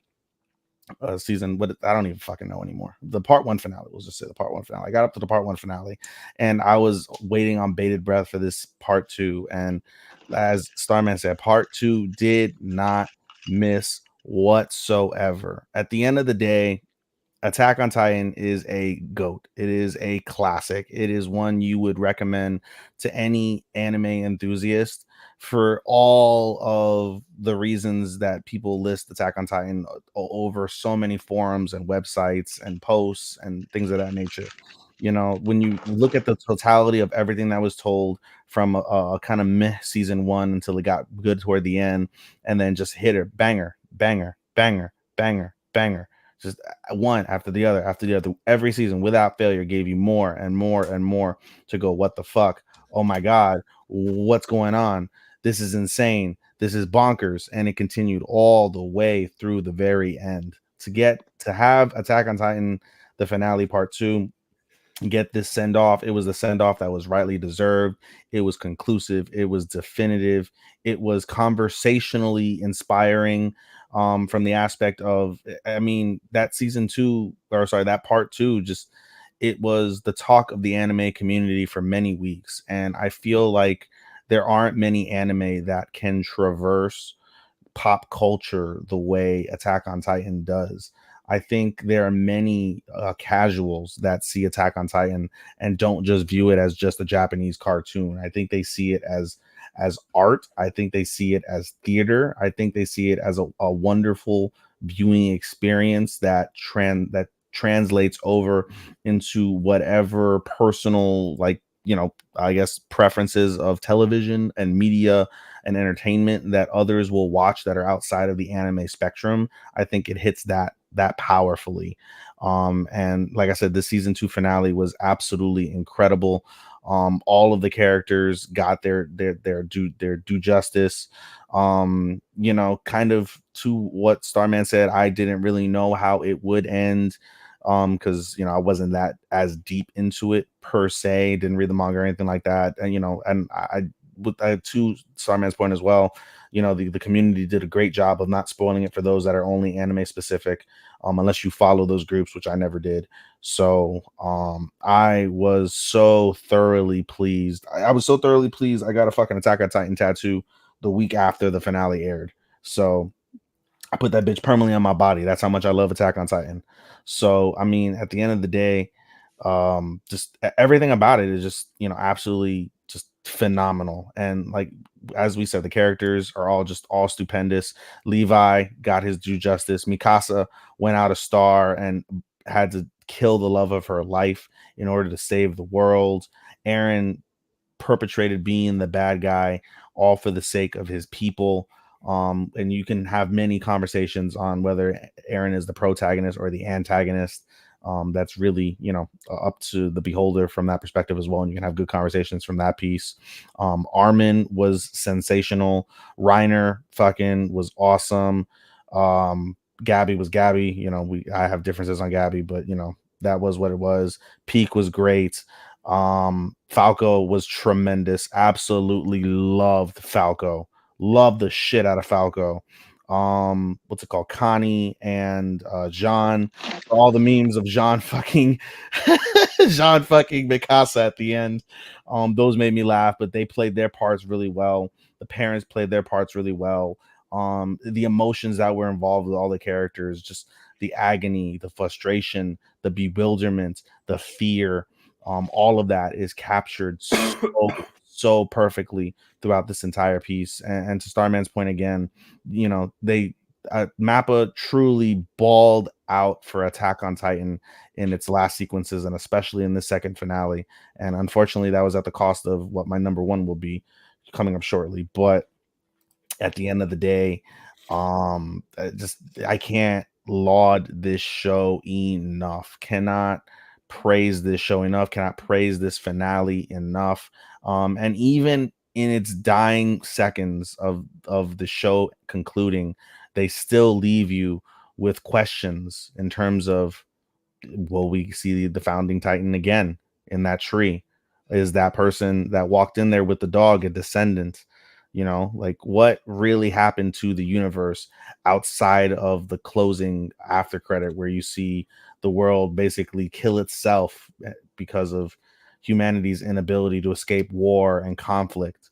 And what did it become in like a new age from that perspective, and what will it become in the ages that happen after the fact? And I mean, I guess if you want to be philosophical and theoretical, you can really go in depth in terms of where we are as a society in today's day and age, and how you anticipate society will be in the millennia that will no longer be here, on whether we'll learn anything or whether we're just creatures of whatever religion you believe in. And this is just the fate of the universe because of whatever holier or super spiritual being or entity or whatever you believe in from that perspective. So it invokes a lot of thought, and I think the best anime in all of the spectrum are the ones that invoke thought, invoke emotions, invoke passions. And Attack on Titan, beyond a shadow of a doubt, does all three so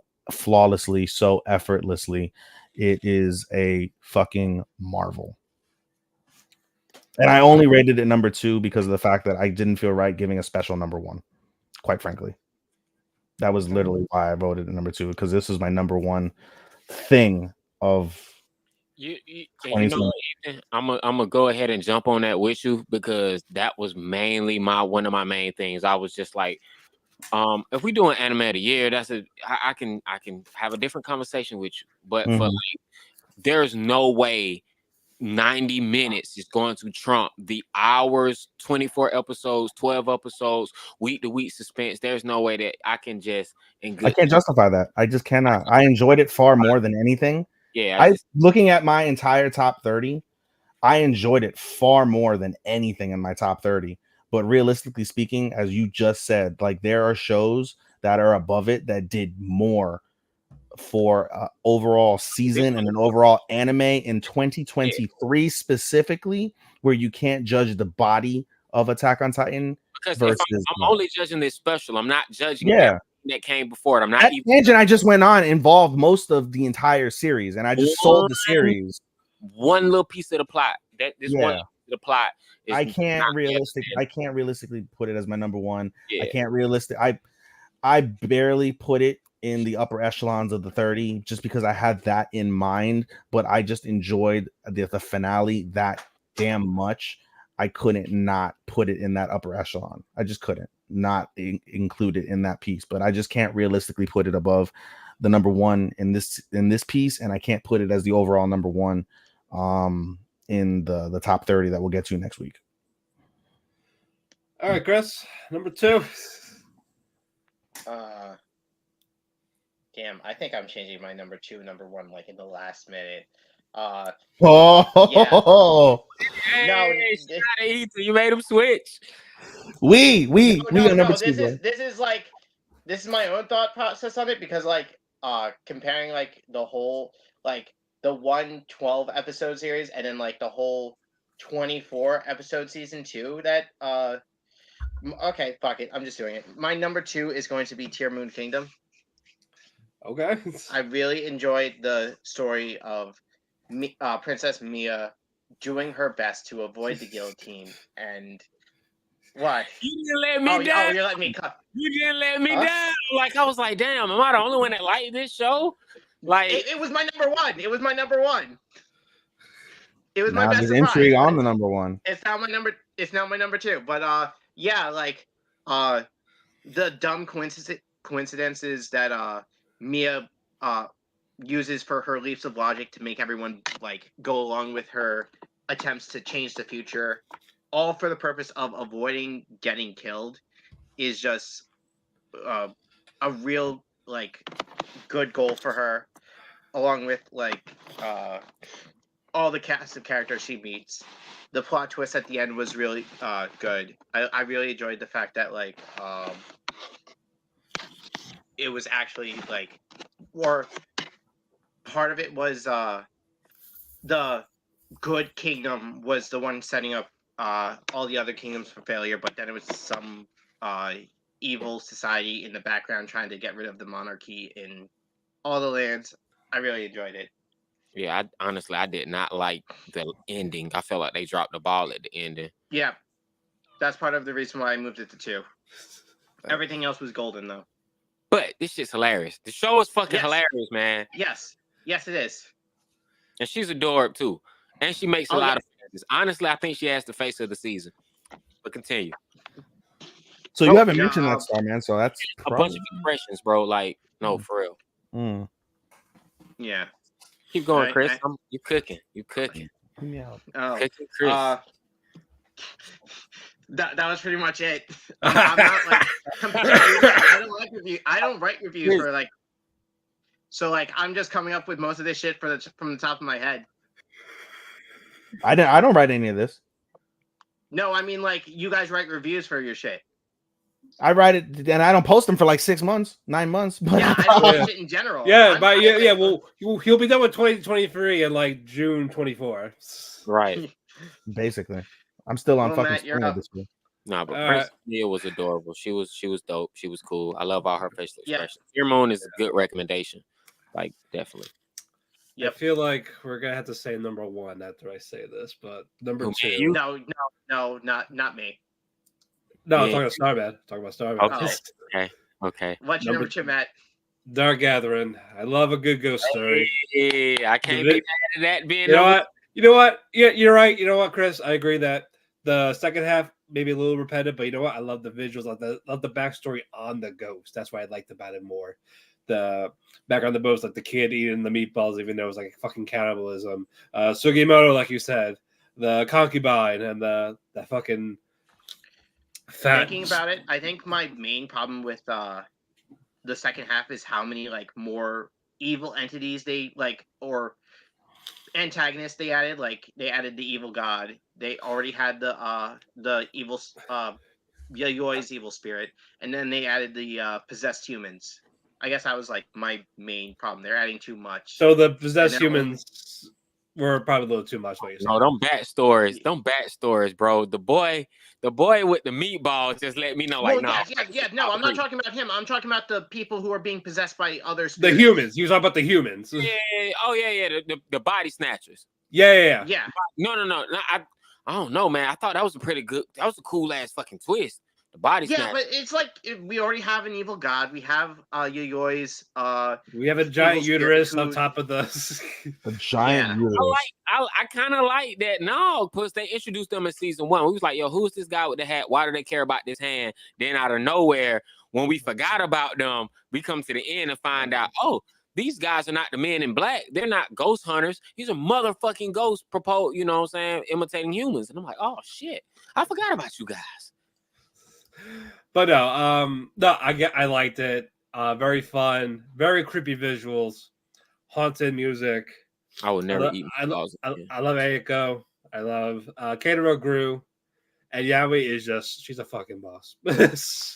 Boss. I love her, man. Like yeah, you'll be a good like chair like this to the fucking god, like fuck you type of thing, and then come at me, motherfucker, to this other guy. I was like, yes. So I just fucking love that shit. But yeah, like, I'm mad in the anime she did the thumbs down. I'm like, no, bitch, flip them off. Yeah, like flip God off. Fuck God. Fuck him.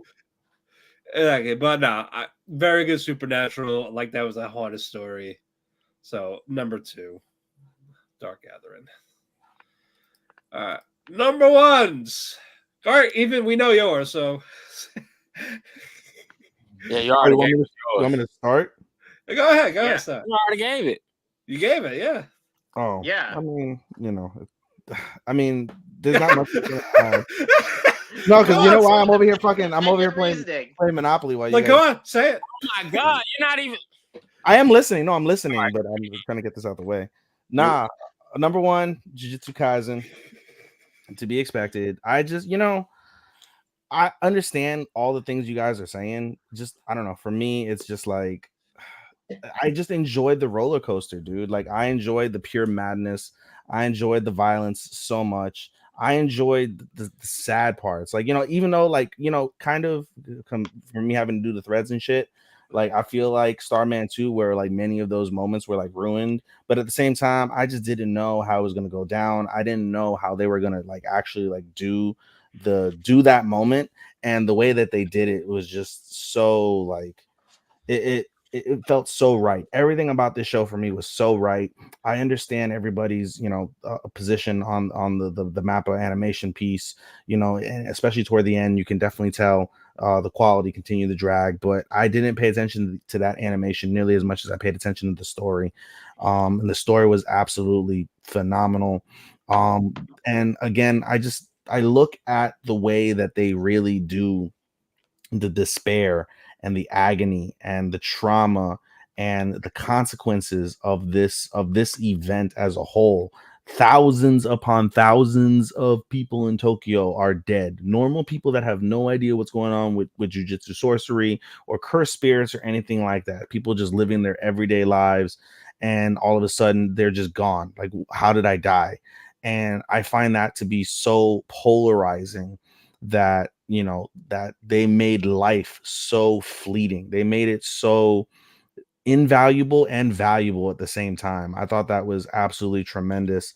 All the top moments that we got with all of our characters, everybody, every single important character had a shining moment. There was not a single character that did not give a shining moment. Did not get, sorry, a shining moment. The battle scenes, as we talked about, sure they can get repetitive, but it doesn't make them any less awesome. It doesn't make them hit any less, to me, in my opinion. I may be easy to please. We've said that in the past, but just seeing that was just so like satisfying. So many what the fuck moments, so many what the fuck moments. And the way that they've set the stage for the next season is absolutely incredible, to where we no longer have the most powerful character on the good people on the good side of jujitsu sorcery. He's AFK. We have Itadori that's going to be going through what has to tantamount to continuous PTSD in some capacity, involved with all the events that happened. Fugashiro, nobody knows what happened to him. Kugisagi, is she dead or not? We don't know. We presume, at least at the moment, she is. Nanami, gone. Zenin, gone. Like, all of these like important characters are all gone. Mekamaru's story was one that was really, really, really depressing. That at the end of the day, he didn't get to live that moment where he could have a body to be with the girl that he loved, and the girl that he loved didn't need that body. She just wanted to be with him, and having that heartbreak, that realization, that was absolutely incredible. The backstories that were told earlier in the season involving Gojo and Gato provided so much additional context that it was an absolute wonder to watch. And those battles were also tremendous between the father Fugashiro and both of them. There was not a single part besides that animation which I can forgive, given the circumstances, but there's not a single part outside of that that I did not enjoy, did not appreciate, did not feel like I was watching something that was truly like awe. Like, I'm in awe watching this. Like, it was tremendous for all of the hype involving the Dark Triad. I feel like Jujutsu Kaisen is unquestionably the number one to that Dark Triad.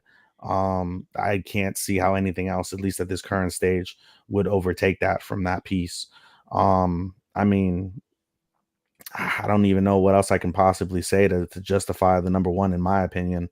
Um, yeah, like I said, just I go backwards, just the way that they depict the emotion and the trauma, the agony, the despair.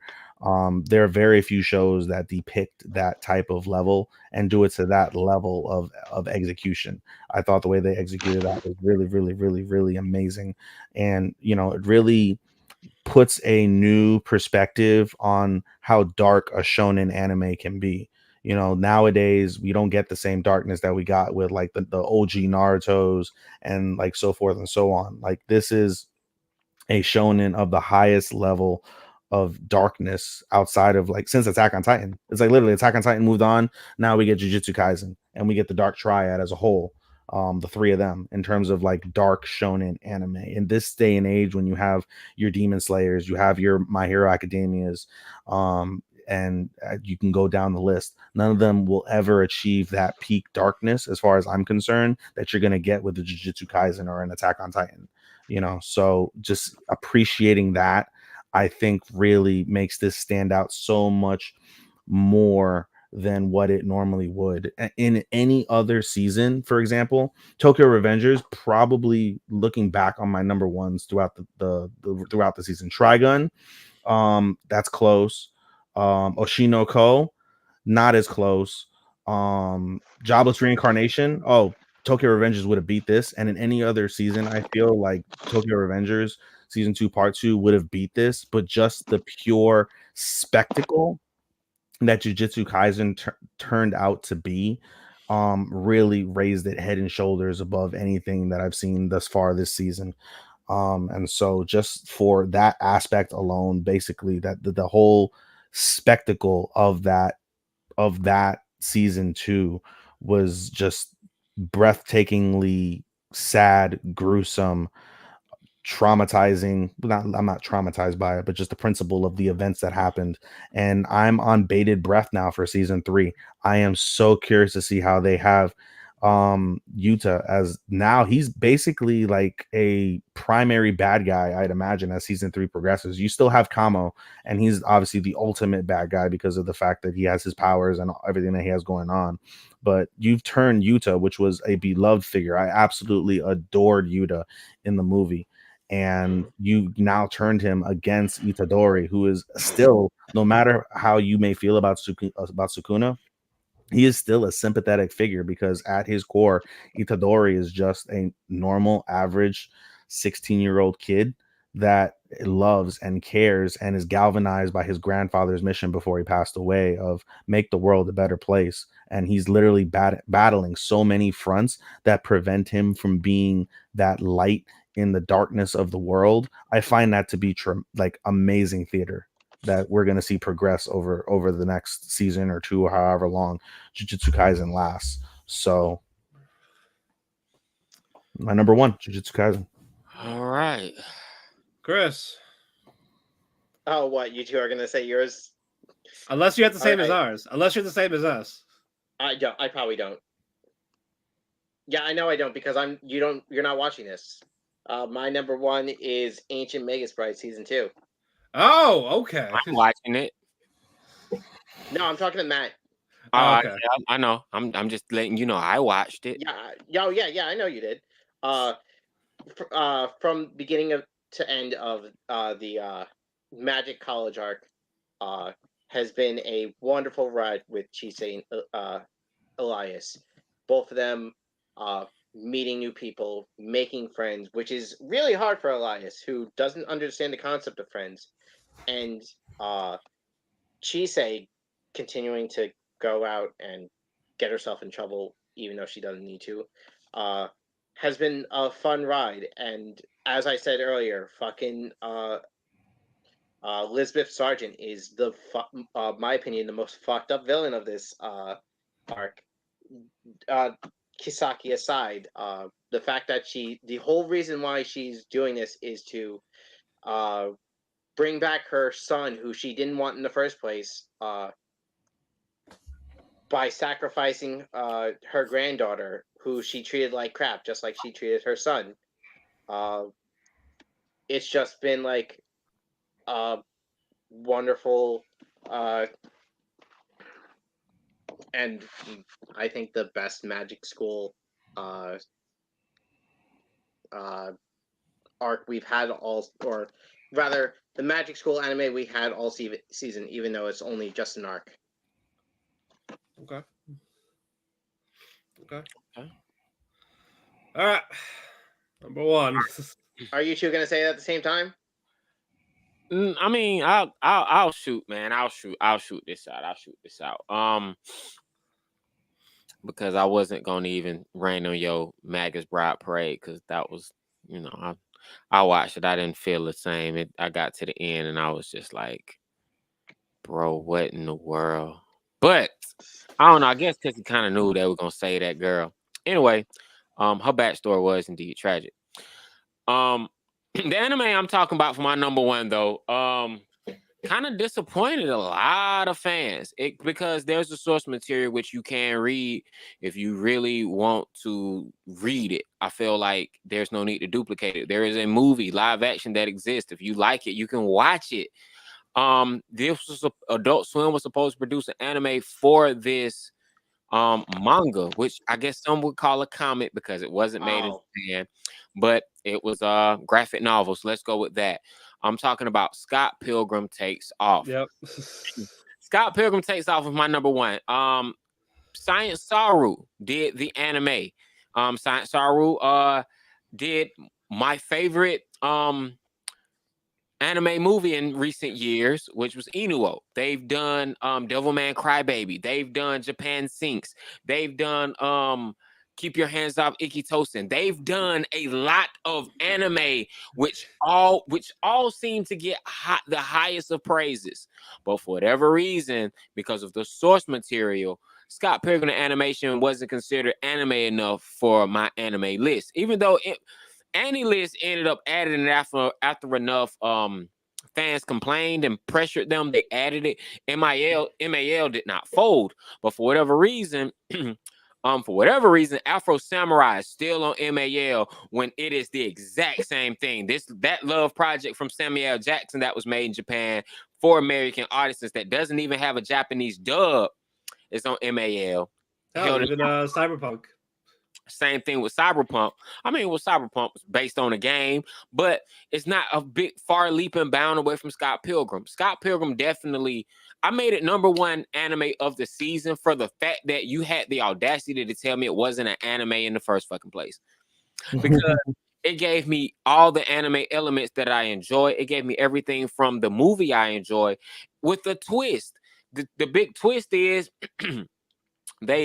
it's about Ramona. It's not even about Scott. Yep. It's about Ramona. And it's just like, wow, like this is a better.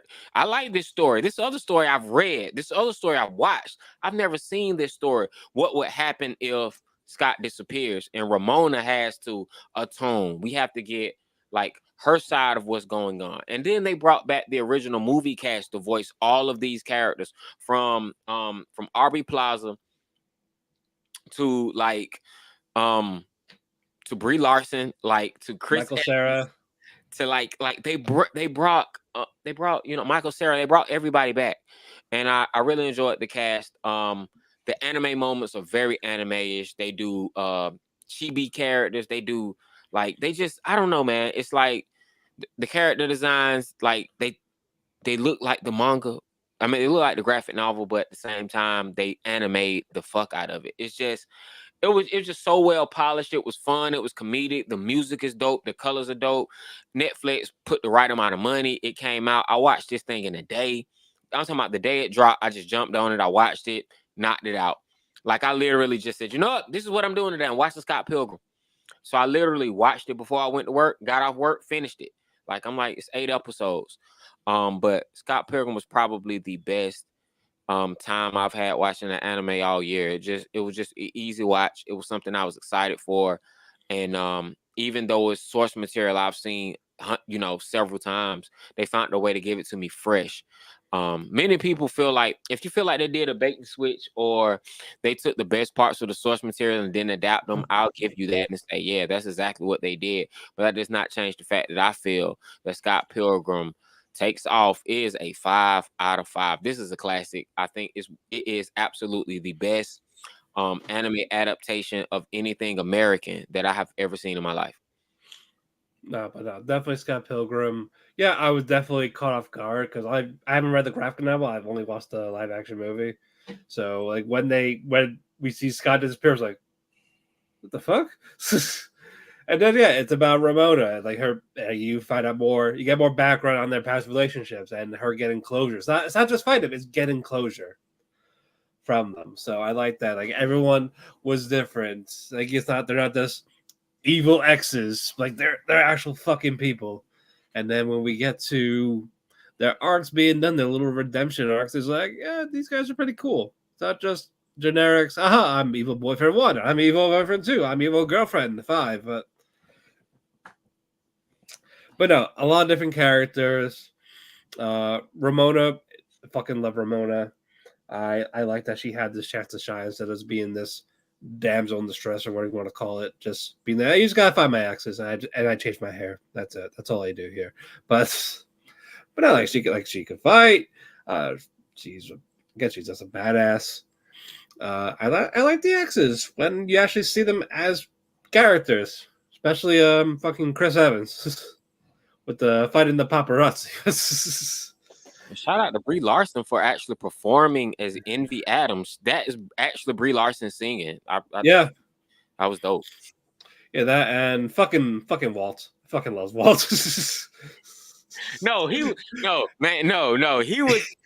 I did not expect that. Like it's the gay roommate. Yes, Wallace. Because he's like Wallace, sorry. No, Wallace, I did not expect Wallace to like because that doesn't happen like so when he steals one of Ramona's exes and like he makes him fall in love with him, like it just leaves him to dry. Like, oh my god, and like it just gets hilarious. Like the hilarity ensues when like I didn't see this side of him. He gets thrown out in the show. They just gloss over him.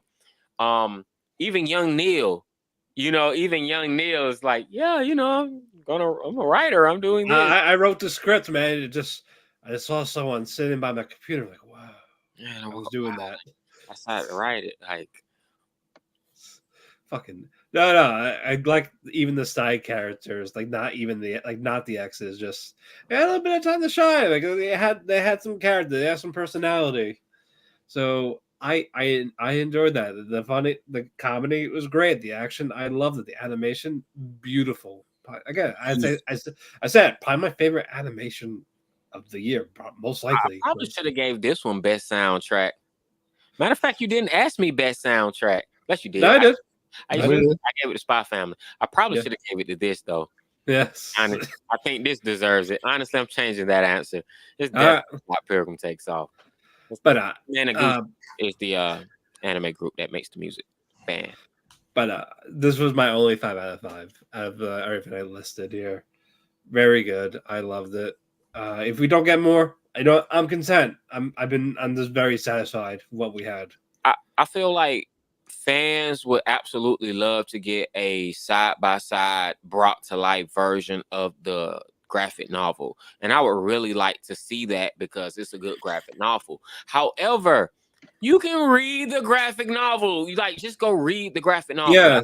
Tell anybody, just go read the graphic Yeah, novel. I think that's what the creator said too. Like when asked, like, just fucking read it. Like, I just want new shit. It's 25 years ago. He said, y'all got to understand. I started writing this back in the year 2000, damn near. Like, dude, this shit is old. He was like, bro, I was so young when I did this. The movie came out because this shit was a hit.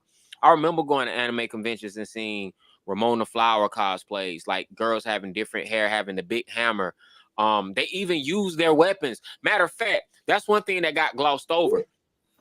If you've ever played the Scott Pilgrim game on PlayStation, they brought elements from the game into the anime. All the weapons that they use on the video game, they use in this anime. They use the music from the anime. They use some of the same stages that they fought in. They fought in the anime on the exact same stages. Almost half of the fight scenes were on the exact same stages that they had in the anime. In the game. They did it in anime. So those were the backdrops. They used the same sound effects. I thought it was really dope. So that's the whole thing about coins that comes from the video game. So all the video game elements that they threw in there. It's like if you are a fan of Scott Pilgrim, and they didn't give you back what you want, I can understand you being mad. But as a cult following, like fan of it, no, man, this was a phenomenal anime. I tell anybody, this is one of the best anime on Netflix, you should definitely check it out. Absolutely. But yeah, that's it for us, guys. Over 4 hours of content. Matt and I have been, for the most part, except for one brief break while we waited for Starman, we've been sitting in this chair since 6:50 p.m. Eastern time. Congrats. Approximately 6 hours and 6.25 hours of sitting in this chair. And I gotta get up in like 4 hours. And the best part about this is we get to do this again with the same 4 people next week over 2 days, 8 hours more or less of content delivering to you guys our awards for the entire year, as well as our top 30 anime of the year, top 25, and a 5 honorable mention. Cannot wait. And we will close it with a very special announcement. We're not going to say it here. No. We're not even going to talk about our winter 24 list till next week. We're not? Okay, I was going to say. No, that's my next question. I was going to be it's too long right now. She's like, I gotta go to bed. Yeah, that man. And he's sick too. On top of that, he performed. But he had his Jordan flu game moment today. But guys, we talked our cake. We had our cake. We are overstuffed with cake. Follow me on Twitter at DamianPhoenix12. Follow him on Twitter at Showstopper24. Follow Chris at Chris Zephyr, CRYSZEPHYR. Follow Starman at AKA Starman. Also check out his new album, Who's Gonna Hold the Camera? It's on Spotify, wherever you listen to your music. So great album. Check it out. Follow our Twitter at Talk to Keki. We also have a link tree for wherever you listen to your favorite podcasts. We're on Amazon. We're on Apple Music. We're on Spotify. You can watch the video replay on YouTube. And tweet. Google. Yep. Google search us in the Google machine. Just type in our Talk to Keki. You'll find us like all over the first page or so. There you go.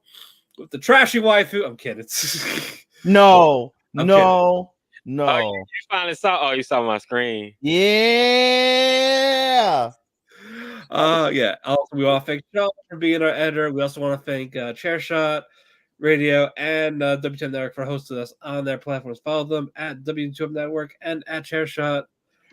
Chairshot Media. Always use your head. Any other plugs before we get out of here? Yes, sir. You can follow me at my anime Instagram at anime Daisuki24. Daisuki. Daisuki. That means I love anime in Japanese. Anime Daisuki24. Matt did gloss over the fact that we also do have an Instagram now currently under his control. Don't know if he's updated it yet or not. Maybe he should at some point when he's coherent. We do have a Talk to Keki Instagram, TalkThekeki. That's Talk to Keki. As Matt said, all of our socials do have link trees if you want to catch the podcast as well as our own personal endeavors from that perspective. Anything else, guys?